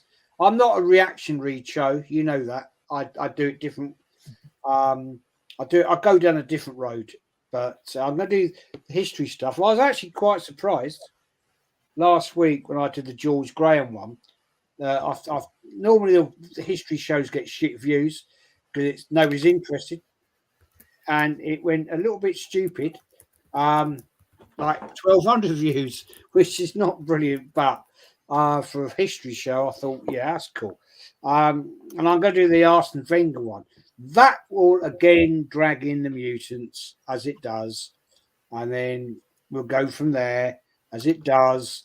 And yeah, I apologize to people if I get a bit reactionary, but sorry, I'm a very passionate fan.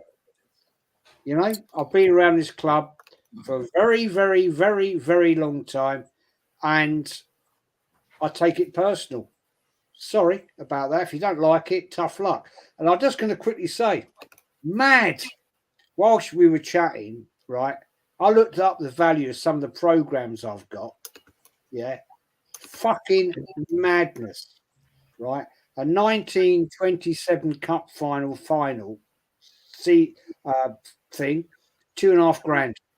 Yeah, trust me, I know I got one. It cost me $1,000. I know. As I told you, and yours is immaculate, and I know you put them in them plastic things, yeah? Yeah, right? You've got fucking hundreds of these. You can literally dine out for the next 20 years. Yeah. I just worked out. I've got the I've wrote them down. I've got the 1930 Cup final, Division 1, 31, 33, 34, 35, FA Cup 38. And there's that. I was writing them down. I was writing. You're a fake fan, Jez. I can't believe it. It's disgusting, mate. No, you're gonna have to put that in a safe or something in Selfridges or something. No, Jez's Arsenal museum is better than the actual fucking one at the stadium. Yeah. And can I just, Jez, can I, like, because I remember talking to Jez before, like, you know, I think one of the games about 2 years ago, and I was talking to Jez, and he was telling me about the Arsenal museum and stuff like that. And I was bringing my son over, okay? And you go into the stadium, and it's, oh yeah, the stadium tour is this and it's this. And if you want, you can go to the History Museum, which is across the fucking there and over there and down the stairs and up in here and then into a cave. Like, how fucking dare they do that? And like what Northside said earlier on about Benfica, you go into the Benfica stadium and there's trophies everywhere. And you go into the Arsenal, like, fucked across. Madrid, by the way, Madrid is, wow. Yeah. Fucked across the stadium. Like, just go into a dungeon. Like, let's be honest about it. Like, this is the thing. But, like, fans have to fucking realize, why is it there? Like, why do you have to go across? If you want, because if you pay this ticket, it's free of charge to go into the museum, to see Chapman, to see, like, you know, the history, the Arsenal, the history and more. What Jez is talking about. And I remember, Jez, you saying it to me years ago, saying that, like, Dale, it's straight across. And like, I'm having to bring my kid. Oh, we have to go out of the stadium, over here. We have to walk all the way over here, down into the thing, and then a dungeon no bigger than me bar I have here. Fucking disgraceful. A club like fucking Arsenal. 34 quid. I told you, I actually offered. That's right, Arsenal Football Club. I offered Arsenal football. I contacted them and I said, I will do the whole history, right? Yeah. If you set the channel up, I will do it for nothing. I will sit there, right? When I retired from work, yeah, I wanted something to do. And I said, this is before lockdown, right? I said, I will do it for nothing. I've got all the history. I can research it. I can do it. I'll do it. I don't want money, right? I just do it. I'll do it on a maybe 2 days a week channel. You set the channel up, I will do it for you. Yeah. And they said, it's irrelevant. In a nicer way. I remember you saying that to me, Jez. I remember you saying that. Yeah. In a nicer way, it's irrelevant. This is this football club. They don't care about the history, bro. It's all about the here and now and playing off of emotions to mutants online. Yeah, they don't give fucking two flying fucks. Yeah, why do they never educate our club fans, around the world on the history of this club? All they do, is spam retro merch and Invincible. Well done to Jens Lehmann, because he now owns the right to retro, not retro, Invincible. They can't peddle that shit next season. Yeah, fair play to them. Right, listen, bless up to everyone on this panel, man. I appreciate you all. Matty, thanks for letting me on as well, man. Hey, no problem, brother. No problem. Rod, tell everybody where they can find you at, good brother. Check your mute. You think you muted, brother. Sorry, brother. So, listen, it's been an education tonight. I've enjoyed this show 100%. Listen to you guys and stuff. That's why I kept quiet most of the time. I just listened to you guys, and it's been an education, and it's been an honor to be on this show. You know what I mean? To be in the likes of you guys in there, because you're guys in there that feel passionate about your club, and you speak the truth. You understand what I'm saying? You know what I mean? And like, it's been really, really good tonight. It's been the best Friday night I've spent for a long time. You understand what I'm saying? And I'll say that, keep on supporting the club and keep on pushing those standards out there. Keep on pushing those standards out there. Do not let your standards drop for anybody, because that's what they're trying to do in my club. They're trying to let our standards drop, and I'm not having it. So I will be speaking the truth every day, like what Lee says. I don't care who I offend. You know what I mean? Because I know I've offended a couple of people when I said I'm not going to support the club again. You know what I mean? But that's my choice. You know what I'm saying? I'm not telling anybody else what to do. I'm telling you what I'm doing. You understand what I'm saying? You know? So it's been an honor tonight. Do you know what I mean? And like, How many languages do you speak, Northside? How many? Sorry. Languages do you speak? Is it just 2? 3. I can speak Spanish. Oh, Spanish. ¿Tú hablas español? Ya, claro, ya tú sabes. Vaya con Dios, mi amigo. Vaya con Dios. For fuck's sake. I can speak 3. I can speak 3 as well. I speak English, Irish, and bollocks. No, it's been a pleasure, and it's been a pleasure to be on the show tonight, and hopefully I can do this again. Absolutely, bro. Northside also talks excuses for why he can't upload more than 4 times a day. And you know what, Lee and you're G, and then for that you push up some. Come on, that's what it is, man. Come on, listen, we all eat together, man. We all grow. No, but you know what it is. I've been watching your stuff since I was like when I was in Germany. You know, back in Germany. The Germans. No. I worked out there for 2 years. Yeah, the Germans. Yeah, my neighbour's German. Yeah. No spice German. Ich spiele Fußball. No. All I know is alles klar and it's good. That's all I know. Nincompoop. Yeah, I know a bit of that because there were bare nincompoops around me when I was in Germany. You know, but Germany's a nice place. I was like, but I was watching. My parents love Germany, man. Yeah. But Munich is beautiful. They don't like Frankfurt, but Munich is beautiful. Munich, Hamburg, Dusseldorf. Cologne is stunning. Cologne, my parents love Cologne, Munich, Stuttgart. They don't like Frankfurt.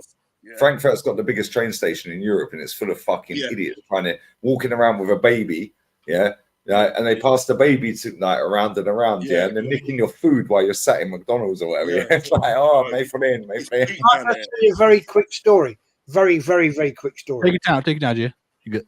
My wife's dad was a Lancaster bomber pilot in World War II, right? And he said he'd been to Cologne before World War II, yeah, and he was sent on a mission to bomb Cologne, right? Firebomb it, yeah. And he said, "No, I mean, I never met him. Sadly, he died before I ever met him, of course. But he put in he wrote some memoirs, and he said my biggest regret ever was bombing Cologne. It was the most beautiful city I've ever been to, and we firebombed it. Put it out there." Hamburg is a nice place as well. You got the Reaper Bar with all clubs, pubs, and restaurants and all that, and then you can go to Hamburg Central, which is the same. But listen, I was watching your stuff when I was in Germany. We used to do shows with rants and all that still. So I've been preying your shows for a while, and it's been good. So like, you always speak truth to power. Do you know what I mean? So listen, keep on doing what you're doing. You know what I mean? I will support you. You know what I'm saying? But it's been an honor, and anytime you want me on the show again, Matt, you just call me. I'm there. You're like family, man. You already know. You done know.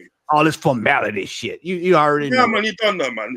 But I have to put it out there, and the great work that you're doing still. You understand what I'm saying? Likewise, brother. Likewise, man. Likewise.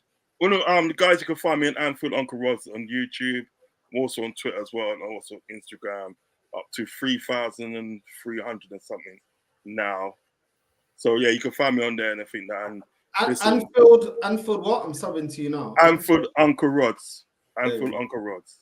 I'm on there still. So Static, drop that in the chat, Static, if you got it. Yeah, come on, do your homework, brother. It's been a pleasure tonight. It's been great. It's been great listening to you guys and I'm talking and that. It's been really great, and I've enjoyed it to the max, man. Trust me. All right. Now we're going over to the chef that's always cooking. Chef Northside. Tell everybody where they can find you at, brother, when you're not in the kitchen. Oh, yeah. For Toxic and Negative, Northside LDN.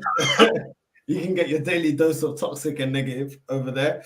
Northside LDN. Big up to all of you lot, man. Big up to all of you lot. Honestly, like, these guys are nice guys on and off the camera. It's not an act. It's not put on for the cameras. Genuine people. So big up to all of you guys. Big up to all of you lot. Even the City fan, I can't see your name now, but big up to you as well. I feel like if we had more... Say again? Thank you. Yeah, no, big up, man. If we had more people like that that could come on and put their opinion across and it's respectful, you know what I mean? The internet would be a much better place. Like, we can agree to disagree, or, you know what I mean? Everyone say their points. Unfortunately, the internet's very toxic and negative, ironically. Exactly what they call us. You know what I mean? But big up to all you lot. Big up to Jez. You know what I'm saying? Jez has taught me a lot. Even watching his channel taught me a lot. You know what I mean? Lee's taught me a lot. You know what I mean? Everyone teach me a lot. Del Boy, the things that you say, all you guys, because I'm not, you know, whether it's age or whether it's experience going to games and stuff like that. A lot of you guys got experiences that I don't have, that I didn't always live through, or that I was too young. So I didn't see George Graham and things like that. And Matty as well, to see an overseas fan as well, as passionate as you are, and as knowledgeable as you are, you're breaking that whole stereotype about, oh, you're from abroad and this and that. So keep doing what you're doing as well, bro. Like, everybody's doing their own thing, you know what I mean? Even Del Boy as well from Ireland, and you see the passion, bro. Like, so big up to all of you lot, you know what I mean? Like, none of us are kings of the fan base, none of us. And we're all fans, and we all have our own experience. And when everyone shares their experience, we all learn from each other. And I learned a hell of a lot through you guys, you know what I mean? So big up to all of you lot. And Jez, if you ever want, if you want to get rid of any of your Arsenal merch, I'll be more than happy to take it.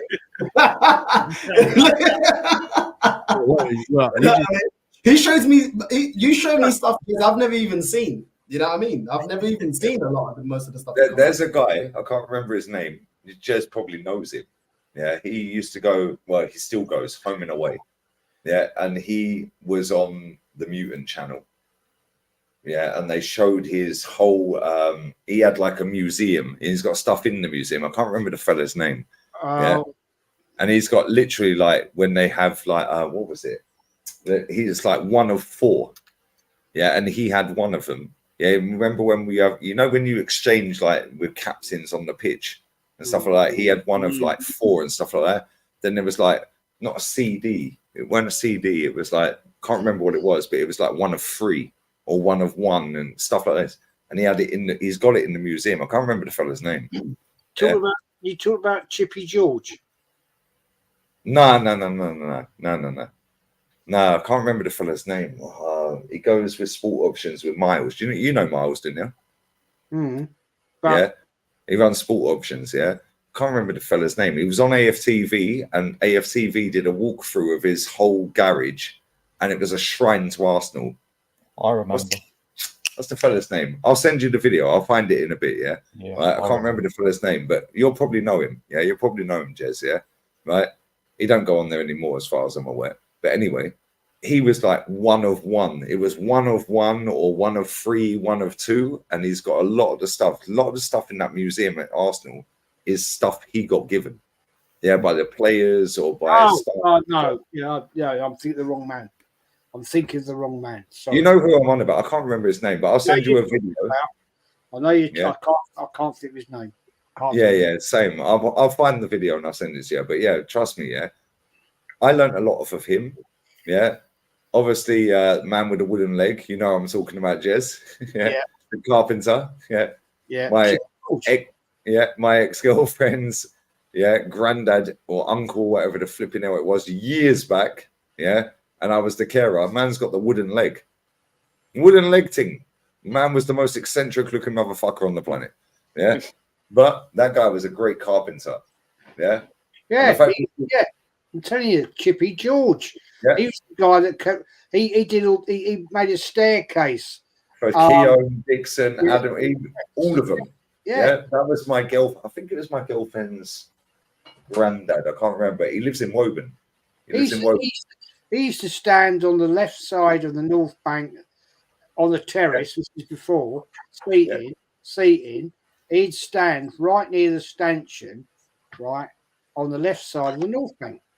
Yeah. And guess what? Then he had the wooden leg, and I was the carer. Front row. Yeah. He'd go, oh, yeah. When I met that girl, I'm not going to say her name, obviously. Yeah, but he lives in Woburn. Yeah, he lives in Woburn. I used to go. That was when I first started going properly. Yeah, because I was his carer, and he had the carer ticket. But he was the carpenter for all of that George Graham era. Yeah, he built the staircases for so many players, like doing stuff in their house. Yeah, mad, off-key, weird-looking guy. You'd be like, woo, yeah, like proper white hair, yeah, mullet, yeah. But he was a genuinely lovely guy. But it's what it is, anyway. Anyway, yeah, proper. Anyway, I'm going to shut up because Matt wants to go. No. Bance. I've been trying to get out of here. Yeah, 4 hours. If you're starving, mate. Yeah. No, I'm good. Yeah. I got 2 things going. Yeah. Right, we've got 2.5 hours to go, bro. What are you doing? Go ahead, Bance. Yeah, my channel's Waffle TV. Want to big up, especially to Northside, yeah, because 2 years ago, he gave me like my debut. Like, I think he was ranting about something or whatever it was.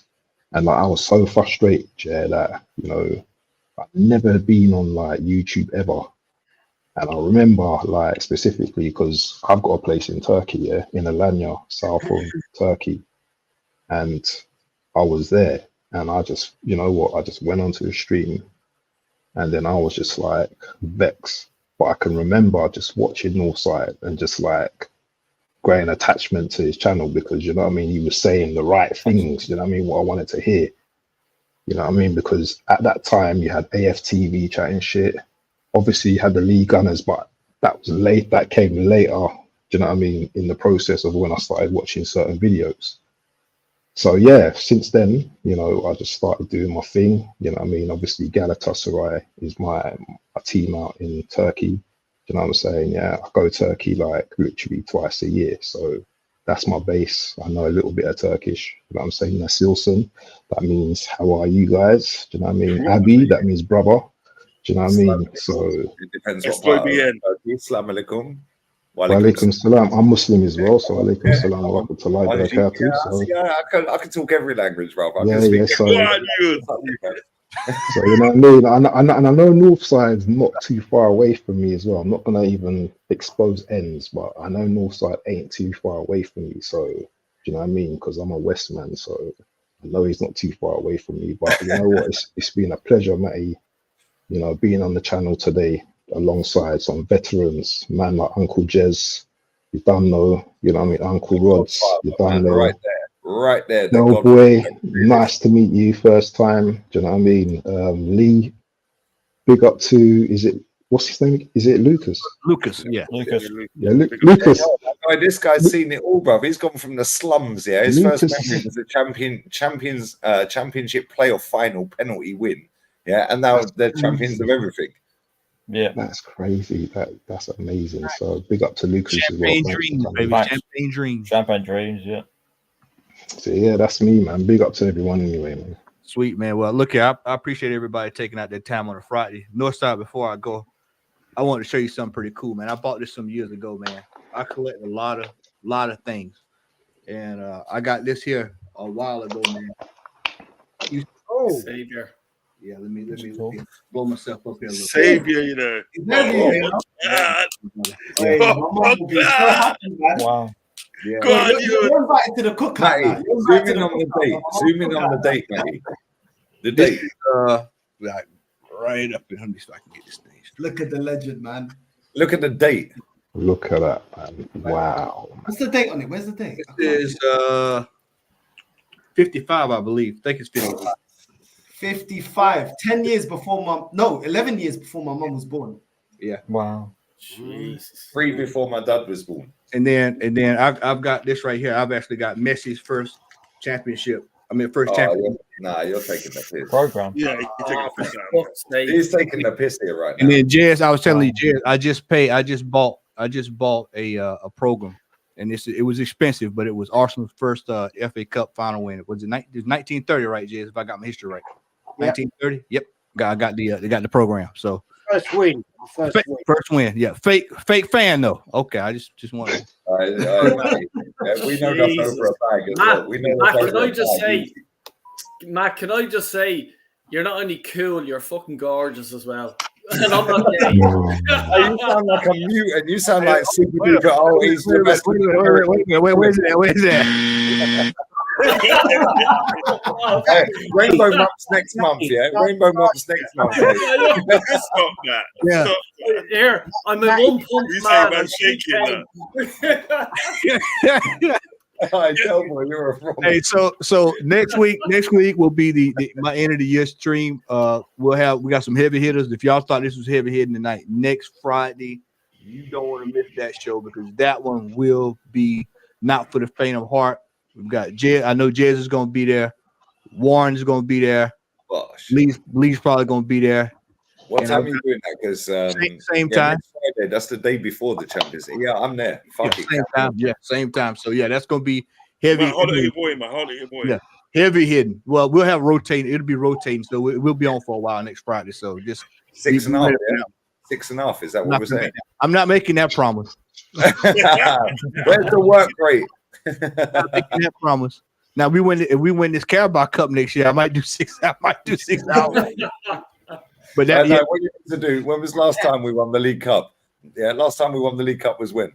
Well, 93. Yeah, 93. Yeah, that'll be 22 years. You need to do 22 hours, 1 hour for every hour for every year. Oh my god! Work rate, Dead us off. You crazy. Dead us off. Oh, come on, man. Hey, best never rest. Mesut Ozil told us, and then he rested every time he went northwest. He also supported Spurs last week, but that's a different ball. That's a different ball game.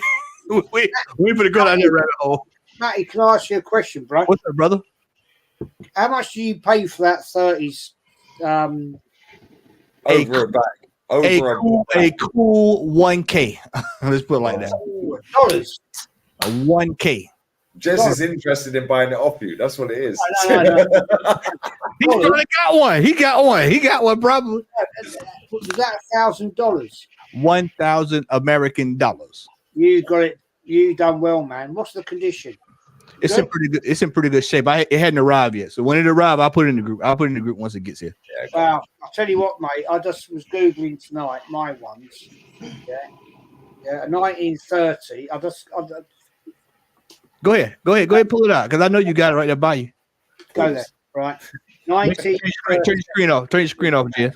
I got it. FA Cup 1930.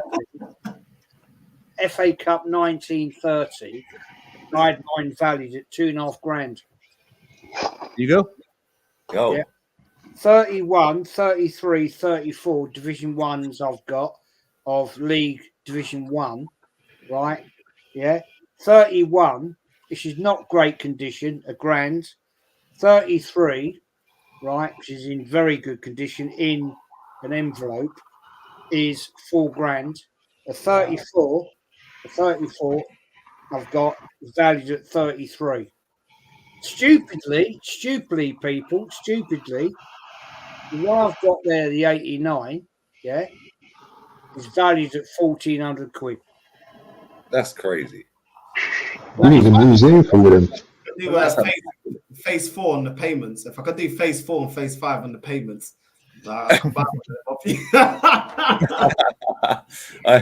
I 10 streams a day. PROCess, and we'll do the never-ending P Amen. The thing is, guys, I'm not a real fan. I'm fake. You know, never been to a game. You know, well, I didn't in the 30s, obviously. No.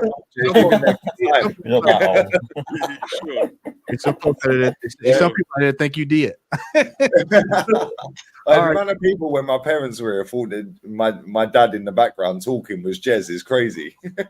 I wish they would have saw what he looked like. Yeah, he looks like Steve Bold. Big up my dad.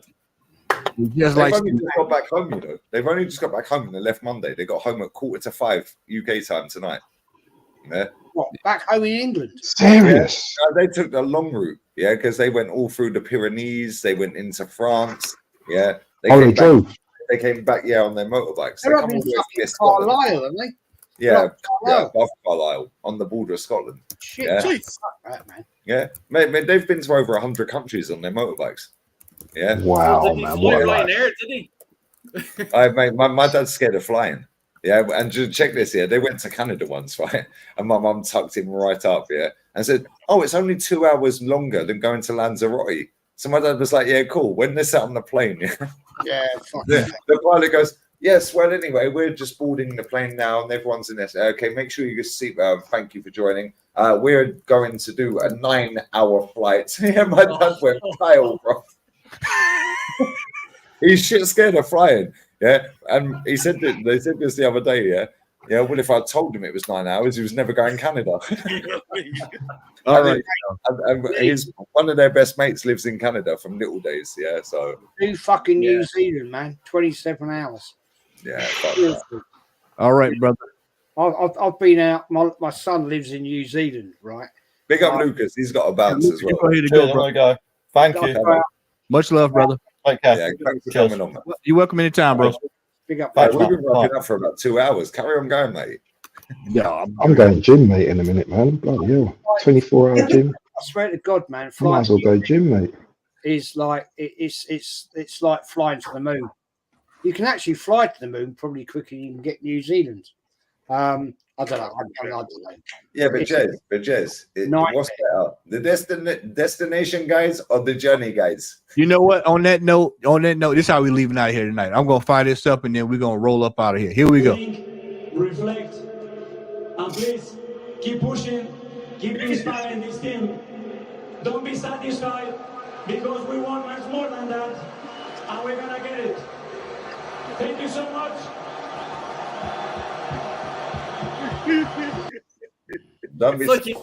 Make sure you like, share, and subscribe to the Southern Gooner here on YouTube